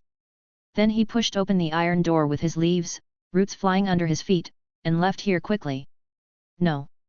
The old man screamed in despair. He thought he had found hope, but Wenfang's ruthless departure plunged him into the abyss of despair. He is already old. He thinks he is a genius, but he has been busy all his life but has achieved nothing. However, what responded to him was the cold sound of instruments in the sealed laboratory after the iron door was closed. After an unknown amount of time, the old man finally recovered from the blow. He held his stomach and came to Wenfang's original flower pot. His eyes seemed to have lost their luster. Looking at the notebook where he had just recorded, he angrily tore the notebook into pieces. Etc. Just when the old man was about to go crazy, he suddenly saw a leaf and some roots left in the flower pot. He hurriedly moved the roots into the water, and then put the leaves into the vacuum fuse. Looking at the energy still beating in the instrument, a strong light burst out in his eyes again. Then, he immediately went back to find the notebook, only to find that the notebook was in pieces. Ah! The old man was furious and incompetent, slapped himself hard, then lay on the ground and started looking for the fragments of the notebook. Of course, Wenfang didn't know any of this. He ran around Yida Exchange several times, feeling his lost legs, but within 10 minutes, he suddenly felt extremely hungry. The roots were originally the parts he used to absorb nutrients. Being separated from the soil and coupled with the physical exertion caused by running wildly, he immediately felt that his body was hollowed out. Ajaki Bean. Just then, a call came from the distance. Wenfang raised his head and saw Leah looking panicked, holding a flashlight and looking around the pickup truck, glancing at Yin's Higsyu's situation inside the pickup truck from time to time. Alas, let's spare this little girl for now. When Yin's Higsu is cured, give her a shot. Wenfang shook his head and walked slowly towards the pickup truck. Ajaki Bean. Ria saw a strange green plant staggering over, shouted in surprise, and walked up quickly. Hiss. Then she was startled by Wenfang's strange appearance and stepped back. Xiadu, you can actually walk. Because Wenfang stayed in the flower pot all the time, even if he moved alone, the tofu zombie had to hold the flower pot, so Leia never thought that Wenfang could walk without the soil. This is indeed the case. If the old man hadn't given him 4 intermediate evolution crystals, he wouldn't have had enough evolution points to evolve mobile gymnastics. Why didn't you tell us when you went out? After Ria saw Xiadu, she finally breathed a sigh of relief, and then said angrily. She suddenly realized that her tone was wrong and changed her words. Varia didn't even see you leave, I thought you were missing. Wenfang nodded slightly and showed an apologetic expression. He didn't know whether Leia could understand it or not. After all, she was not Yin's Higsu. It's okay. Leia said, then looked at Wenfang for a moment. Where is your flower pot?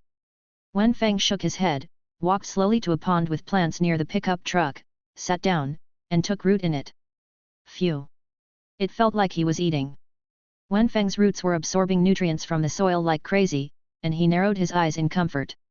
Leia was stunned, slowly walked to Wenfang's side, and looked at Wenfang in silence. Have you found Xiadu? It wasn't until Varia's voice sounded that she was brought back from her thoughts. At this, Ria stood up, waved the flashlight, and then said, Xiadu's flower pot seems to be missing. Let's help him find a flower pot. The flower pot is missing. Varia was stunned and walked over. When she saw Wenfang taking a nap with his eyes narrowed, he turned and left without saying anything. I'm going to find a container. Early the next morning, Yida Exchange became lively, and many hunters' chariots were parked in the parking lot of the exchange. When Ria yawned, she saw a lot of cars suddenly appearing around her, and she was a little confused. I saw Varia walking over carrying a wooden box, and on the wooden box was Wenfang, who was swaying. It seems like these hunters are here to cross the wilderness with the convoy. After saying that, she put the wooden box in her hand into the car, turned around and came out to negotiate with the other hunters. Leah sat next to Wenfang in a reserved manner, looking at Wenfang in the wooden box, feeling a little guilty, but not knowing how to speak. Wenfang saw the tangle on the face of the girl next to him, and felt helpless. After all, she was still a child of 15 or 16 years old, and she couldn't hide any expression on her face. But he was not in the mood to communicate with her. After all, he didn't have that ability, and not everyone could understand what he meant just by looking at his eyes like Yin's Higsu. Let's go. At this time, Valia opened the door of the driver's seat and sat in the driver's seat. The entrance of the exchange suddenly became lively, and a luxurious convoy slowly drove in. In the front was a camouflaged heavy tank, and the huge caliber of the tank was full of security. Wenfang's eyes were straight when he saw this, and no boy could resist the attraction of the steel behemoth. Following the tank were 3 armored vehicles, through which you could see the well-equipped soldiers inside. Is this the Zenith Chamber of Commerce? It's so grand. A hunter said loudly next to him. The Zenith Chamber of Commerce did not stay for long. It arranged the ranks of the convoy according to the registration time of the hunters, and then drove in front to lead the way. The chariots of other hunters followed in a long line. Because it was the last day for Valia to register, she was naturally arranged to be the last. But it was good. Being at the end of the convoy meant that there was enough time to respond if there was danger in front. Of course, there were also disadvantages. If the enemy attacked from the rear, it would be the first to be attacked. As the convoy drove, the large area of green on the lake plain gradually disappeared, and the familiar yellow sand appeared again. A canyon appeared in front, and the convoy slowly drove into it. No one saw that at the top of the canyon, several figures looked at a long dragon under their feet from a distance.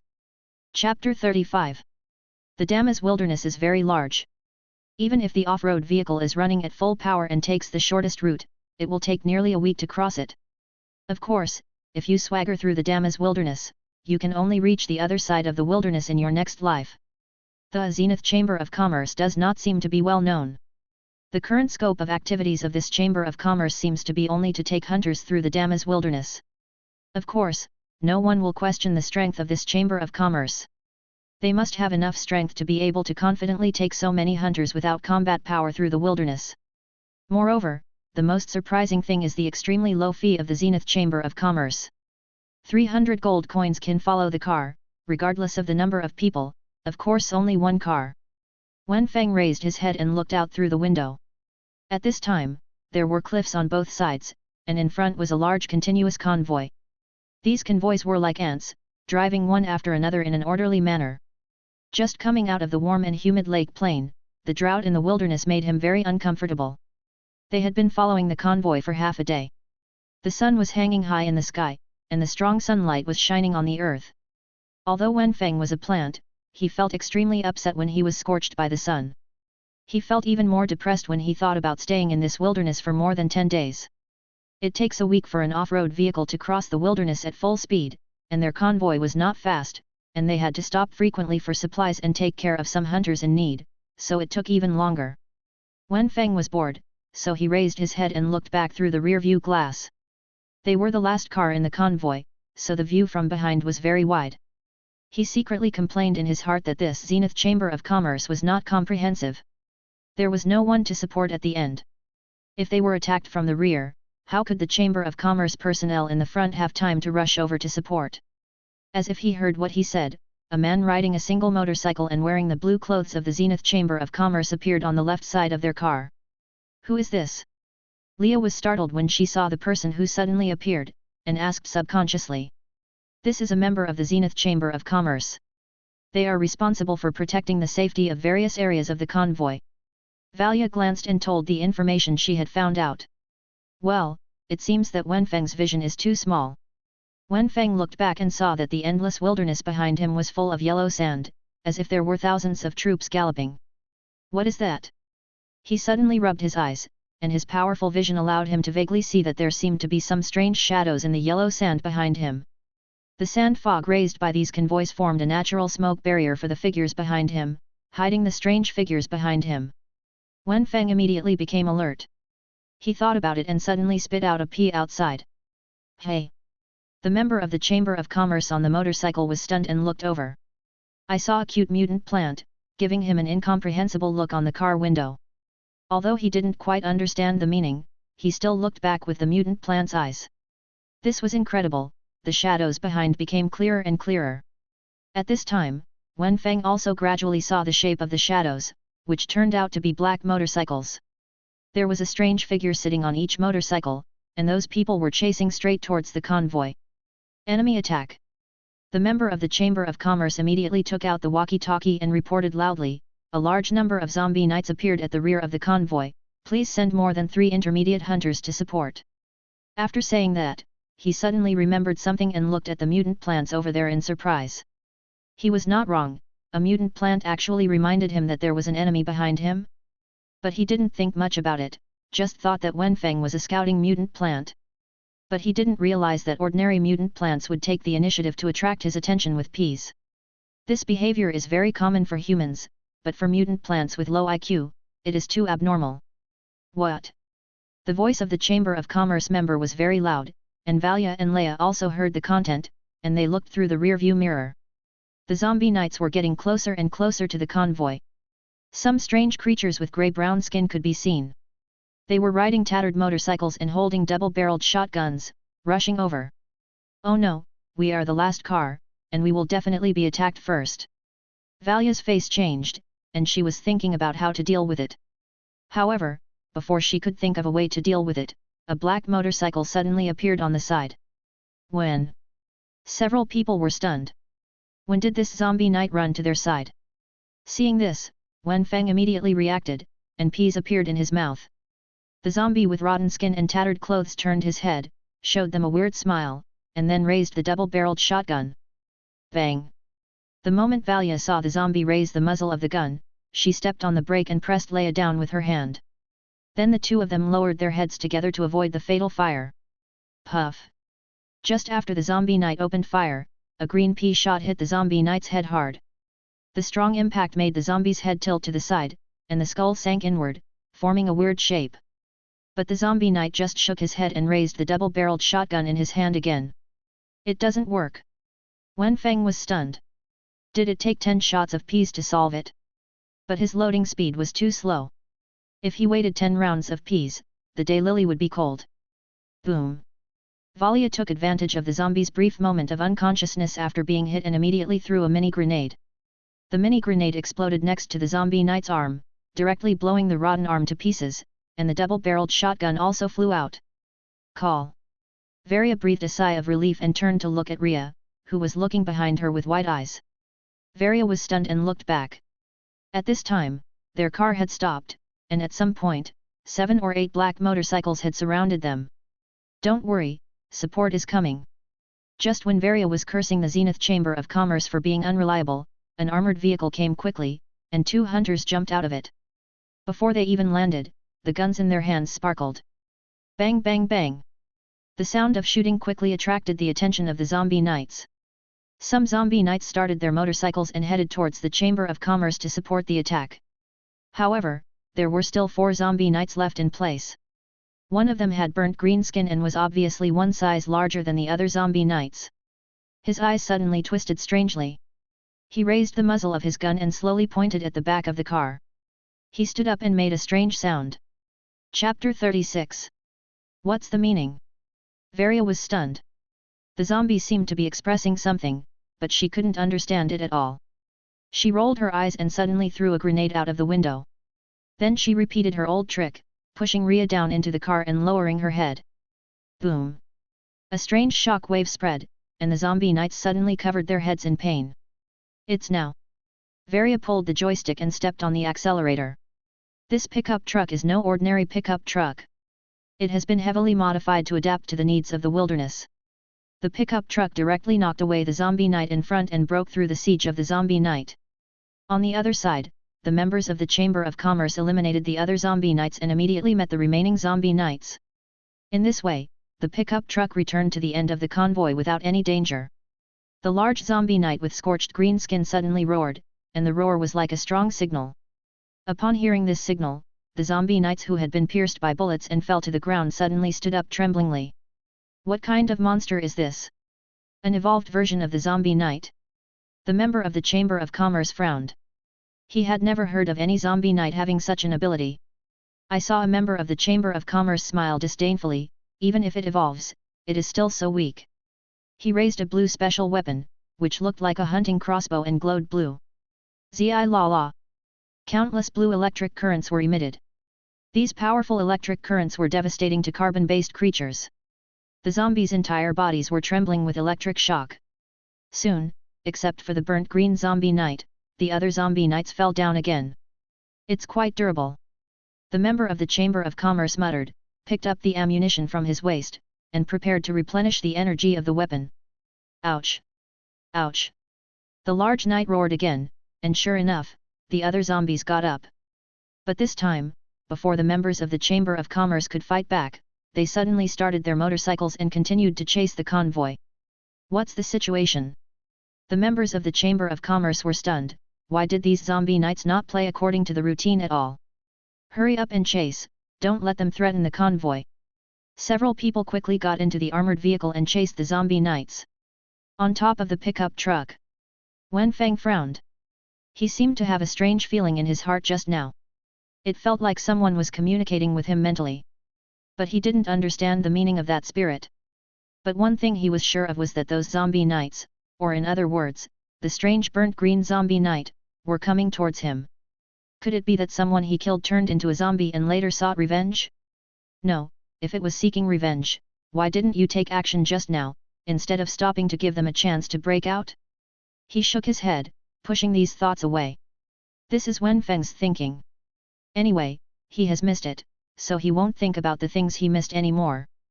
Buzz. At this moment, a sound came into his ears, which was the sound of the engine starting at full power. What the hell, those damn zombies are catching up again. Varia glanced at the rearview mirror, but she couldn't help but curse. They saw a burnt green zombie rider starting his motorcycle at full speed and chasing them. The other zombie riders behind seemed to be blocking the pursuing armored vehicles in order to let the burnt green zombie knight get closer to the pickup truck. What are they trying to do? Leia's eyes widened as well, she had never seen such a strange scene before. Wenfang thought for a while, and the strange feeling came over him again.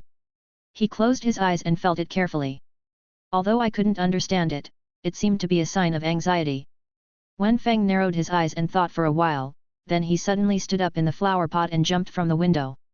Ajaki Bean! Li looked at the rearview mirror and subconsciously shouted after seeing Wenfang jump out of the car. Varia also hurriedly stepped on the brakes and got out of the driver's seat. Then she saw a shocking scene. The charred green zombie stopped the car, fell to the ground, and knelt down towards Xiadu as if he was surrendering to the ground. Are those Xiadu's men? Varia was a little confused, and her understanding of Wenfang was broken again. You are just a mutated plant. The armored vehicle stopped. The people in the vehicle looked at this strange scene and did not take action rashly. It would be bad if the mutant plant was hurt. After all, they all knew the price of the mutant plant. Hey, did you see that mutant plant can actually walk? Hillbilly, I've seen mutant plants that can fly. Wenfang frowned, and the doubts in his heart not only did not diminish, but became more and more serious. He didn't know what the zombie knight in front of him wanted to do, but he jumped down out of doubt in his heart. At this moment, the zombie knight moved. It reached out to grab Wenfang, and then stepped onto the motorcycle. As if something had mutated on its motorcycle, it immediately galloped away at a very high speed, heading in the direction of the zombie knight. Oops! The members of the Chamber of Commerce were stunned, and immediately picked up their weapons and chased away. However, the zombie knight had concealed his speed before. The tires of the motorcycle seemed to be rubbed out sparks and went away. Xiadu was captured again. Valia said, then froze. Why did she say again? Leah was anxious, let's catch up. The members of the Chamber of Commerce saw that the pursuit was fruitless, so they slowly returned. That zombie knight is too fast, we probably can't catch up. The members of the Chamber of Commerce said to Valia apologetically. We are going to find Xiadu. Leah shouted in the car, her face almost crying. If Xiadu had any problems, she would be so guilty. She couldn't imagine how horrible Yin's Higsyu's expression would be when she woke up and found that Xiadu was gone. Valia didn't say anything, but got in the car and turned around. Don't go. The Damas wilderness is not as safe as you think. It's just a mutant plant.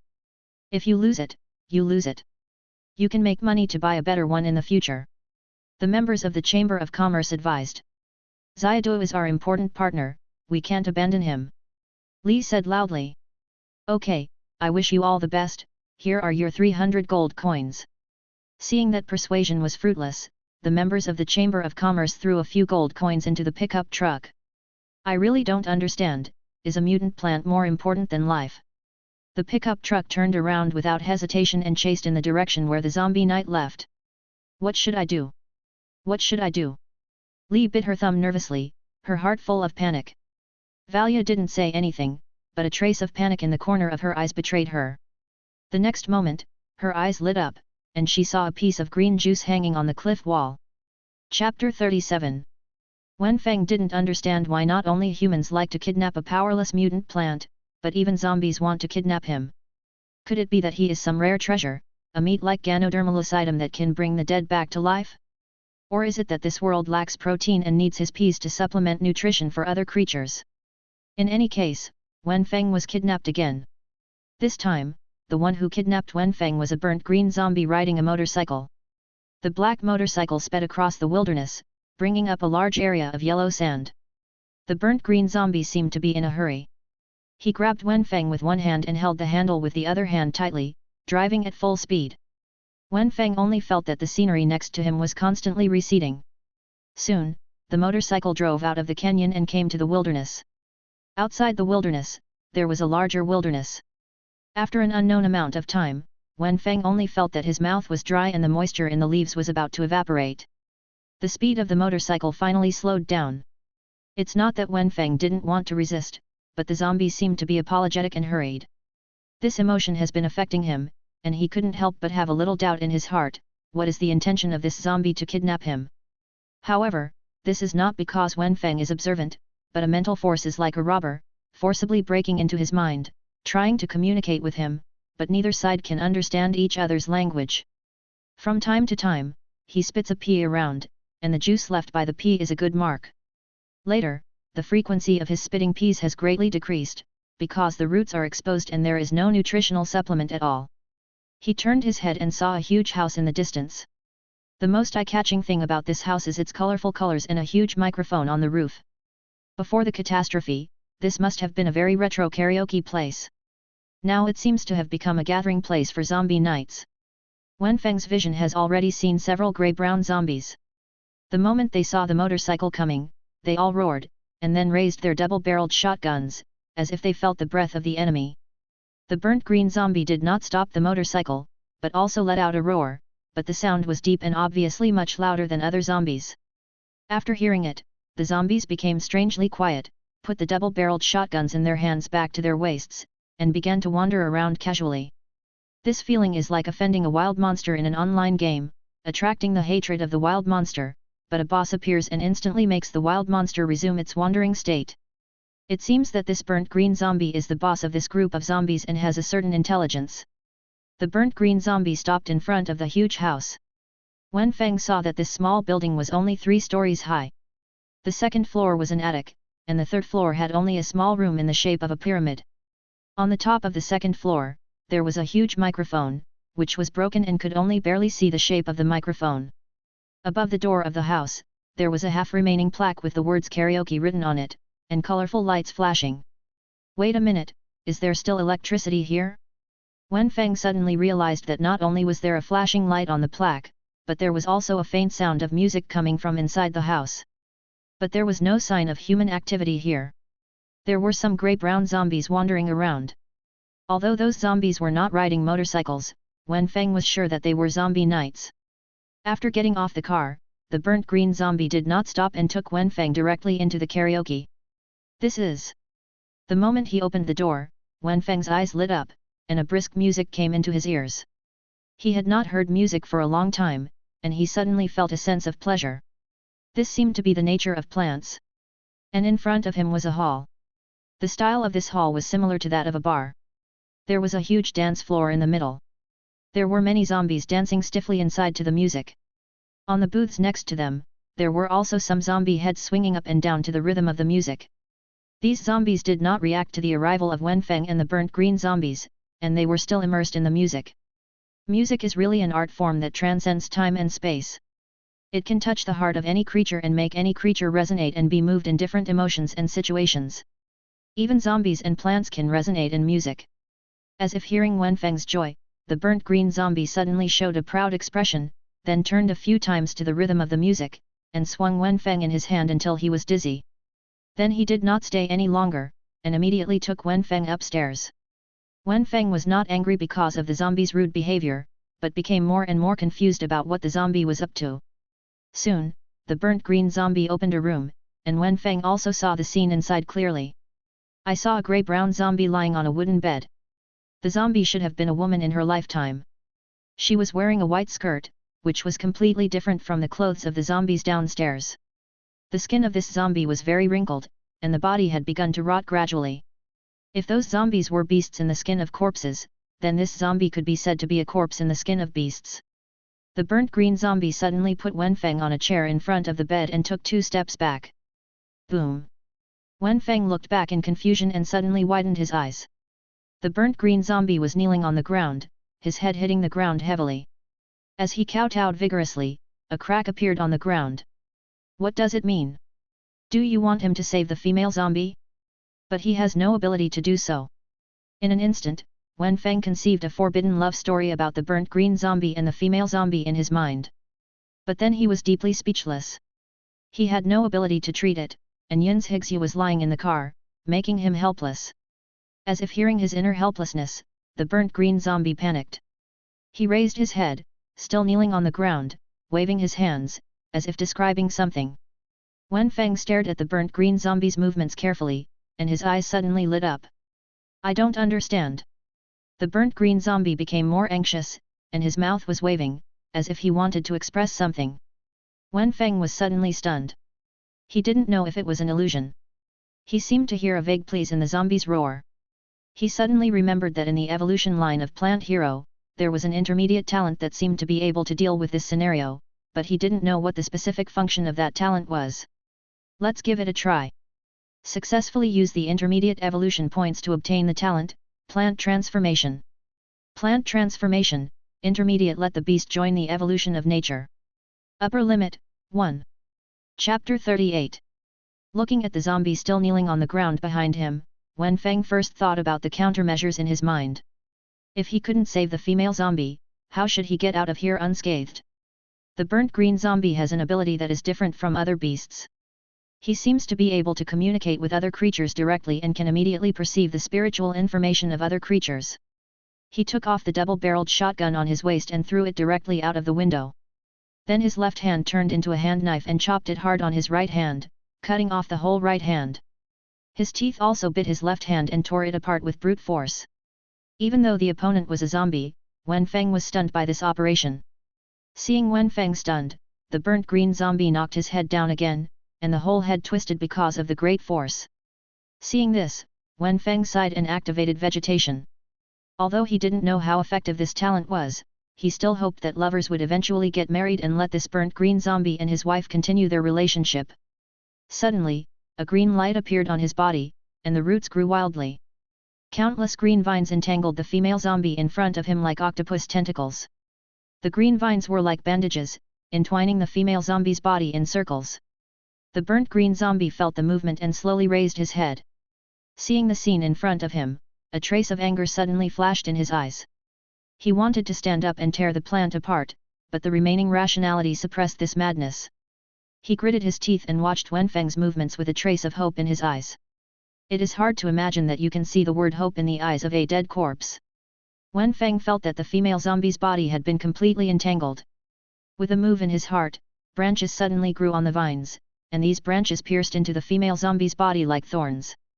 The female zombie seemed to have one last breath left. She suddenly opened her eyes and roared, "Ah!" She began to struggle violently. Wenfang's vines were very fragile. Even though the female zombie was already at the end of its strength, it could still break free from the vines. The burnt green zombie immediately stood up and stepped on the chest of the female zombie with its only remaining foot, pressing it tightly into the bed to prevent her from struggling. Wenfang looked at the burnt green zombie again, and then began to burst out with all his strength. The few nutrients left in his body flowed away like water. These nutrients turned into green spots of light and slowly moved from the vines into the female zombie's body. As the branches grew more and more, the female zombie was slowly wrapped by the vines and her body stopped moving. The burnt green zombie breathed a sigh of relief, stepped back again, and watched nervously. To be honest, Wenfang still admired this burnt green zombie. Not many people in modern times can fully trust others and hand over their most important people to others. He is not a doctor.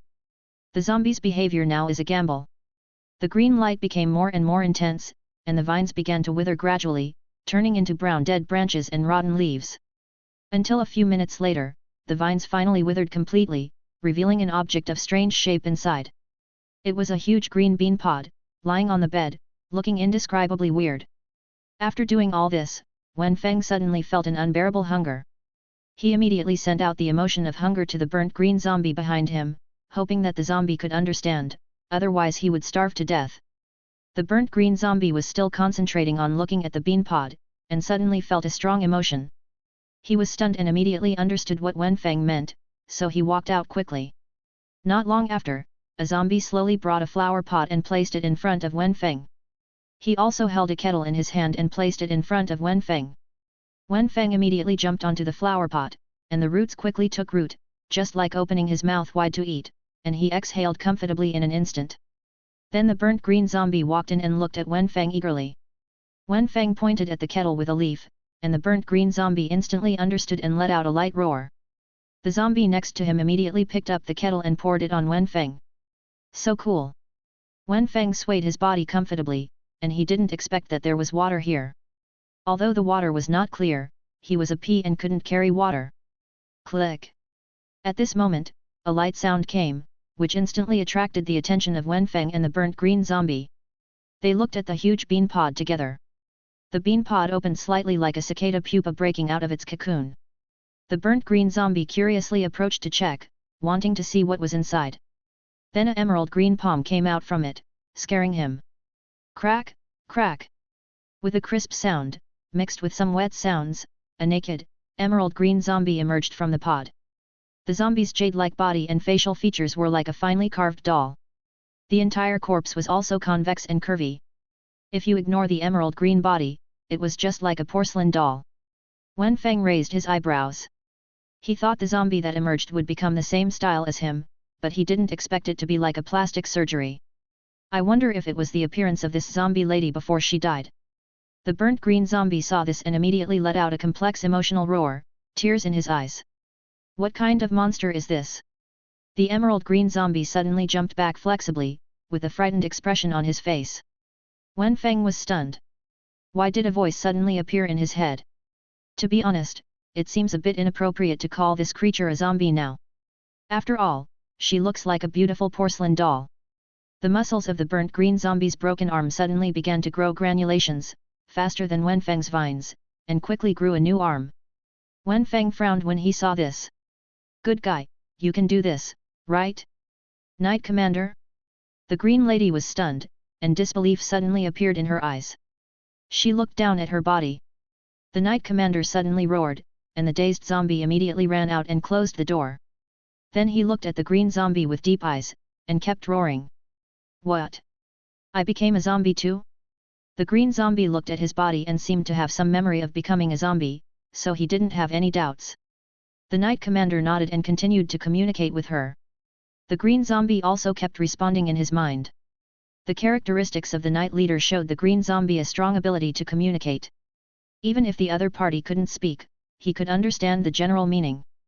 Wenfang, who was on the side, suddenly crossed his arms and showed a trace of impatience on his face.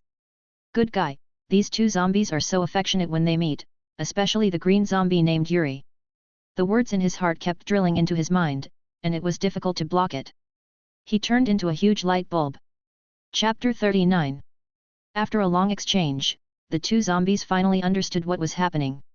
Master, do you need me to water you? At this moment, Yuli suddenly asked. At this time, she had put on a white skirt. With her flawless green skin, she looked like a green elf. Hearing these words ringing in his mind, the drowsy Wenfang was suddenly startled. The Knight Commander could also hear what Yuri was saying. Isn't it a little bad to call someone else master in front of her husband? Sure enough, the Knight Commander was stunned and suddenly became furious. Veins popped out on his head. He stared at Wenfang with his eyes wide open, as if he was going to eat him in the next second. But after a while, the Knight Commander seemed to have figured out something, and suddenly sat down decadently on the side, holding his chin with his hands, as if he had aged dozens of years. Wenfang shook his head quickly, but he still had some doubts in his heart. Although Yuli did get a new life thanks to him, she didn't seem to have any master-servant connection with him. At most, Wenfang could die as much as he wanted her to, and it couldn't be called surrender. Yuri suddenly covered her mouth and smiled, then gently patted the Knight Commander on the back. Don't worry, the master will allow me to be with you. After hearing this, the Knight Commander raised his head expectantly and looked at Wenfang. Wenfang looked innocent. Didn't you drag me to rescue people? Why do you feel like I have become a kidnapper? So he nodded. Later, through Yuli's transmission, he learned the information here. Before the destruction, this was a karaoke bar near the institute, catering to nearby researchers. The Knight Commander and these zombies are actually members of the Berserker group. Although they are a Berserker group, they have never done any bad things in their lives. They are a group of social animals who are unwilling to be ordinary and secretly gather together to race cars. The person who organized this gang was none other than the Knight Commander.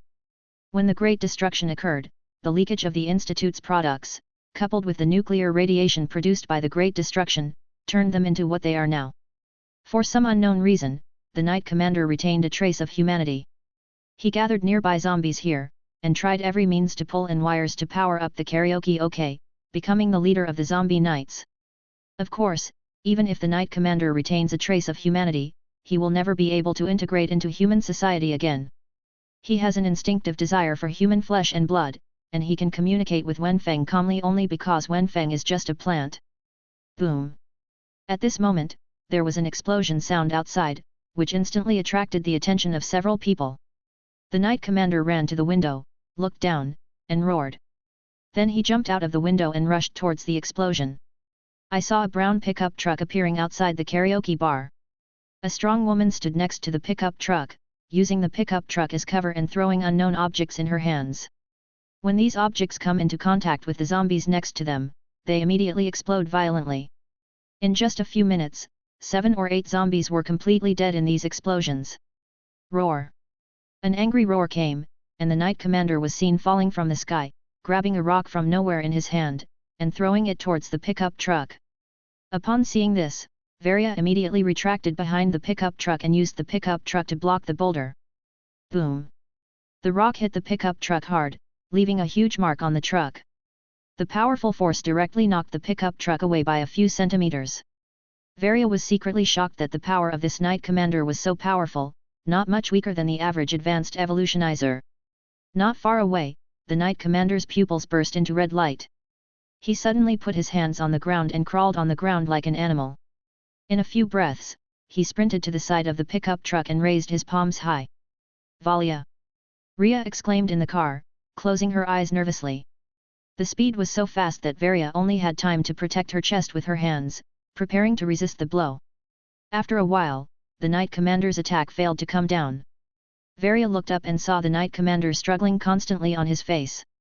He held his head in his hands and roared angrily, jumping up and down as if he was ill. Varia was confused, but she would not miss this good opportunity to fight back. She reached out and fumbled around her waist and took out one of the most powerful grenades. Ajaki Bean! Hearing this voice, Varia stopped her hand and turned her head to look. I saw a figure who looked like a tofu zombie walking over with a mutated plant in his arms. Upon seeing this, the Knight Commander started struggling violently again, then ran away and watched from a distance at the entrance of the karaoke bar. The surrounding zombies also struggled to move away, but the red light in their eyes did not diminish at all. Varia frowned and looked around, feeling dumbfounded as to whether Xiaodo could still communicate with the beast. Why is this summoned object different from the previous one? Ria saw Xiaodo coming and walked out of the car excitedly. Then she saw Yuli, whose face was like a porcelain doll, and she froze in place. Yuri tilted her head, seeming a little confused by Ria's words. My companion has come to pick me up. I wish you happiness. Wenfang suddenly said in his heart, of course only Yuli could hear this, and only if he wanted Yuli to hear it, Yuli could hear his heart. Yuli was stunned. This was the first time she heard Wenfang speak. Wenfang himself didn't know that his inner voice sounded like a cute boy to others. Does the master still need human service? Yuli was a little puzzled. As a vegetative person transformed by Wenfang, her life was connected with Wenfang. As long as Wenfang was alive, she could continuously absorb energy from the earth and continue to grow, just like a real plant. So she knew in her heart how powerful Wenfang's ability was. Don't worry about it. Wenfang was not interested in explaining to her, but just said lightly. Yuli was shocked immediately. Although Wenfang's appearance was not majestic at all, his attitude at this moment was like that of a real strong man. Yuli immediately handed Wenfang to Varia, then silently stepped back, stood with the Knight Commander, and watched Varia take Wenfang into the car from a distance. Leah watched Yuli leave, and her doubts in her heart became even greater, but she could not know, so she could only constantly imagine various possibilities in her heart. Wenfang glanced at Yuli standing with the Knight Commander. They looked like a couple at this moment. He didn't linger on her gaze, but looked at Yin's Higsu behind him. Yin's Higsu's face was still rosy, and her body was motionless, like a sleeping beauty, lying there quietly. Xiaodu, I'm glad you're okay. Let's speed back to the convoy. Although Leia had a lot to ask, she didn't ask it after all, Xiaodu couldn't speak. And Valia looked at Wenfang deeply, and then said to Leia in a serious tone, don't tell anyone that Xiaodu can communicate with wild beasts. Chapter 40. Watching the pickup truck slowly leave, the Knight Commander's rage finally calmed down. He turned back and looked at Yuli beside him lovingly. The two corpses began to chat with each other again, completely forgetting that several compatriots had died. But the Knight Commander was not as calm as he showed. In order to save Yuli, he had lost more than a dozen compatriots and 7 motorcycles today. Especially motorcycles, which are extremely valuable strategic materials and are the key to their zombie knights' dominance in the outer reaches of the Damas wilderness. Beasts must also follow the law of the jungle. Even though they are jointly hostile to humans, they usually fight with other beasts. If zombies want to continue to survive, they need to continue to eat flesh and blood. There are almost no traces of humans in the Damas wilderness, so their food is naturally other beasts. Zombies are also the favorite food of scavenging beasts. Not far from the karaoke bar, there is a large, wet hole, which was the original location of the research institute. After the catastrophe, all the chemical reagents inside leaked out, infecting all the surrounding beasts. In the big hole, there are the natural enemies of their zombie scavengers. Wow, wow! At this moment, a hoarse and harsh sound came from the sky. Hearing this voice, the Knight Commander's expression changed, and he immediately pushed away Yuli, who was leaning on him, got into the karaoke and took out a double-barreled shotgun. Yuli was stunned and looked up at the sky. I saw a huge black crow approaching slowly on the horizon. The crow was the size of a fighter jet, and its wings were like fighter jets with several gun barrels. Ouch! The irrational zombies below suddenly panicked, swaying around looking for a hiding place. Some zombies even lay directly on the ground, trying to pretend to be dead to escape the disaster. The scavengers are coming. As if smelling the rotting smell of zombie bodies, the scavengers landed directly on the corpses that had been blown to pieces and tasted them as if no one else was watching. The knight's veins bulged as he ignored him and devoured his brethren, making him feel humiliated in front of his lover. So he roared angrily, picked up the double-barreled shotgun and rushed forward. Boom! The fire of the double-barreled shotgun lit up, leaving a trail of blood on the giant crow's body. Wow! The scavenger screamed and flew high into the sky. As its wings flew, many black feathers fell next to the Knight Commander. Boom! The feather exploded like a bomb, and the violent explosion pushed the Knight Commander back continuously. Seeing this, the Knight Commander was shocked. This was actually a leader-level scavenger, and its feathers alone had such great power. Wow! A sound wave came from the mouth of the scavenger, and the powerful impact blew the Knight Commander like a hurricane. The Knight Commander was not a vegetarian either. He threw away his shotgun, jumped onto the back of the scavenger, and started fighting with it. Each time the feathers were plucked out, there was an explosion of fire, and the Knight Commander was soon thrown to the ground by the scavenger, his whole body charred. Wow, wow! Seemingly mocking the Knight Commander for overestimating his capabilities, the scavenger laughed contemptuously, and then pressed its claws directly on the Knight Commander.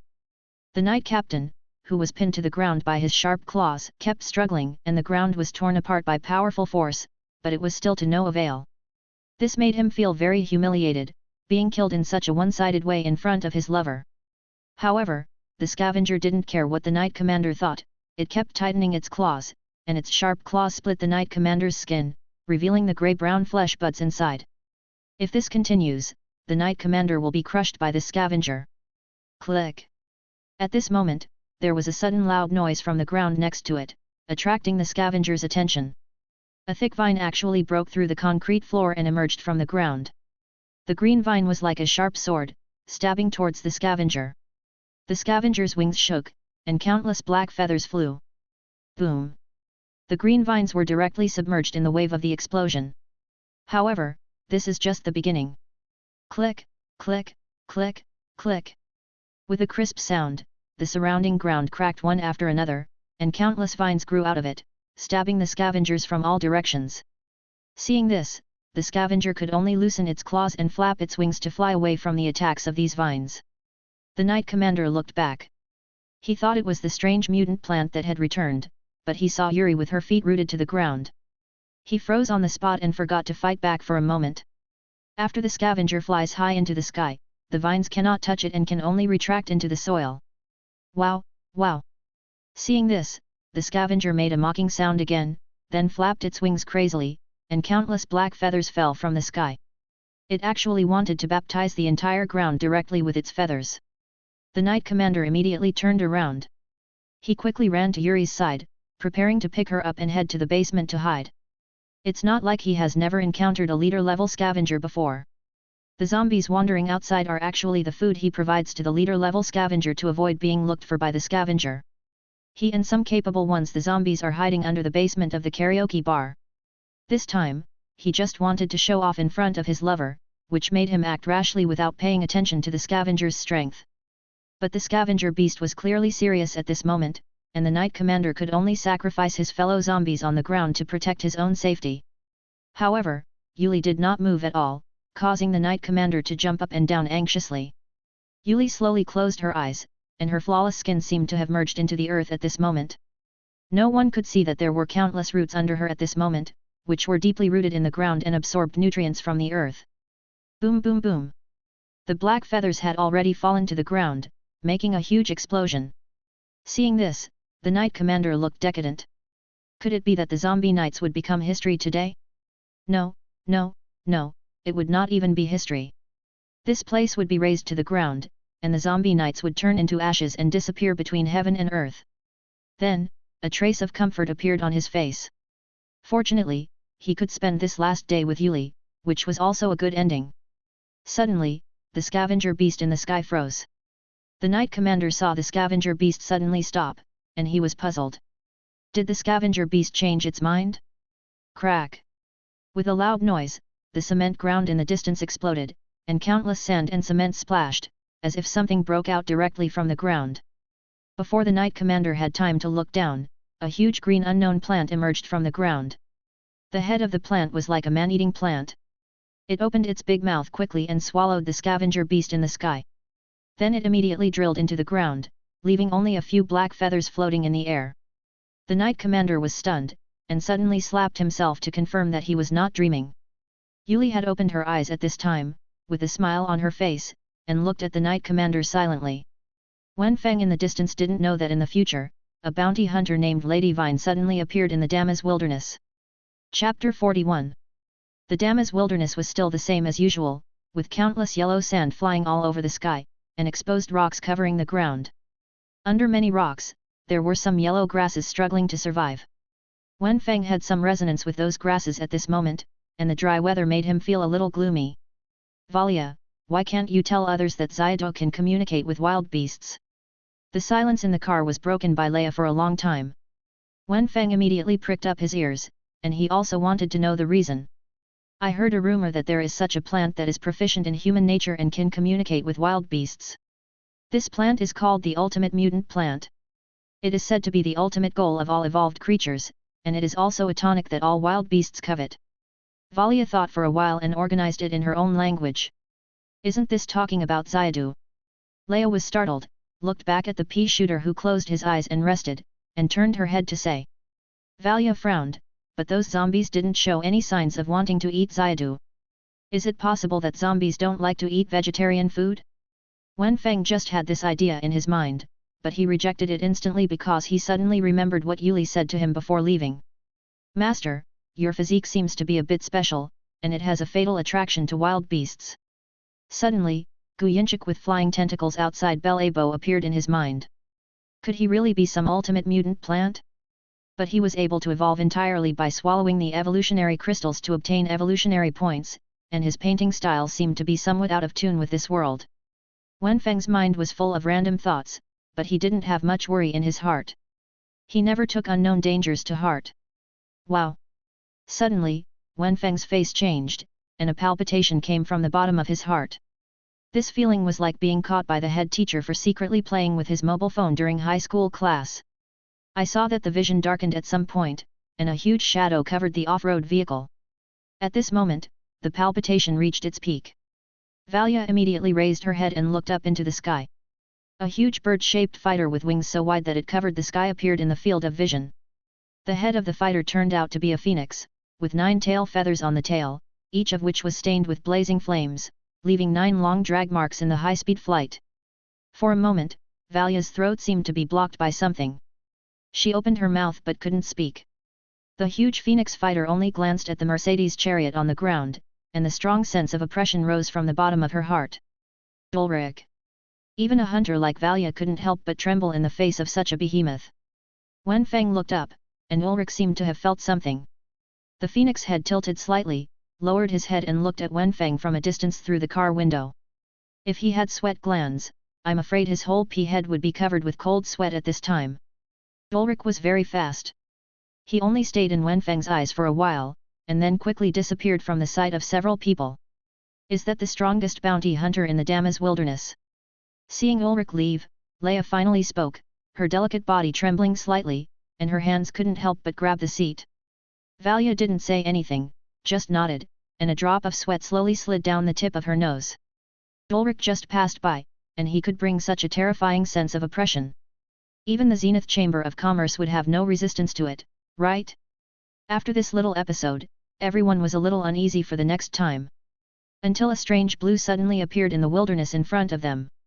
This blue was like a dye, dyeing the surrounding environment with a layer of weirdness. Where is this? Li was stunned, reached out and took out a map from under the seat, and immediately saw the only blue mark in the entire yellow wilderness. Abandoned Research Institute. Valia was shocked, secretly scolded herself in her heart, and said apologetically, "My mind was confused just now, and I accidentally drove the wrong direction."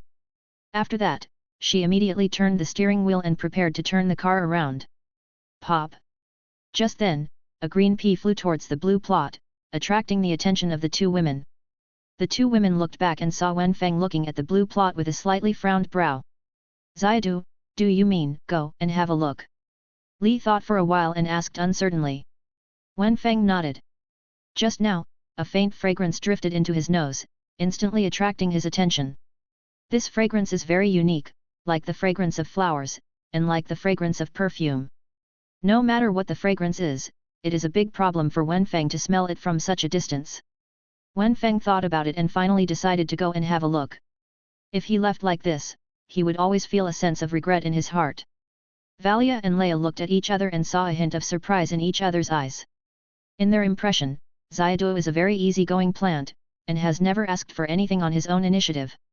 All the routes and arrangements during this period of time are basically planned by Valion. But now, Xiadu showed interest in this abandoned research institute, which really surprised them. "Okay, let's go and take a look." Valia glanced at Leia, who nodded, and she said. If she hadn't sent Yin's Higsu for treatment, as a hunter, she would have taken the initiative to explore such a scene in the wild. This is a hunter's instinct. The pickup truck continued to drive, and the further it went, the more blue there was on the ground, and some blue-green plants appeared. Not long after, the scene in front of her suddenly became clear. A huge hole appeared in front of her, surrounded by circles of spiral ramps, which led directly to the bottom of the hole. Click, click, click. There was a slight sound from below, and Valia braked the car, opened the door and got out. At the moment the pickup truck stopped, the ground in front of her suddenly broke, and an earthworm as thick as a water pipe drilled out. It seemed to have predicted the location of the pickup truck, so its whole body suddenly drilled out, ready to catch it off guard. However, there was no shadow of the pickup truck in front of her, and Valia predicted its prediction. The earthworm immediately realized that the situation in front of it was not right, and its head suddenly cracked, opening into several petals like a flower. A visible white beam began to gather, and it seemed to be about to launch a laser attack. Valia would not give it this opportunity. She waved her hands, and several grenades flew out and exploded next to the earthworm. Boom! The earthworm immediately turned into fragments. After doing all this, Valia opened the car door expressionlessly, as if it was a trivial daily routine. Pa pa pa! Just then, a car drove up from behind, and a young man clapped his hands and said, "That female warrior, you are very powerful. We are going to defeat Digger King Ghidorah. Are you interested in joining us?" Chapter 42. Not interested in. Varia didn't even look at the young man, but started the car and continued to drive towards the big hole. "Oh, you are really hot-tempered, I like it." The young man was stunned for a moment, and then he actually laughed. The young man's off-road vehicle suddenly passed the pickup truck at an extremely fast speed and rushed straight down the big hole. Before several people could react, a rocket suddenly flew out from the off-road vehicle. Varia's expression changed and she immediately stepped on the brakes. Boom! With a loud noise, the rocket exploded on the nearby cliff. Countless boulders rained down, clattering onto the roof of the pickup truck. What does that person mean? Seeing this, Ria screamed angrily. Wenfang also frowned. He used rockets to retaliate just because he was refused to join the team. It was simply anti-social. Varia raised her brows, suddenly turned on full power, and the pickup truck's engine began to roar. She, Varia, is not a weak sister. Faced with this situation, she will never let the other party leave easily. On the off-road vehicle, the young man put away the rocket launcher, turned around and leaned on the back of the chair with his head in his hands. He smiled and said to his companion in the driver's seat, "Rabbi, didn't you see the frightened expression on the face of the female soldier just now? That's so cool. It's a pity, it's a pity. We are going to do something big. Otherwise, I really wouldn't mind playing with them. But I saw that there was a little kid sitting in the passenger seat of that car." The rabbi made a face and laughed shrilly like a child. Luca laughed heartily, put his hand on Rabbi's shoulder, and said, "After this hunting is over, we will go find a lady to have some fun. You see, I just reacted to a female warrior." "Ha ha ha ha, okay." Rabbi smiled, but suddenly frowned and looked in the rearview mirror. "They are catching up." "Oh, what do you mean, you changed your mind after seeing my great strength?" Luca grinned and didn't take it seriously at all. He stuck his head out of the window and looked at the pickup truck behind him. "Girl, even if you change your mind, I won't accept it. After all, my team, Luca, can't just get in if you want to. Of course, if you want to serve Lord Luca, then I can consider it." After Luca finished speaking, he was about to laugh when he saw a green pea flying from the corner of his eye, so he immediately put his head back. However, his head happened to be stuck on the car window at this moment, and the pea hit his head hard, causing green juice to splash everywhere. "Ah ah ah ah ah ah!" Luca let out a scream, his face became visibly red and swollen, and severe pain emerged like a tide. "Rabbi, kill them!" Luca screamed strangely, reached out from behind and took out a rocket launcher, and the pea hit his eye, making his vision a little blurry at the moment. "Call out!" The rocket flew out crookedly. Varia swung the steering wheel and the car immediately swung to the side to avoid the rocket attack. "Damn it!" Luca cursed, threw away the rocket launcher, and took out a machine gun. "Slow down, I'm going to kill them." As the SUV slowed, a machine gun emerged from the SUV's window. The pickup truck actually increased its horsepower again and directly passed the off-road vehicle and came to the front of the off-road vehicle. Tisk! A burst of thick smoke spread from the window of the pickup truck, and Luca, who already had bad eyesight, pulled the trigger. Ta ta ta ta! The machine gun's muzzle flashes were all over the place, but not a single shot hit. I saw the pickup truck swaying left and right in front of the off-road vehicle, and the smoke kept drifting back, interfering with Luca's sight. "Crash into it!" Luca said angrily when he saw that the attack was ineffective. Ruby stepped on the accelerator hard. The off-road vehicle had more horsepower than the pickup truck, and soon the two vehicles closed the distance. At this moment, the pickup truck suddenly drifted and stopped sharply, leaning to the right. When the rabbi saw this, he immediately turned the steering wheel and prepared to follow the turn, but because of the smoke in front of him, he did not realize that there was a wall in front of the car. Boom! The off-road vehicle hit the wall hard, the blue wall trembled, and countless boulders fell from high altitude. At this moment, they have entered the big hole, which is the ruins of the research institute. With the physical strength of intermediate hunters, even if there is a car accident, they can only be injured. Luca cursed and got off the off-road vehicle, holding a machine gun in his hand, looking for the shadow of the pickup truck. However, the pickup truck had already driven away towards the inside of the big hole, leaving only a smoke bomb that was still emitting thick smoke. "Female warrior! Don't let me find you, or I will break you into pieces." Luca was furious, and a small mushroom cloud seemed to appear above his head. He threw the machine gun in his hand to the ground, shouting helplessly and furiously. Boom! Before he could turn around to rescue Rabbi, the black smoke bomb behind him suddenly burst into violent flames and exploded. Countless flames ignited and enveloped Luca and the off-road vehicle. The gasoline that had leaked from the off-road vehicle due to the collision came into contact with the flames, and immediately exploded and began to explode. Varia was not a holy mother, and she had no intention of leaving a way for these two people to survive. After hearing the explosion, Ria also wanted to imitate Luca and stuck her head out of the car window to look back. However, when she remembered the scene where Luca was hit by a pea, she immediately put her mind aside and just looked through the rearview mirror. Took a look. Behind him was shrouded in thick black smoke, and only the firelight could be seen constantly lighting up. Phew, those two people are so disgusting. Ria breathed out, punched the air with her fist, and then smiled at Varia. This scum of society deserves to die. Varia said, her emotions not affected at all by killing two people. Wenfang was behind him and nodded with deep approval. There seems to be a cliff ahead. Varia said suddenly, as the pickup truck slowly came to a stop. Several people got out of the car, and Leia held Wenfang in her arms. They saw a huge cliff appearing on the road in front of them. There was originally a suspension bridge connecting it, but the suspension bridge had broken at this moment, and their way down was abruptly blocked. There are several roads around, but these roads lead upwards, and there seems to be no way down. At this moment, the sound of a car engine came from behind. The moment she heard the sound, Ria's body tensed up. Are those two people not dead yet? No, the car exploded. Where did this car come from? Varia held a grenade in her hand and looked back. I saw a red, conspicuous off-road vehicle approaching slowly and stopping at a relatively far distance. Wenfang always felt that this car looked familiar, as if he had seen it somewhere. The door of the off-road vehicle opened, and a young man with a scar on his face got out of the vehicle. Is it you again? Chapter 43. The young man with the scar looks like he is only in his 20s, and his very young face looks a bit older because of a scar. He is wearing leather protective clothing and has a spear with an electric tip on his back. Who are you? Ria was a little confused. She seemed to have seen the other party somewhere, but she couldn't remember it for a while, so she could only ask doubtfully. Varia frowned. She had no impression of the man in front of her. She even saw the man's scar and put her hands on her waist beforehand, ready to attack at any time. Hey, isn't it? You have forgotten me so quickly? I am the greatest hunter Bai Tuo. Bai Tuo raised his chin, waiting for the envious expressions of the two women. A question mark popped up on Varia's head, and she looked back at Ria.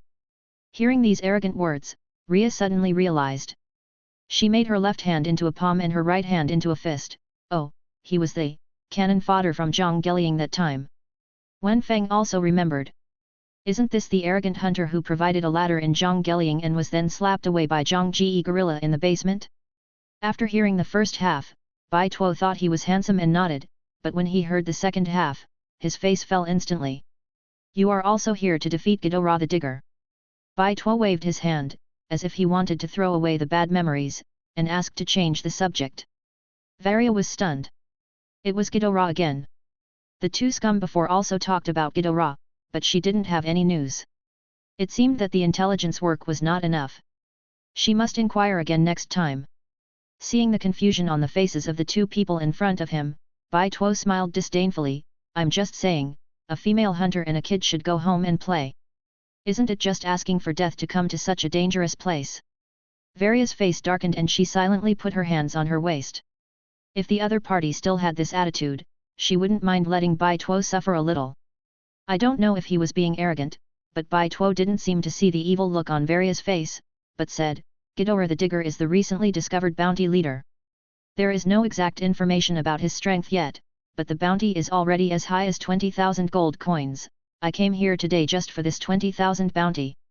After finishing speaking, Bai Tuo fiddled with the trunk of his car for a while, and then actually took out a pair of long folding steel plates.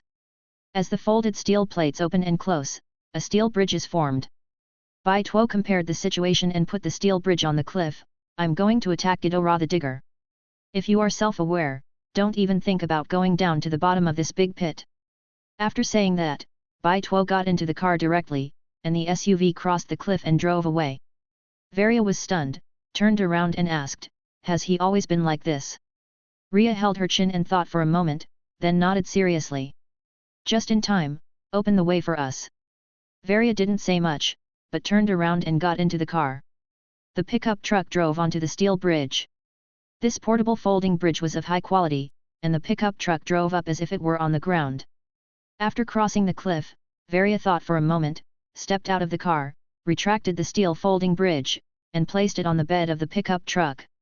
This thing is so useful, he doesn't want it anyway. Varia said nonchalantly, as if she was trying to find a reason for herself. Maybe Bai Tuo is so wealthy that he has no shortage of professional hunting props like steel bridges. Wenfang nodded in agreement. The things given for free were the most delicious. Ghidorah. Is this what Xiaoduo is here for? Leia murmured, looking back at Wenfang.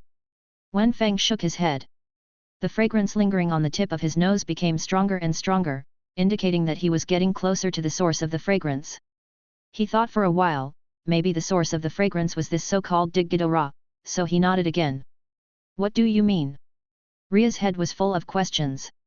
Go down and have a look, you might find something unexpected. Varia suggested that as a hunter, it would be a lie to say that you are not attracted to a creature like the bounty head. With good luck, the road down was basically smooth. The beasts we occasionally encountered were relatively common beasts. Varia had rich experience and could easily solve them without Wenfang taking action. Soon, the path downhill became narrower and narrower, and the gradient became gentler. Wenfang looked up and saw that the top was already shrouded in a thick layer of blue smoke. He couldn't see the road above clearly, but he had been walking down for nearly an hour, which also showed the depth of the pit. Boom! The pickup truck made a soft noise, and the road in front of them suddenly opened up. They had reached the bottom of the abandoned research institute. This is a huge flat land, which is said to be flat land, and there are many abandoned experimental equipment piled around it. The equipment is piled up like a hill. A blue stream flows down from the hole in the rock wall, forming a small lake underground. Look over there. Ria glanced around curiously, then her eyes lit up and she pointed to the other side of the lake and said, I saw a huge flat ground over there, and a yellow excavator was parked there. A closer look revealed that the excavator actually had 3 heads, each of which looked like a dragon's head. Not far from the excavator, there were several chariots parked there. It seems like a fight has started. Varia observed for a while. The 3 dragon heads of the huge excavator surged up and down, and there were flashes of fire. It should be in a melee at this moment. There are others. Wenfang's dim vision can clearly see that Bai Tuo's car is parked farther away, and near the excavator, there are 2 modified jeeps equipped with several machine guns. Bai Tuo and the group of people are obviously not in the same group. At this moment, they seem to be arguing about something. Let's go and take a look. Valia said, started the pickup truck and drove along the lake. If Bai Tuo was alone, they could only watch from afar, but if there were 2 teams, they would have a reason to get involved. But soon, Bai Tuo seemed to have reached a reconciliation with that team. The team retreated to the edge of the lake and seemed to have given up on digging King Ghidorah. Bai Tuo walked alone to the vicinity of digging King Ghidorah and began to set traps. How could it be? Li was puzzled. That team obviously arrived earlier than Bai Taku, and their strength was also stronger. Why would they give up to Bai Taku directly? They need a cannon fodder to test the bounty chief. Valia looked normal. She saw the motives of those people at a glance. As they spoke, the pickup truck had approached the flat ground and then stopped on the other side of the lake, where they could clearly see the battle between Dig Ghidorah and Bai Taku. The group of people also saw the pickup truck coming. After a commotion, a person walked towards the pickup truck. Boom! At this moment, a loud noise attracted the attention of several people. They turned their heads to look at Dig Ghidorah, and saw that Bai Taku and Dig Ghidorah were about to fight. Chapter 44. As its name suggests, Ghidorah the Digger looks exactly like the legendary King Ghidorah. The body is a huge excavator with 3 dragon-like heads. The 3 dragon heads have different expressions and movements. Although Ghidorah the Digger is not big, about the size of an excavator, the neck of the dragon's head is a spring and can be freely contracted. Under the influence of the visual effect of the dragon's head, it looks full of pressure. I saw that Bai Tuo had built a fort that could automatically attack, and that fort took the lead in attacking Ghidorah. If you dare to challenge the bounty leader alone, you must be prepared. Varia said, turned to look at the approaching hunter, and asked, we are just watching and have no intention of taking action. The hunter, who was about to give a few warnings with his sharp mouth and monkey cheeks, was startled when he heard Varia's decisiveness. Then he scratched his head and left a harsh message before leaving, if you dare to make a sneak attack, be careful of our cannon. Boom! The movement over there came again, immediately attracting the attention of other hunters. I saw Bai Tuo taking out a huge rocket launcher, and a rocket with tail flames exploded violently at the left dragon head of Ghidorah. Ouch! Digging Ghidorah let out a scream, and the dragon head on the left exploded and then fell to the ground. So weak!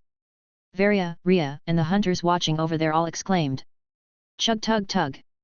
The automatic machine gun tower also began to tilt its firepower, and the bullets hit the dragon's head on the right side of Ghidorah's excavation. The dragon's head seemed to be like a spring, constantly being repelled by bullets. While the dragon heads on the left and right sides were constantly being attacked, the dragon head in the middle seemed to be aloof and did not make any movement. Has a problem. Varia made a quick decision and observed 2 seconds of silence for poor Bai Tuo. Sure enough, the next second Bai Tuo smiled, the blown-up faucet suddenly lifted up again. With a sound of bones shaking, the faucet returned to its original shape in just a few seconds. Roar! This time, Ghidorah did not continue to sit still and wait for death. The dragon head on the left let out a roar, followed by a burst of flames. Bai Tuo was caught off guard by the sudden flames and was immediately forced to the edge of the field. At this time, the dragon head in the middle suddenly opened its mouth, and an invisible light wave shot out. Ah! With a scream, Bai Tuo flew backwards and hit a cliff dozens of meters away, unable to get the buckle off. There is indeed a problem. After the group of hunters learned of the situation, they immediately began to prepare. But Ghidorah would not give them a chance to prepare. Ghidorah was not a kind creature. It roared again and rushed straight towards the group of hunters. Fight! With the sound of a cannon, the battle began again. The fighting ability of this group of hunters is obviously not comparable to that of Bai Tuo. There are 5 of them, and each of them has a different division of labor.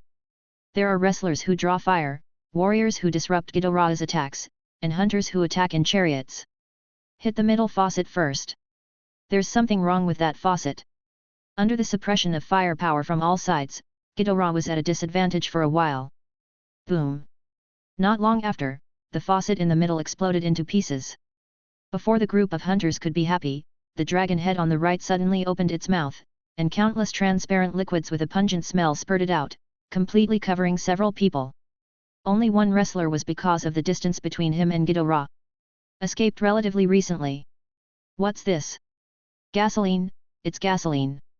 Oops, disperse. However, Ghidorah would not give them a chance. After the gasoline sprayed out, the faucet on the left opened its mouth. Phew! A burst of fire spurted out.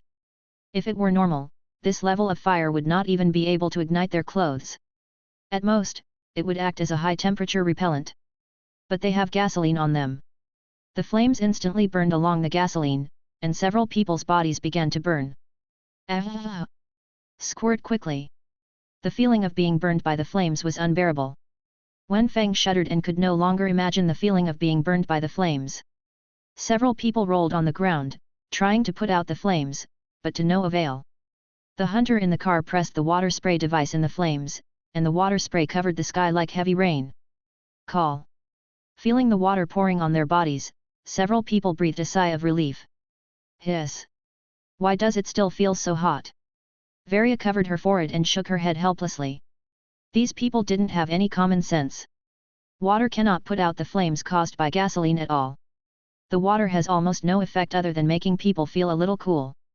As if the fire wasn't enough for Ghidorah, the dragon head in the middle returned to its original shape after a while of twisting, opened its big mouth, and fired an invisible shock wave with a boom.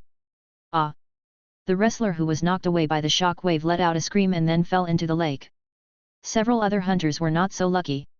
Under the dual torture of gasoline and fire, they were all reduced to black charcoal and ashes. Hiss! Li took a breath of cold air, and a trace of retreat occurred in her heart. She said weakly, "Why don't we retreat? It seems that Ghidorah hasn't killed enough." Varia frowned and thought for a while, nodded, and looked back at Wenfang. "Xiadu. Hey! Where's Xiadu?" Li was startled, and suddenly pointed to the back of Ghidorah and said, "There. I saw a pea shooter flying with its roots, as if it had grown legs, rushing towards a stone platform. On the stone platform, there was a dim purple diamond crystal. This is an evolutionary crystal of unknown quality, but Wenfang is sure that this is the source of the fragrance." As soon as he arrived at the edge of the lake, the rich fragrance had attracted his attention. He also understood why Ghidorah would live in this slope where he didn't pee or poop. It turned out that he was hiding a beautiful girl in a golden house. When Ghidorah was angered by those hunters, Wenfang was already approaching the stone platform, but he didn't expect that those people died so quickly. "Here it comes." Li was still observing Xiaodu's movements, and Valia suddenly grabbed her and pressed her against the car. Ghidorah roared and rushed towards them. Varia immediately started the pickup truck, swung the steering wheel hard, and drove to the other side of the lake. Boom! A strong shock wave suddenly hit the side of the pickup truck. Valia's eyes widened as the powerful impact came. The pickup truck was lifted up by this shot, and the whole car spun in the sky and then fell heavily to the ground. Boom! Li felt dizzy, and then fell to the ground strongly. Her mind was confused in an instant, and she couldn't help coughing a few times. Valia immediately looked at Yin's Higsu behind her. Fortunately, Yin's Higsu had been fastened with a seat belt in advance, but her face became paler under the vibration. Ah! Valia quickly stabilized her body and prepared to get out of the car to attract the attention of Ghidorah with her body. But he found that Digan Ghidorah suddenly roared and turned around to go back. In the distance, Wenfang bit the purple evolution crystal. With an indescribable deliciousness, the purple evolution crystal turned into a huge warm current and merged into his body. Chapter 45. The purple evolution crystal turned into energy and flowed into the whole body. Wenfang felt so comfortable that he almost screamed. Swallow the super evolution crystal and gain special evolutionary abilities. Unlock hidden evolution alpha, double-haired P. I saw that his body gradually grew, from the size of a basketball to the size of a bucket, and the appearance of the entire being seemed to be undergoing subtle changes. However, just when evolution was about to be completed, the supply of energy seemed to be cut off. Some of the energy flowing to the core was not enough, causing evolution to stop abruptly. Evolution failed, insufficient evolution energy. Double shot P's loss, evolutionary ability double the number of P's fired each time, but the energy consumption per minute is 10 times. Wenfeng's eyes widened. He originally thought that the purple evolutionary crystal was dim because of the wind and sand, but now he realized that it turned out that the energy of the evolutionary crystal had been lost. Looking at Ghidorah rushing towards him, Wenfang seemed to understand something. Damn it, evolution has failed. Ajaki Bean. Leia finally regained her composure. When she looked up, she saw Wenfang digging in front of Ghidorah. She was so anxious that she didn't have time to heal herself, so she shouted loudly. Wenfang squinted his eyes. There was a sharpness in his eyes at this moment, like a veteran who had been on the battlefield for a long time. When Ghidorah saw Wenfang eating the purple evolution crystal, he became furious and let out a loud roar, ouch! The roar even shook some loose stones off the rock wall, falling like raindrops to the bottom of the large cave. Ghidorah raised his 3 heads at the same time, took a deep breath, and seemed to want to exhale at the same time. You know, the previous digging Ghidorah beat the shit out of the group of experienced hunters with just a single dragon head breath, leaving not even a whole corpse behind. Ghidorah the digger is really serious, and he has even completely lost his mind. He just wants to completely eliminate the mini creature that steals the house in front of him. Roar! Wow! The lake suddenly rippled with water, and a wrestler slowly climbed up. Looking at Ghidorah, who had 3 heads inhaling at the same time, his heart skipped a beat. He looked around again, and saw that only a few of his teammates were burned. Corpse! Ghidorah, it's so scary. The wrestler's feet gave way and he sat down on the ground, completely unaware of the green pea shooter plant on the stone platform not far from him. Ding! With a soft sound, the wrestler looked back and saw a steel soldier's helmet being thrown high, and then landed on the head of a strange green plant. Then, under the horrified gaze of the wrestler, a machine gun muzzle emerged from the green plant's mouth. Da-da-da-da-da-da. Immediately afterwards, strong sparks erupted from the green plant's mouth, and countless bullets were fired from his mouth at extremely fast speeds, with only a trace of green afterimage visible. Hiss! Varia's eyes widened slightly with an expression that seemed unchanged for eternity. Looking at Wenfang from a distance who suddenly turned into a machine gun and fired peas, her eyes were full of excitement. Wenfang controlled his mouth and fired from the right faucet to the left faucet. Each hit of the powerful pea bullets can leave a big hole in Ghidorah's dragon head. After a burst of fire, several dragon heads instantly turned into metal fragments. It's useless, it can still be revived. The wrestlers were shocked by the firepower of the mutated plant, and then shook their heads helplessly. They had broken Ghidorah's faucet before, but no matter which way they broke it, the faucet would return to its original shape after a while. After hearing this, Wenfang glanced at the wrestler who was making sarcastic remarks, feeling silent in his heart. As expected, the faucet that was smashed into metal fragments quickly flew up automatically without any wind, and returned to its original shape with a sound of bones being spliced together. Ouch! Ghidorah the digger let out an angry roar, as if to show off his abilities, and did not attack immediately. "I'm still going to die here," the wrestler said desperately, looking to the sky and thinking of his parents far away. Sizzling, sizzling. What sound? The wrestler was stunned and looked back. "I saw that the mutated plant had changed its appearance again at some point, its whole body was emitting dazzling white light, and countless electric currents were swimming around it." What? Just as the wrestler was about to ask, a powerful electric current burst out of Wenfang's mouth, and the wrestler not far away from him instantly seemed to be struck by lightning, and his whole body trembled. It was the ability at that time. After Ria bandaged Varia's wound, she saw a dazzling white light in the distance, covered her mouth and exclaimed. When dealing with Django Gorilla, Wenfang used the power of the electric P. But now, after an electric P was fired, the current in Wenfang's body did not weaken at all, and another electric P was fired. Roar! Digging Ghidorah let out a scream. It seemed to have felt the power of the electric P, and its body quickly spun around, trying to turn the car around and retreat. However, even if the electric Ps fly very slowly, it is already too late at this moment. Zi la la! Electricity was flying all over the sky, and just a trace of it made the wrestler on one side feel as if he had been struck by lightning. His hair stood on end and he could not stop trembling. Ghidorah was instantly filled with electricity, and the whole body began to tremble. To deal with such a mechanical creature, the electric current is still fatal to it. Ghidorah's head will be resurrected, so just destroy the whole Ghidorah. However, Ghidorah is a semi-mechanical creature that is much stronger than Django Gorilla.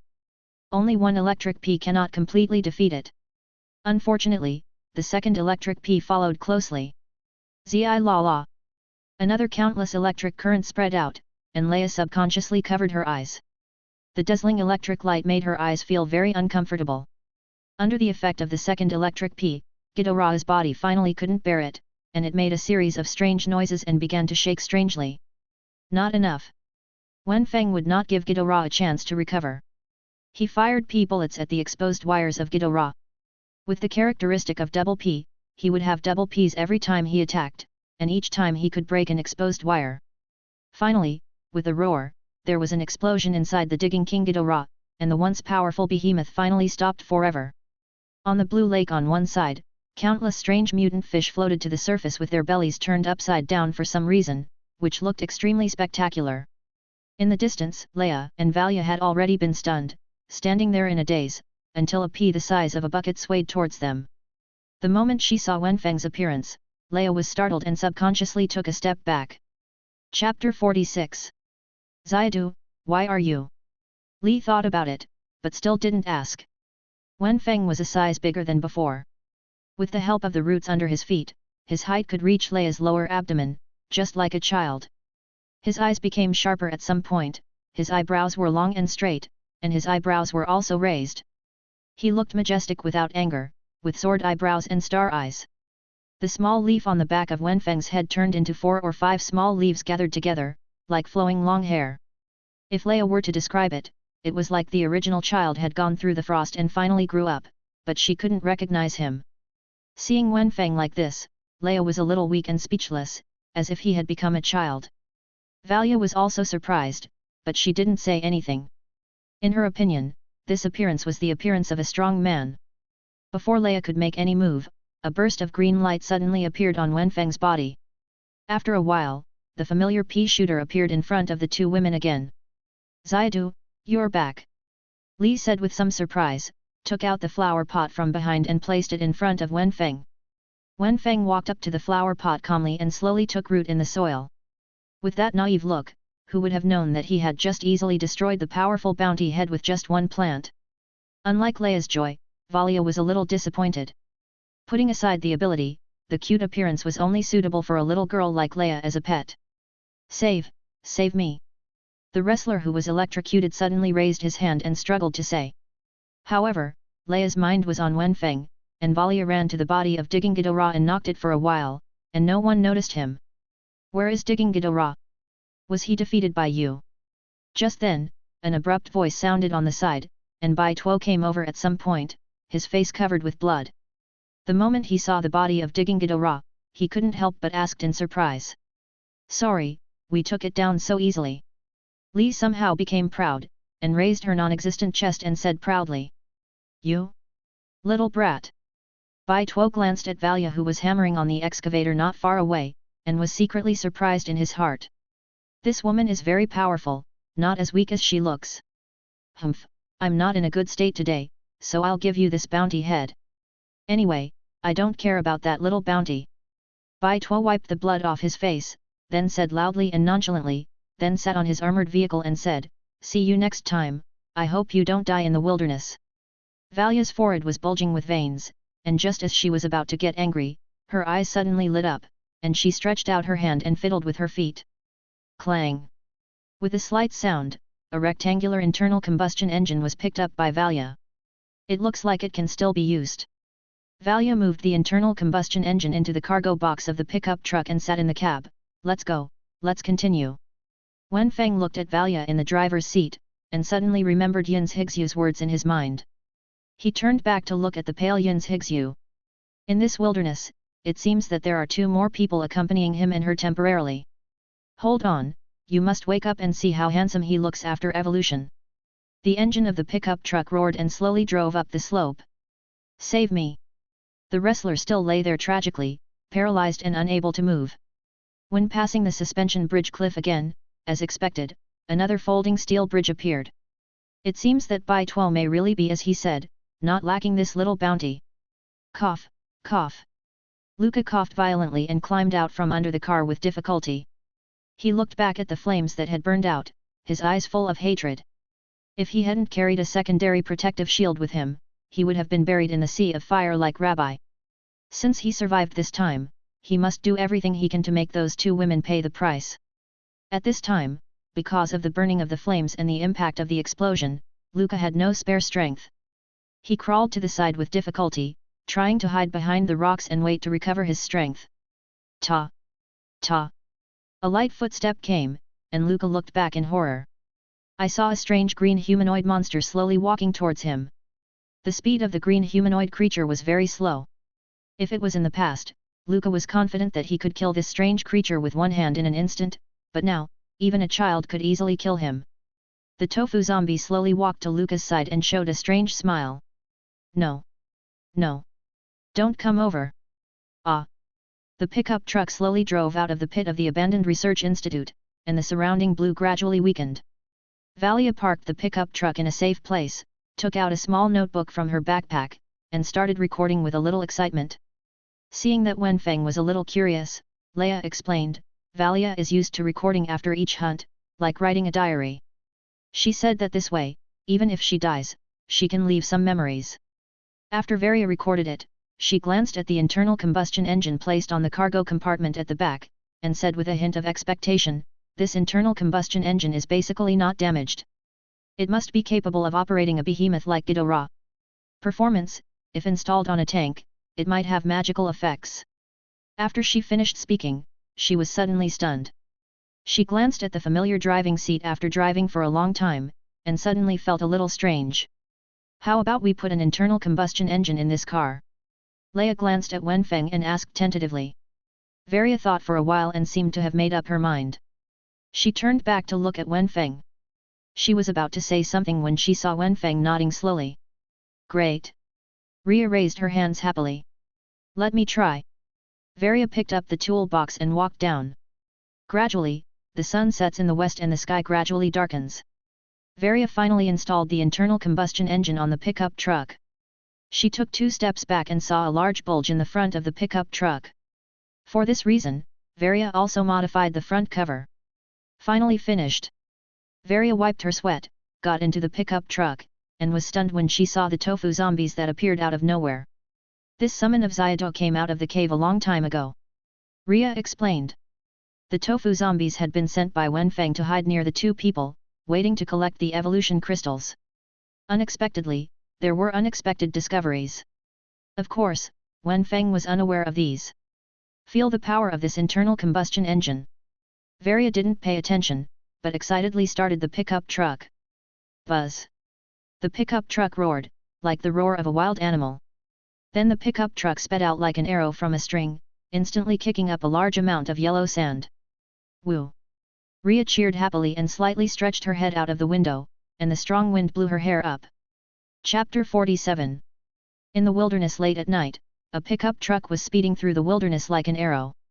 The violent sound of the engine scared the nearby beasts to tremble. Even the powerful predators in the middle of the night did not want to pay attention to this extremely fast vehicle. Prey. The most valuable thing is that even with full firepower, Varia's driving skills make the inside of the pickup truck as stable as an old dog. Ria has fallen into a deep sleep, and Wenfang is also taking a nap with his eyes closed to regain his energy. After an unknown amount of time, after Varia's iron spirit became a little tired, a touch of fish belly white appeared on the horizon, and the sun soon appeared in the plain. It's daybreak. Ria didn't know what she was dreaming about. She wiped the saliva from the corner of her mouth, looked at the sun in the sky, and said excitedly, "There's wreckage ahead," Varia said suddenly, attracting the attention of several creatures in the car. Wenfang looked around and saw the remains of a chariot at the far end of his field of vision. The chariot seemed to have been damaged not long ago, and black smoke was slowly rising from the wreckage. Out of caution, Varia slowed down the car and stopped next to the wreckage.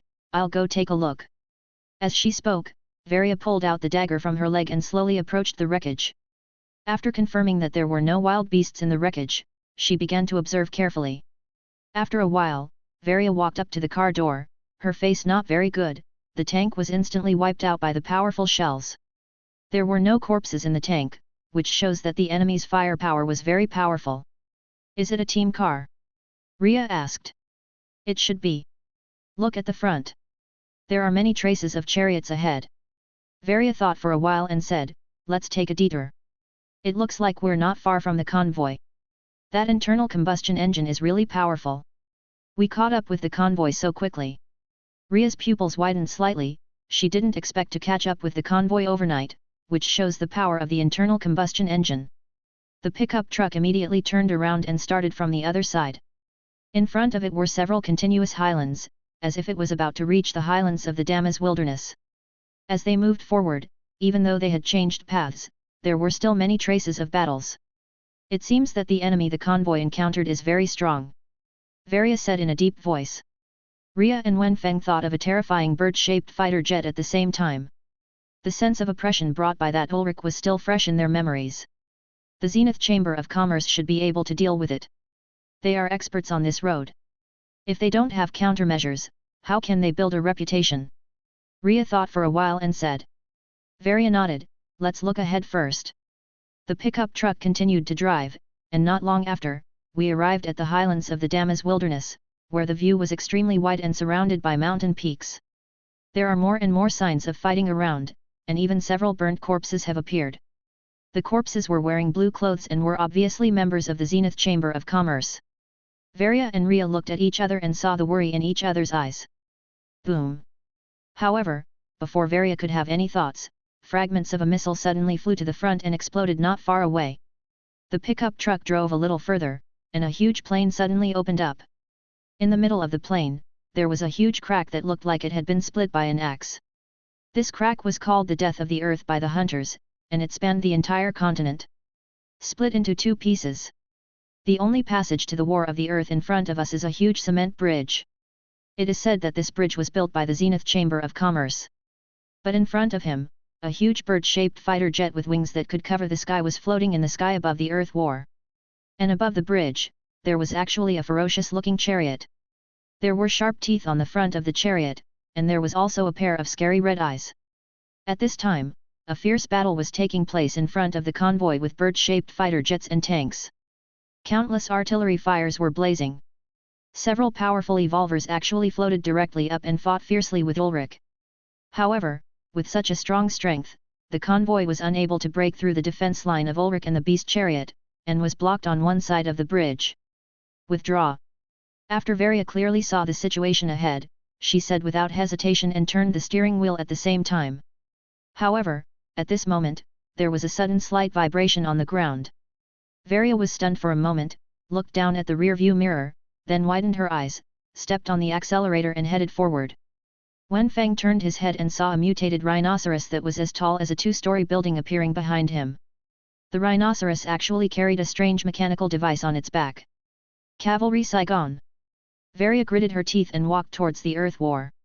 Cavalry Saigon, one of the famous Damas wilderness bounty leaders, with a bounty of 50,000 gold coins, often appears in the core area of Damas wilderness, and is known as the rhinoceros carrying the attack. Why is it said that the armored Saigon is carrying a rhinoceros on its back? Wenfang turned around and spit out a green pea.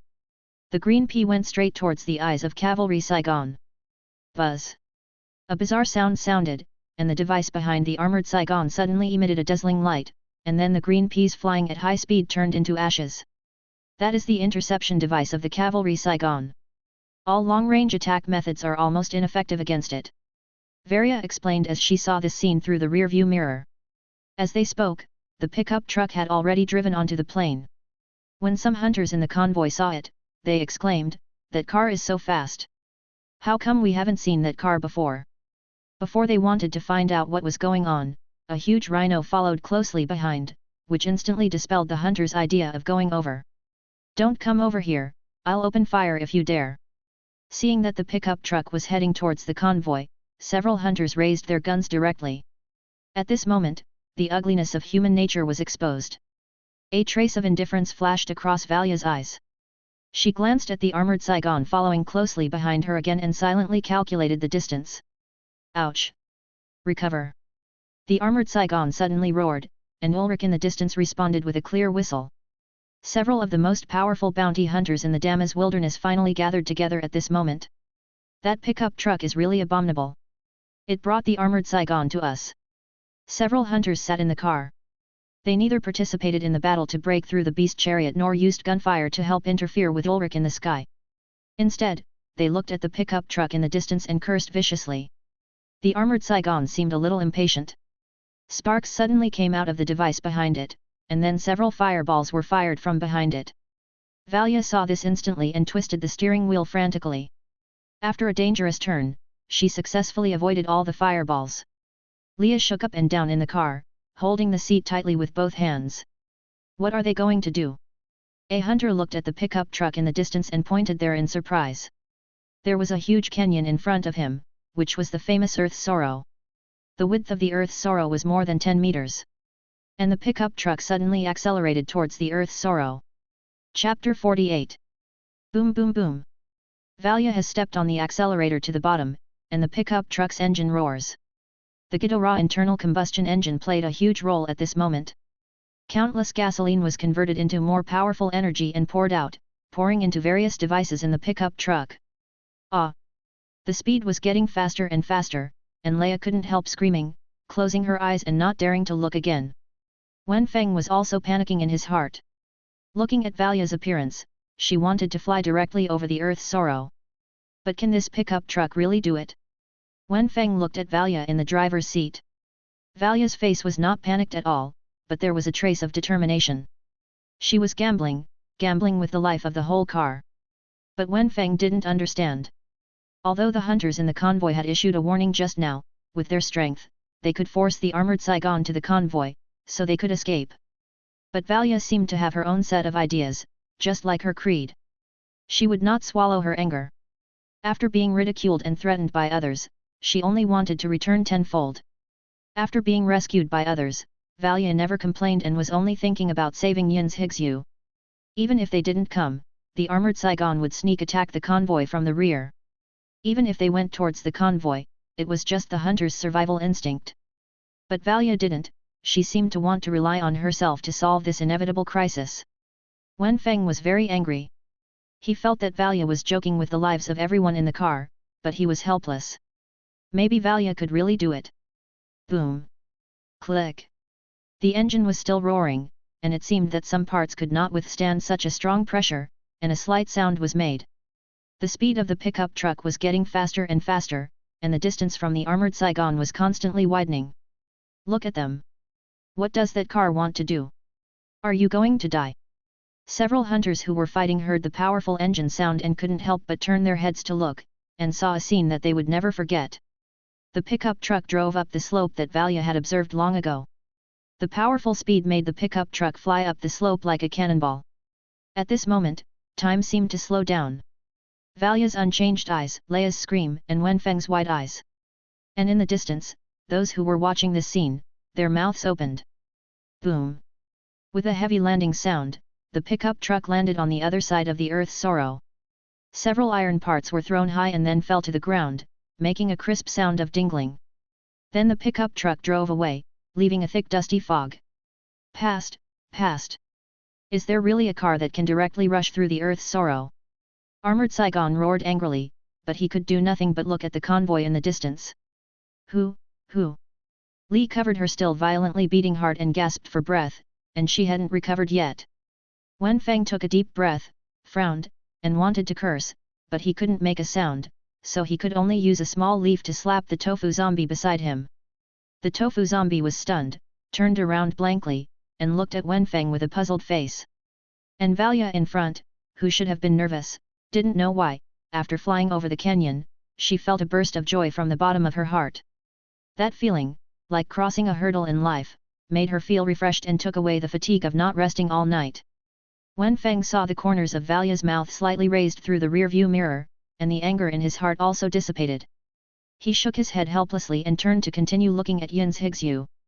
Yin's Higsu was still obedient, so she would not do such a risky thing. Valia! Leia suddenly shouted. Valia frowned and turned to look at her in confusion. It's so amazing! Leia turned her head to the wilderness, put her hands in front of her mouth like a megaphone, and called out loudly. The sound spread in the wilderness, like the wind blowing with the wind. Valia was stunned, and then touched Leia's head lovingly, like an older sister. Leia shook her head in disdain, took away Valia's hand on her head, and said angrily, "Don't touch my head, I'm not a child anymore. It hurts too much." Wenfang shed 2 lines of tears, thinking back to the past. Yin's Higsu also touched his head every day, and every time she touched his head, she would get a look of disdain.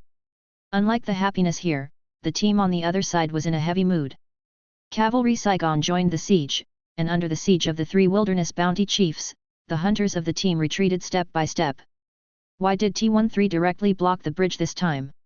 And Ulrich seemed to be lurking here in advance. Someone saw Cavalry Saigon yesterday. The 3 messages were put together, and an absurd but reasonable idea appeared in everyone's mind. Could it be that this was an attack that the 3 bounty chiefs had planned long ago? It's over, I haven't spent all my gold coins yet, and I'm going to die in this barren wilderness. It's all because of this Zenith Chamber of Commerce, those reliable news are all fake. It's just to deceive us.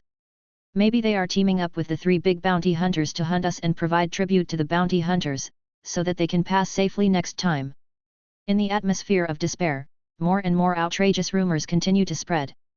It can be judged that if a hunter survives, the Zenith Chamber of Commerce will be labeled as a fraud organization despised by everyone. Ulrich suddenly let out a loud cry, and all the weapons on his body began to emit flames.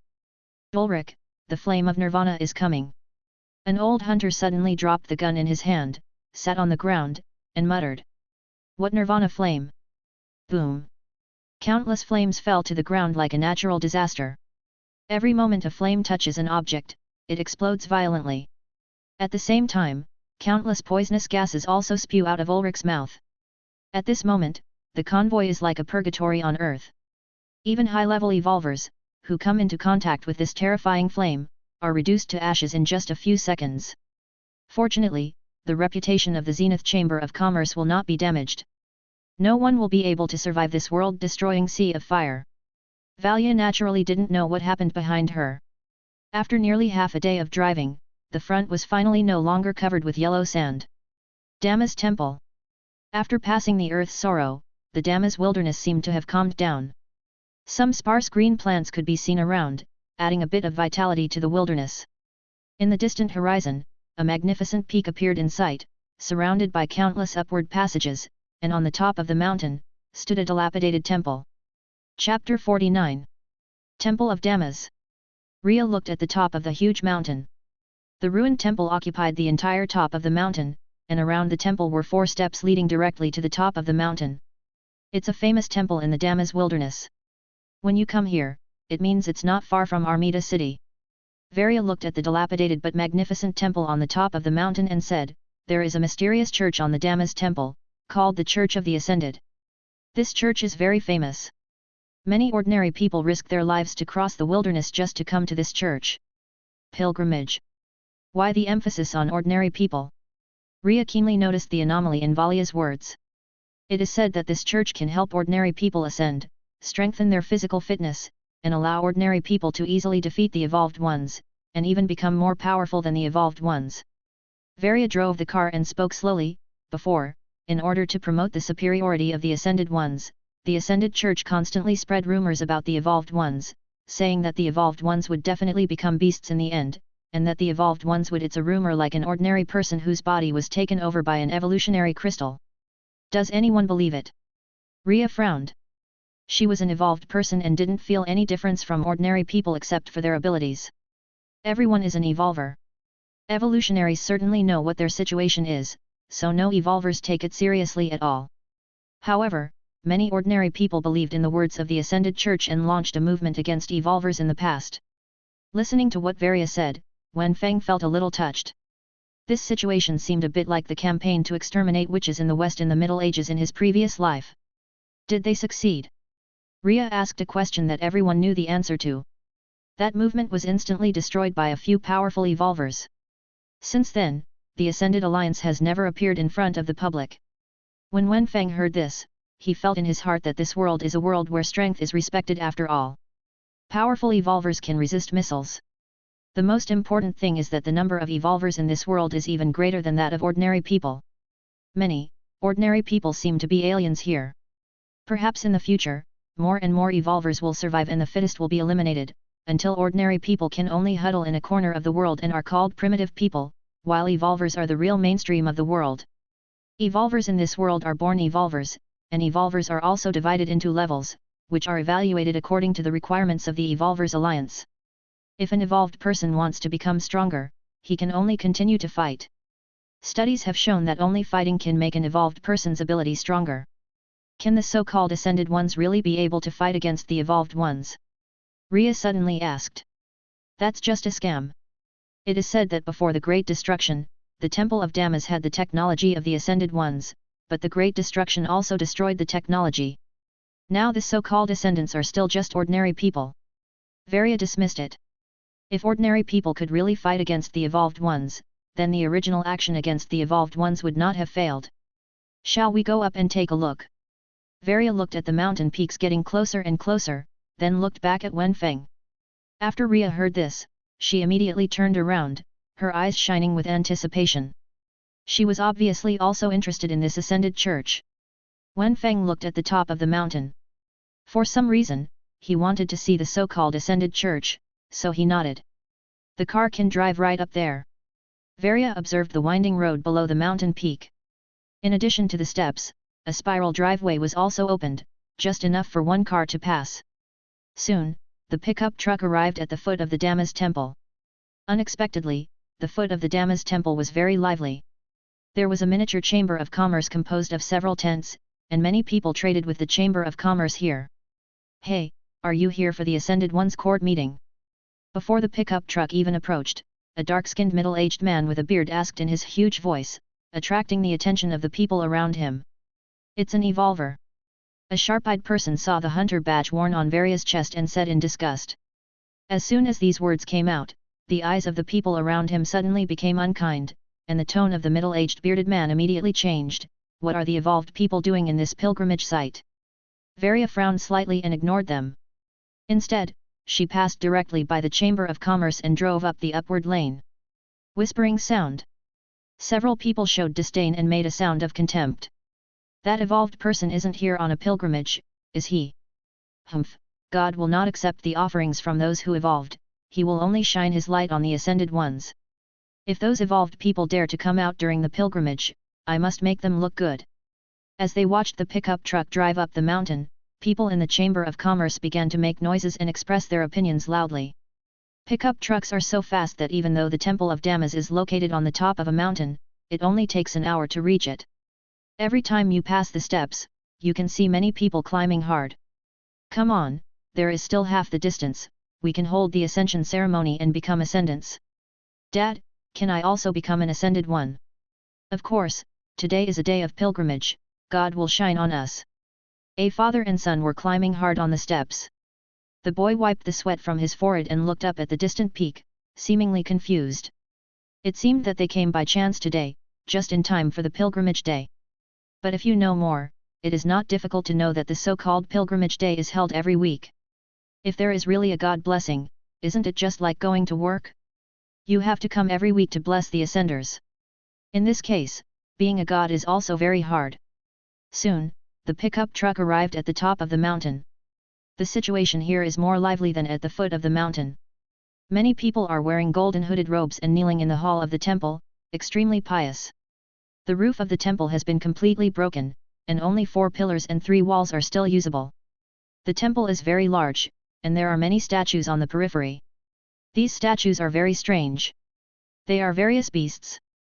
These beasts are not mutant beasts after the Great Destruction, but ordinary beasts before the Great Destruction. The limbs of the beasts are pieced together by different beasts. At the top of the hall of the temple, there is a huge golden wheel. At this moment, the wheel emits a faint golden light, and these lights gather together to form a beam of light that goes straight to the sky.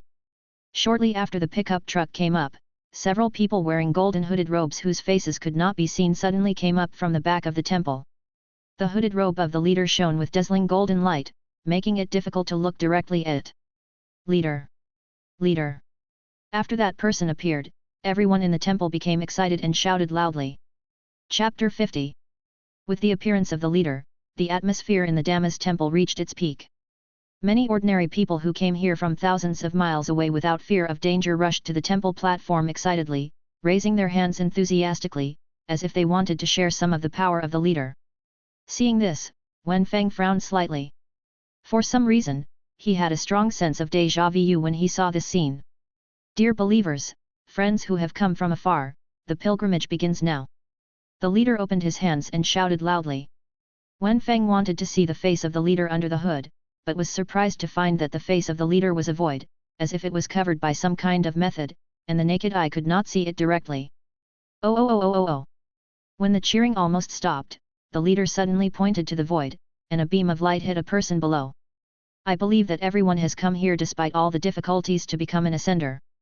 Now, another ascender is about to be born. Suddenly, the people around looked at the person chosen by the golden light with envy, and the person also showed a surprised expression.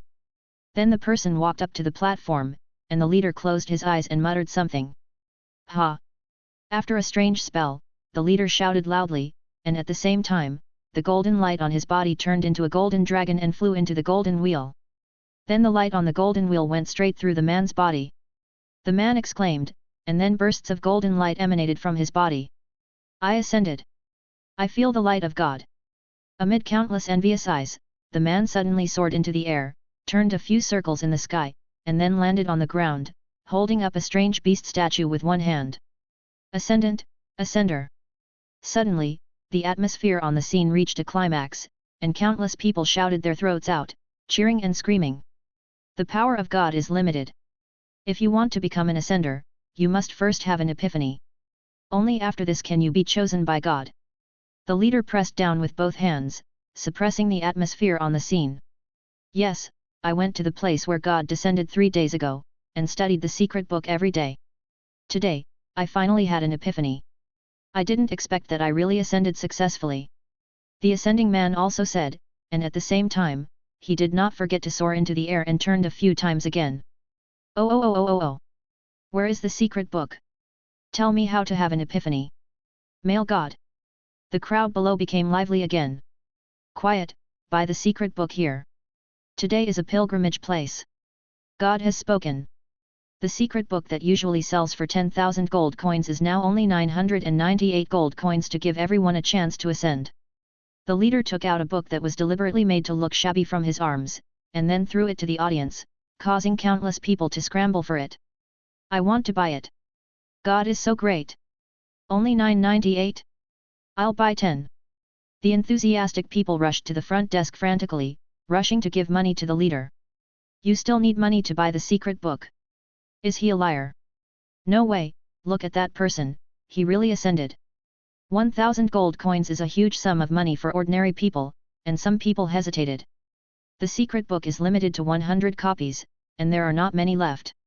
If you want to ascend, come and buy it. At this moment, the shout of the yellow-robed believer dispelled the doubts of some people. Go buy it quickly, if you don't buy it, you won't be able to buy it. Outside the temple, several people looked at everything happening in the hall with cold eyes. At this moment, Wenfang finally knew what the sense of déjà vu was. Isn't this a cult? There are also some salesmen who specialize in deceiving the elderly. They are all people who deserve to die. But there is one thing that makes him care, the golden dragon and the so-called ascender. The pilgrimage ceremony is over. With you, I can't become an ascender. At this time, a regretful voice came from behind. Wenfang turned his head and saw that several people had arrived late. Seeing that the limited edition secret books had been sold out, he said unwillingly in his heart. Can't you see that these are fake? Leah couldn't help but say that she didn't understand why these people were scrambling to give money. What? Who are you? Who knew that the two people didn't appreciate it? After seeing the hunter badge on Leia's chest clearly, they shouted, there are evolvers here. Evolvers are here to mess up the place. Suddenly, everyone in the temple turned their heads and looked over. The scene made Leia's hair stand on her back. The leader frowned, as if he was worried about what would happen. He walked towards this side quickly, and people passing by consciously made way for him. Wenfang narrowed his eyes slightly. Ascendants can fly around in the sky, but the leader of this ascender has to walk here. There is a problem. What are you doing here? It's a pilgrimage time now, and evolvers are not allowed to enter. The leader came up and said loudly. Wenfang puffed up his cheeks secretly, and Varia put her hands on her waist, ready to act at any time. But the next moment, what the leader did surprised him. The leader suddenly took out a small bag and put it in Valia's hand. Although his face could not be seen clearly, his flattering voice came out, Master Evolver, this is hush money, please don't get involved. Valia weighed it lightly, and there were at least a few hundred gold coins in the bag. Wenfang frowned and looked at the people behind him. They looked at each other with their eyes erratic. Some of them even covered their eyes, as if they didn't know what was happening here. Suddenly, he looked at the huge golden wheel. Sure enough, the golden light on the golden wheel had disappeared at some point. This so-called leader is also an evolver. And he is an evolver whose ability is related to light, and can even produce a golden dragon. Valia threw the gold coin back and suddenly said loudly, you have been deceived. This leader is also an evolver. He is not an ascender at all. After hearing this, Wenfang shook his head helplessly and laughed secretly in his heart. It seems that Valia has not experienced such a thing. These people's minds have been brainwashed. Even if some people have doubts, they will not believe what an evolver says. Seeing this, the leader laughed in his heart, and the eyes of the people behind him regained their brilliance. You are talking nonsense, you despicable evolver, you want to destroy our ascension ceremony. Get out! Get out! Despicable, disgusting and shameless mutant, get out! As expected, the crowd didn't care about what Valia said at all, but started to curse. Suddenly, someone picked up a stone on the ground and threw it at Leia. Fortunately, Leia dodged sideways and was not hit by the stone. Seeing this, Valia was furious and reached out to take out a grenade from the bag on her waist. These ordinary people were used as guns by the leader. If they were attacked, it would only make the scene more chaotic. They are innocent people, but they deserve it. Chapter 51. Run quickly, the evolver is going to kill someone. Someone saw Varia trying to take action and screamed, as if she was greatly wronged. Is this an evolved person? He regards human life as nothing. He is indeed a mutated person. His heart has been corrupted. Help, the evolved ones are going to eat people. Listening to the rumors one after another from the people around her, Varia's brows popped with veins. Stop, these evolvers mean no harm, don't embarrass yourself in front of the gods. At this moment, the leader shouted loudly and raised his head, allowing the people in front of him to see his face. It was a picture of a middle-aged man in his 40s, with a half-smiling expression on his face, which seemed to be mocking Varia for not overestimating his abilities. After hearing what the leader said, the crowd gradually fell silent. Please. The leader showed his grace and grace again at this moment, pointing to the door of the temple as if to see off guests. Such an action naturally gave him another wave of prestige in front of the believers, and Varia and others just became his tools to expand his prestige. Seeing Varia and others getting on the car angrily, the leader smiled disdainfully at the shameless huntress. Then, he turned back to the believers and continued selling secret books. Rhea sat in the passenger seat angrily, but there was nothing she could do. They had no reason to take action. After all, they were all uninvited guests. It would be unreasonable to take action. These ordinary people are really rotten to the core. Ria was so angry that she clenched her little fists and said fiercely, "No wonder you believe in this leader's so-called ascendant ritual. Ordinary people are incompetent. You can't say that. We are just evolved ordinary people. We are also ordinary people in essence. They just want to have power too much. After all, without power, we cannot protect important people at all." Varia was free and easy. After she figured it out, she explained to Ria instead. "Let's go, we're not welcome here." Ria nodded. They had already reminded them that even if those people were deceived, it had nothing to do with them. The pickup truck started slowly, and the leader had returned to the high platform. Without the leader to support them, no one dared to look at the pickup truck. In the final analysis, destroying the majesty of the evolvers is just for them to relieve their anger. Most of the people standing here are ordinary people who have been bullied by the evolvers. In order to fight for their breath, they have traveled thousands of miles to come here to seek opportunities. Oh, there are actually evolved people here, how strange it is. Just as the pickup truck was about to drive down the mountain, a man suddenly jumped out from the side. This man looked to be in his 30s, and his skin was quite smooth because of his powerful evolutionary ability. This person was wearing a grey windbreaker and had an elegant demeanor. He seemed to be just passing by, but also seemed to have been waiting for a long time. "Let me introduce myself, I am Lang Jing, one of the honorary hunters of the Evolutionary Alliance." The young man didn't say much nonsense, but stood in front of the pickup truck and extended his hand. "What's the matter?" Walia did not get out of the car, but asked coldly in the car. This young man who calls himself an honorary hunter can know the identity of their evolvers before he can see the hunter badges on their chests. It is obvious that he was here just now and watched the entire confrontation between them and the leader. However, he didn't show up just now, but he suddenly popped up at this time. I'm afraid he had some conspiracy. Not long after I arrived here, I had already heard that the Temple of Damas had a magical seat that could allow people to ascend, so I launched an investigation into the temple. Lang Jing didn't seem to hear what Walia said and was minding his own business. "If there's nothing else, please get out of the way. We have urgent matters." Varia frowned and said, if the other party was not wearing the badge of a high-level hunter, she would not give him any face. "Why are you in such a hurry?" "To save that ordinary person in your car." At this moment, Com said something that made all the creatures in the car change their expressions. "What do you mean? Do you know us?"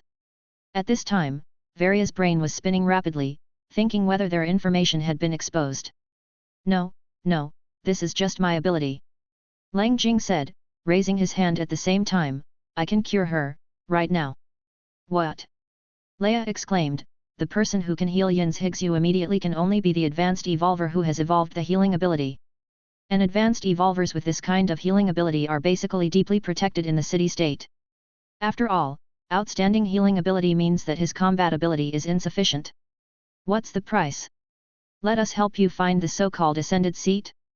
These are just scams made up by the church to deceive ordinary people." Varia asked rationally instead of getting excited. "A scam? No, the ascended ones are not something created by this group of ascended churches. This is a legend that has been passed down before the Great Destruction." Lang Jing smiled and shook his head. He pointed at the temple and said, "The ascended one's seat has always been in the temple, but no one has found it yet." "What do you mean?" "I'll heal her, and one of you will help me test the ascended seat." Lang Jing spoke calmly, and at the same time, he exuded a rich green aura, which seemed to be intoxicating. As a plant, Wenfang only felt the strong breath of life on the other party, and he immediately believed Lang Jing's words that he could save Yin's Higsu. After hearing this, Valia looked back at Wenfang. She couldn't make the decision on this matter, and could only look at Xiaodu's opinion. Wenfang thought about it carefully, and finally shook his head. After all, it was not far from Amida city, and there was no need to rush. "I'll go test the ascendant chair, and let him try to see if he can wake up Yin's Higsu." At this moment, Leia suddenly said. As a medical evolver, she knew very well that even if she went to Amida city, it would be difficult to find a suitable medical evolver with their channels. It was a blessing to meet such a person who was confident in curing Yin's Higsu in the wilderness. "No, I'll go," Valia said, then turned to look at Lang Jing. "You save her first." Lang Jing watched the slight movements of several people in the car. He squinted at the pot of mutant plants on the back seat, curious in his heart, but he did not show it. Instead, he smiled and nodded, then open the door and watch my performance. The pickup truck door opened, and Yin's Higsu in the back seat lay on the seat like a sleeping beauty. Lang Jing gathered his hands, and a green ball gradually appeared in his hands, emitting light. The green ball slowly floated above Yin's Higsu. Under Wenfang's nervous gaze, the green ball suddenly exploded, as if green raindrops appeared, and countless green streamers drilled into Yin's Higsu's body. Not long after, Yin's Higsu opened her eyes with difficulty. Chapter 52. Where is this? After Yin's Higsu opened her eyes, she propped herself up and looked at the surrounding scene blankly. Suddenly, her expression changed. Where is Xiadu? Suddenly there was a cold and delicate touch in her hand. She looked down and saw Wenfang rubbing the back of her hand. After seeing Wenfang, Yin's Higsu breathed a sigh of relief. How about it? Lang Jing saw this and smiled. This ball of light not only revived Yin's Higsu, but also made most of her injuries heal. Apart from some pain all over her body, there were almost no hidden dangers left. What a miracle, doctor! Varia's look at Lang Jing changed immediately. That. Just as Lang Jing was about to continue talking about the ascended seat, suddenly the pocket on his side began to vibrate continuously. He raised his hand, walked to the side and took out a strange satellite phone from his pocket. After a heated exchange, he walked over with a dark face. Suddenly there is an emergency. The ascended seat is under a certain statue in the temple. If you want to fulfill your promise, go find the ascended seat. Come to the Evolvers Alliance in Amida City to find me when the time comes. After Lang Jing finished speaking very quickly, he did not stop, but turned around and jumped directly from the top of the mountain, leaving everyone confused. Varia and Ria looked at each other, and Ria asked, then shall we still look for it? What? What ascended seat? Yin's Higsu asked with a puzzled look on her face. At this moment, she was ravaging Wenfang with both hands, and Wenfang's soft body was grabbed into various shapes. Ria saw this scene with envy on her face. She didn't expect that the super mutant plant that could single-handedly challenge the bounty leader would be so well behaved in the hands of his master.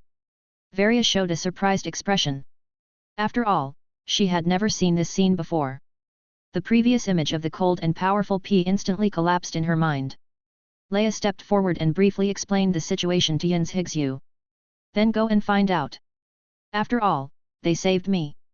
After hearing this, Yin's Higsu felt a little touched in her heart. She didn't expect that the two women made such great efforts to save her after she fell into coma. You don't know, when you were injured, Xiadu, he. Ouch! A green pea lightly hit Ria's arm. She let out an exclamation and wisely stopped her mouth. After Yin's Higsu woke up, Leia's mood was obviously high, and she chatted with Yin's Higsu for a while. After a while, several people began to search outside the temple. Says it's under the statue. Varia said, walking to the nearest statue. The statues are all around the temple, and the stars stand around like the moon. She grabbed the statue, the muscles on her shoulders tightened, and she said with force, drink. The statue was motionless. I can't push it. Ria frowned, pressed hard on the side of the statue, and then said dejectedly. Yin's Higsu walked to the statue and looked at it. She didn't say anything, but continued to walk towards the next statue while holding Wenfang in her arms. When Varia saw it, she followed him curiously. After watching Yin's Higsu walk around in confusion, she couldn't help but ask, did you see anything?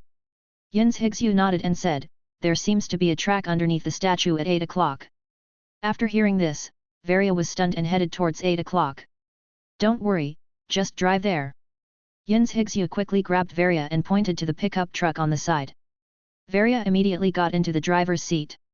Yin's Higsu was stunned when she saw this. She lowered her head and looked at Wenfang, only to see Wenfang looking at her too. Yin's Higsu understood immediately. She didn't say anything and sat in the back seat silently. Leia was on the side, looking down at Wenfang, then up at Yin's Higsu, with a confused look on her face. Why did she feel like they had just exchanged something, but why didn't she know anything? The pickup truck drove near the 8 o'clock statue of the temple. Varia got out of the car and looked carefully under the statue. Sure enough, the bottom of the statue seemed to be a little distance from the ground, as if it had been lifted up. She first pushed it forward with both hands, and then her face lit up, and it actually slid slightly. Then he got into the pickup truck, took out a hook from the bed of the pickup truck, and tied the statue to the back of the pickup truck. Boom! Under the powerful power of Ghidorah's internal combustion engine, the pickup truck easily pulled the statue, and the statue quickly moved sideways, revealing a large hole below. There really is a so-called ascended seat. When Ria saw this, she suddenly became excited. Are they going to solve the mystery of Damas temple? Varia was just about to take the lead when she saw a green light flashing around her, and then the tofu zombie came out and walked slowly down from the entrance of the cave. After a while, Wenfang nodded. Several people immediately stepped onto the steps at the entrance of the cave and walked down. No one noticed that a golden-robed cultist stood at the top of the temple and watched this scene. After he saw several people walking into the cave entrance, he jumped back. Leader, the secret room has appeared. The stairs leading down were very dark, but a glimmer of blue light appeared not far away, seeming to guide everyone forward. Soon, they arrived at a huge hall. The decoration style of the hall is completely opposite to that above the temple. The surrounding walls are made of steel plates and there are flashing blue light strips. It looks like a laboratory in the future. In the center of the hall, there was a chair. The chair is entirely white, and above the chair is a mysterious instrument that looks like an inverted pot lid. The instrument emits blue light. Behind the chair, there are two huge battery devices. In the middle of the battery device is a transparent outer wall, and you can see the blue energy flowing inside. Seeing this scene full of technology, several people were speechless. Wenfang even raised his eyebrows. Good guy, your flesh and blood are weak, but you can ascend mechanically, right? For a moment, Varia suddenly regretted it. She always felt that the seat was not very reliable. Ta-da-da-da. At this moment, urgent footsteps came from behind. Varia immediately turned around, put her hand on her belt, and threw out a small white iron block. I saw two people in golden robes walking down. One of them looked familiar, it was the so-called leader. How dare you break into the forbidden area of the Ascended Church, please leave quickly. The leader first looked around with a surprised expression on his face, but soon his expression became normal and he shouted loudly. It's a joke. I'm afraid this is your first time knowing this place, right? Varia snorted coldly, without any nonsense, and pressed the button in her hand. Phew! A large piece of tear gas spurted out and quickly poured into the mouths and noses of the leader and the people in yellow robes around him. Cough cough cough, cough cough, do it. The leader covered his nose, pointed at the women and said fiercely. Wow! I saw a gust of wind rising, and the tear gas was instantly cleared. The man in yellow robe automatically floated in the air without any wind. Wenfang's pupil shrank. As far as he knew, only advanced evolvers had the ability to fly at low altitudes. Chapter 53. As the yellow-robed believers floated in the air, a strong wind came, and Yin's Higsu was blown away by the wind and swayed from side to side. The strong wind blew the leaves of Wenfang's tree rustling, and under the influence of the strong wind, some of them couldn't even open their eyes. However, this may also be because the tear gas was blown to their vicinity by the wind. So strong. Leia smacked her lips secretly and couldn't help whispering. Valia was silent, her hands fumbled on her belt for a while, and then her arms swung quickly, throwing out various bombs, and her hand speed was so fast that after images appeared. However, the yellow-robed man just raised his hand, and a strong wind came, and some of the lighter projectiles exploded directly in the air, leaving only a few fragmentation grenades nearby. Boom!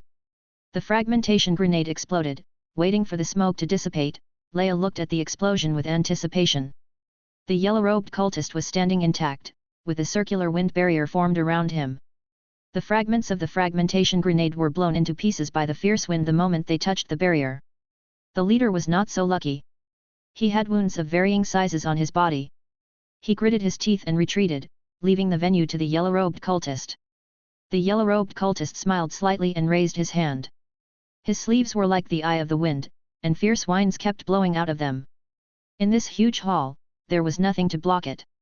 The exposed skin was attacked by the wind, as if it was cut by a knife. Ah! Yin's Higsu exclaimed, and a bloodline appeared on her cheek. It was actually directly cut by the wind knife. Seeing this, Wenfang stopped watching and puffed up his cheeks. He rushed towards the yellow-robed cultist with a puff. However, the high-speed flying peas were helpless against the yellow robe cultist's wind barrier, and turned directly into a pool of green juice, dyeing the wind barrier a little green. It's useless, just surrender, either raise your hands and surrender, or let my wind tear you into pieces. The yellow robe cultist had no sympathy for women. He suddenly raised his hands above his head, and then the wind took shape above his head. The wind kept spinning and formed a circular tornado above his head. Several people were shocked. The wind was unbearable. If it gathered into a tornado, it would not be an attack they could resist at all. Varia directly took out the shock bomb at the bottom of the box and threw it out without paying. At the moment when the yellow robe cultist put his hands together, it was just when the wind was the smallest, and the shock bomb landed smoothly beside him. Boom! Just when the yellow robe cultist didn't care and threw the tornado, the shock bomb exploded.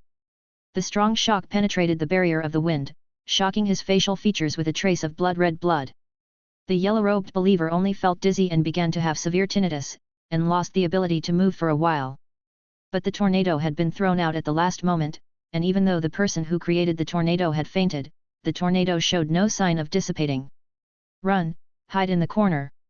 Varia said loudly, then picked up Leia and ran to the corner.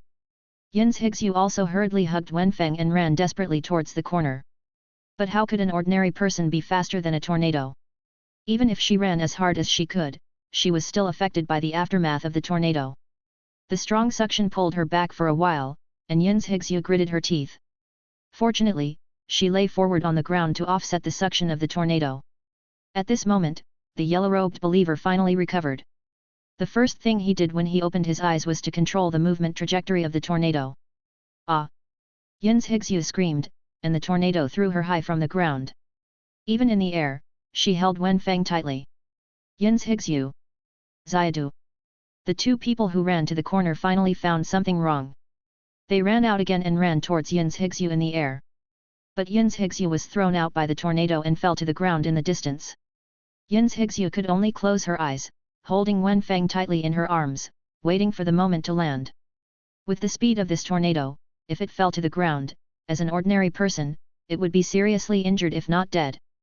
The flower pot in her arms suddenly expanded rapidly. Yin's Higsu opened her eyes and saw Wenfang's body expand, emitting green light, and instantly turned into a huge bean pod, which was so big that it stretched Yin's Higsu's hand. Pop! Yin's Higsu and Wenfang fell heavily to the ground. Wenfang turned into a huge bean pod, completely distributing Yin's Higsu's impact. She felt like she fell on a wet spring bed. But Wenfang was different. He rarely felt pain, as if he had hit a truck. The pain at that moment directly interrupted his form and turned back into the original P. Little bean. Yin's Higsu hurriedly patted the dust off her body, immediately climbed up, and exclaimed at Wenfang, who looked like he had lost all hope in life. Wenfang felt as if his body was falling apart, and he had no strength in his body. He looked at Yin's Higsu picking him up and didn't want to move at all. Hey! Seeing this, Varia, who was running quickly not far away, breathed a sigh of relief and turned to look at the yellow-robed believer. The yellow-robed believer was also stunned. What did he see just now? How did the small green pea suddenly turn into a huge green bean pod? But he didn't have the heart to think about these things. He was extremely angry at the moment, and his head was still dizzy. He took a deep breath, opened his hands, and countless strong winds gathered around him. You have no choice now, just die. After saying that, the wind barrier began to tremble, and he saw a ball visible to the naked eye gathered in his hand. This round ball was only the size of a basketball, but it compressed an unknown amount of strong wind. Just a hint of breeze leaked out, making Ria couldn't help but block it with her hands and take a step back. Yin's Higsu looked flustered. She looked down at Wenfang in her arms, only to find that Wenfang's body suddenly lit up with a green light. Before she could react, Wenfang instantly grew bigger and turned into a double-haired pea. Yin's Higsu was shocked. She didn't expect that Xiadu would evolve another ability during this short coma period. But what shocked everyone even more was what came next. Wenfang suddenly threw a soldier's helmet out of nowhere, and the helmet landed steadily on his head. When Yin's Higsu saw this scene, her mind recalled the scene in Belabbo, where the mung beans were like a rainstorm. Could it be that? Ta ta ta ta ta ta. Wenfang's mouth burst into flames, and before the yellow-robed cultist could react, the first shot of peas had already hit his body. Severe pain came, making him unbearable for a moment, and the ball of wind gathered in his hand dissipated a little. This is a P machine gun. Wenfang's inherent ability after evolving into a double-haired P requires an intermediate evolution point to be released. Puff puff puff puff puff. As fist-sized Ps continued to hit the yellow-robed cultist, he felt as if he had been hit by a fierce Gatling fire. Except that there was no warhead, each shot felt like being hit directly by a huge caliber firearm. The ball of wind dissipated in an instant, and the yellow-robed cultists were frantically repelled by the continuous Ps until they completely lost their breath and fell to the ground like a broken candle in the wind. Chapter 54. Even though they had already seen the power of the P machine gun once, Varia and Rhea were still so surprised that they were speechless. Who would have thought that the advanced evolved person who was so aggressive just now would turn into a corpse in just a few seconds? Wenfang in the double-shot P state, the Ps not only have the same damage as before, but the Ps at this moment can even leave marks on stones. Coupled with the double projectile characteristics of the double-shot Ps, Wenfang's current damage is the same as before. Several times more. After the P machine gun fired, Wenfang raised his head and looked at Yin's Higsu with an expression of waiting for praise. But Yin's Higsu was a little dazed. She looked at the double-haired P with sword-shaped eyebrows and starry eyes and flowing green leaves. Her mouth seemed to be stuck and she was speechless. When Wenfang saw this, he immediately reacted. After a burst of green light, he returned to his P shooter appearance. Then a feeling of hunger came, coupled with the injury he just suffered, making him a little depressed. You can still change back, Xiadu, you are so awesome. Yin's Higsu seemed to have the ability to communicate with Wenfang. After seeing him change back, she praised him gently. Wenfang frowned. Yin's Higsu still felt a little absent-minded. Could it be that she felt a little guilty because she was injured just now while trying to save her? You killed him. The leader seemed to have heard that there was no movement, and walked into the secret room again.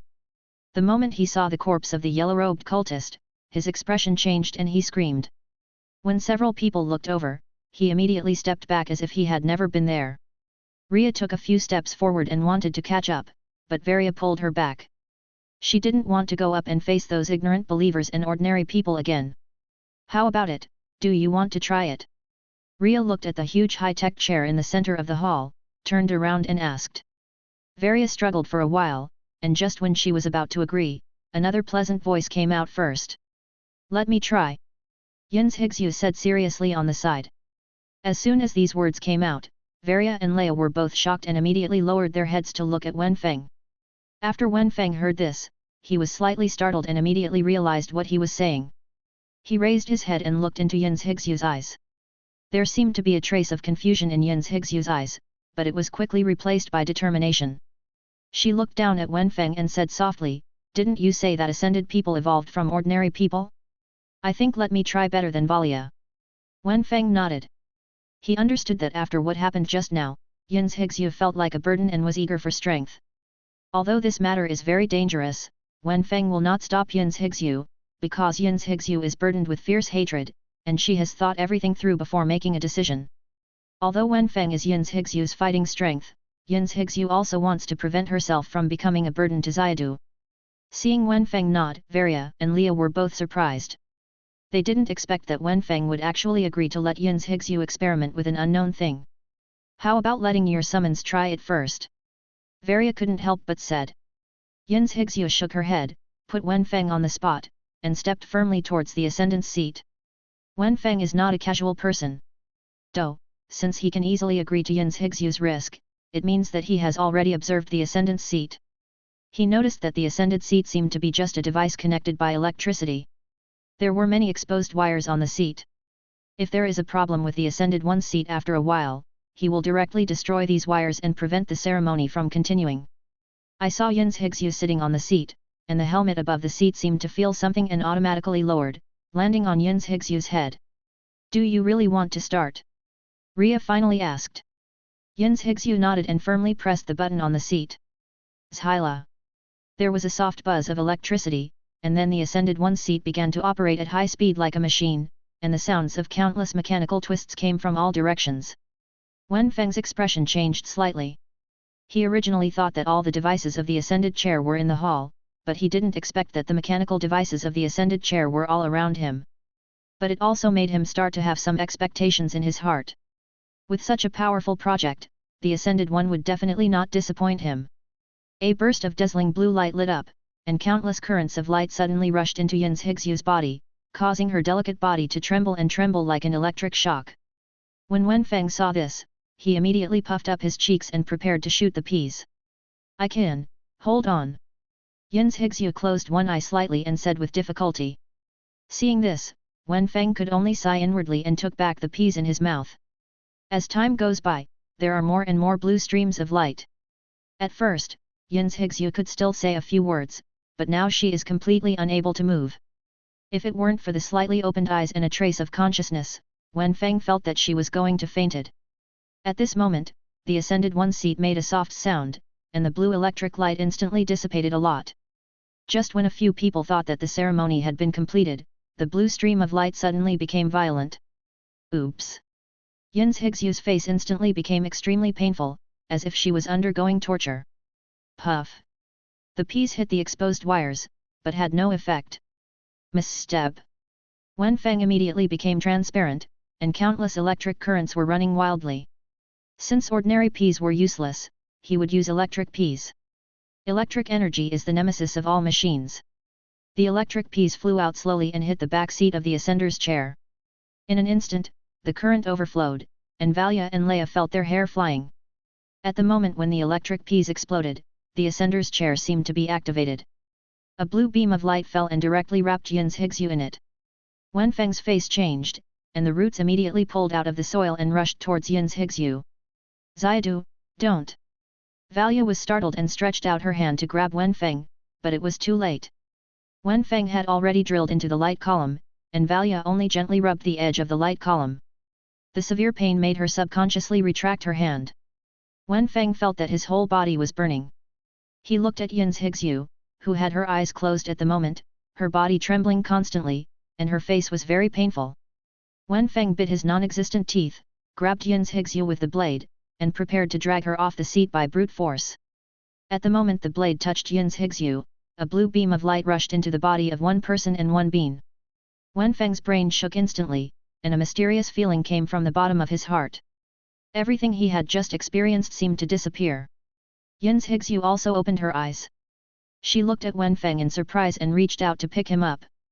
Then he jumped lightly, and actually jumped 2 meters high and landed from the Ascender's seat.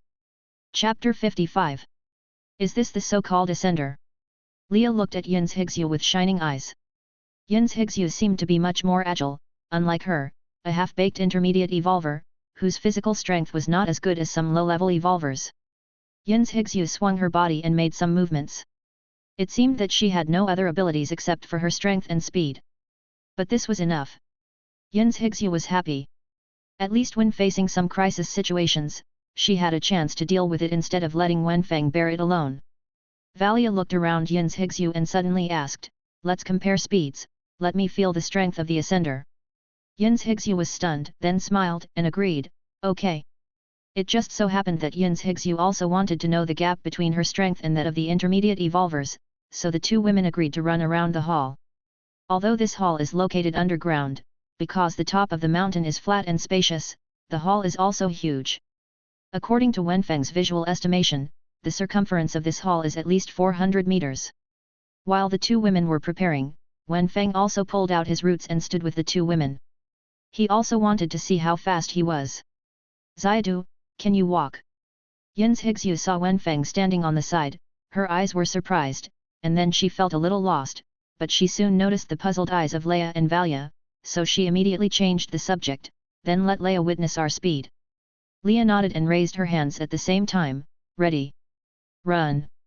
Before she finished speaking, Yin Zhixu and Valia rushed out like two arrows from a string, and Wenfang could only stagger behind the two women and eat the exhaust gas. In less than 10 seconds, Wenfang felt that he had only run less than half of the hall, and Leia's exclamation came from behind, "Valia won." Wenfang's face turned black, and he stopped running and turned back to walk towards the women.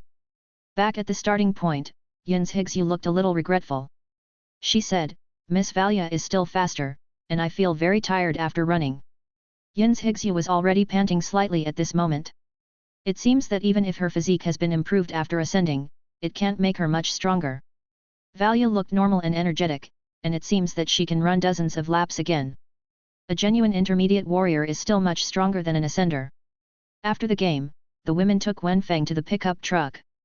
Valia turned around and asked, "Since Yin's Higsyu's injury has been healed, where are you going next?" Yin's Higsyu thought for a moment and asked, "We want to go to Amida City. It's not far from here. Can you take us there?" After hearing this, Valia agreed without hesitation, "Okay." It just so happened that she and Rhea also needed to go to Amida City. The hunter hunting competition held once every 3 years in Amida City was about to begin. They originally hunted the Tiango gorilla in Tiango Ridge to get the bounty, and then used the bounty to buy equipment to get good results in the hunting competition. After saying that, Valia started the pickup truck.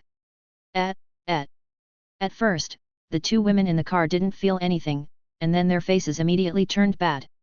On the downhill slope of nearly 50 degrees, Valia actually stepped on the accelerator to the bottom, and with the powerful kinetic energy of King Ghidorah's internal combustion engine, the pickup truck seemed to fly in the air at this moment. "Slow down, slow down!" Li screamed, groping with her hands, and pulled Wenfang, who was in the back seat, and hugged him tightly in her arms. Yin's Higsyu was stunned, and directly reached out to grab Wenfang from Leia's arms, looking at Leia with a vigilant face, even forgetting the speed of the car going downhill at this moment. Li didn't seem to know what she did, still shouting, and reached out to hug Valia in the driver's seat. "Help, I'm afraid of heights. Don't you think this is very comfortable?"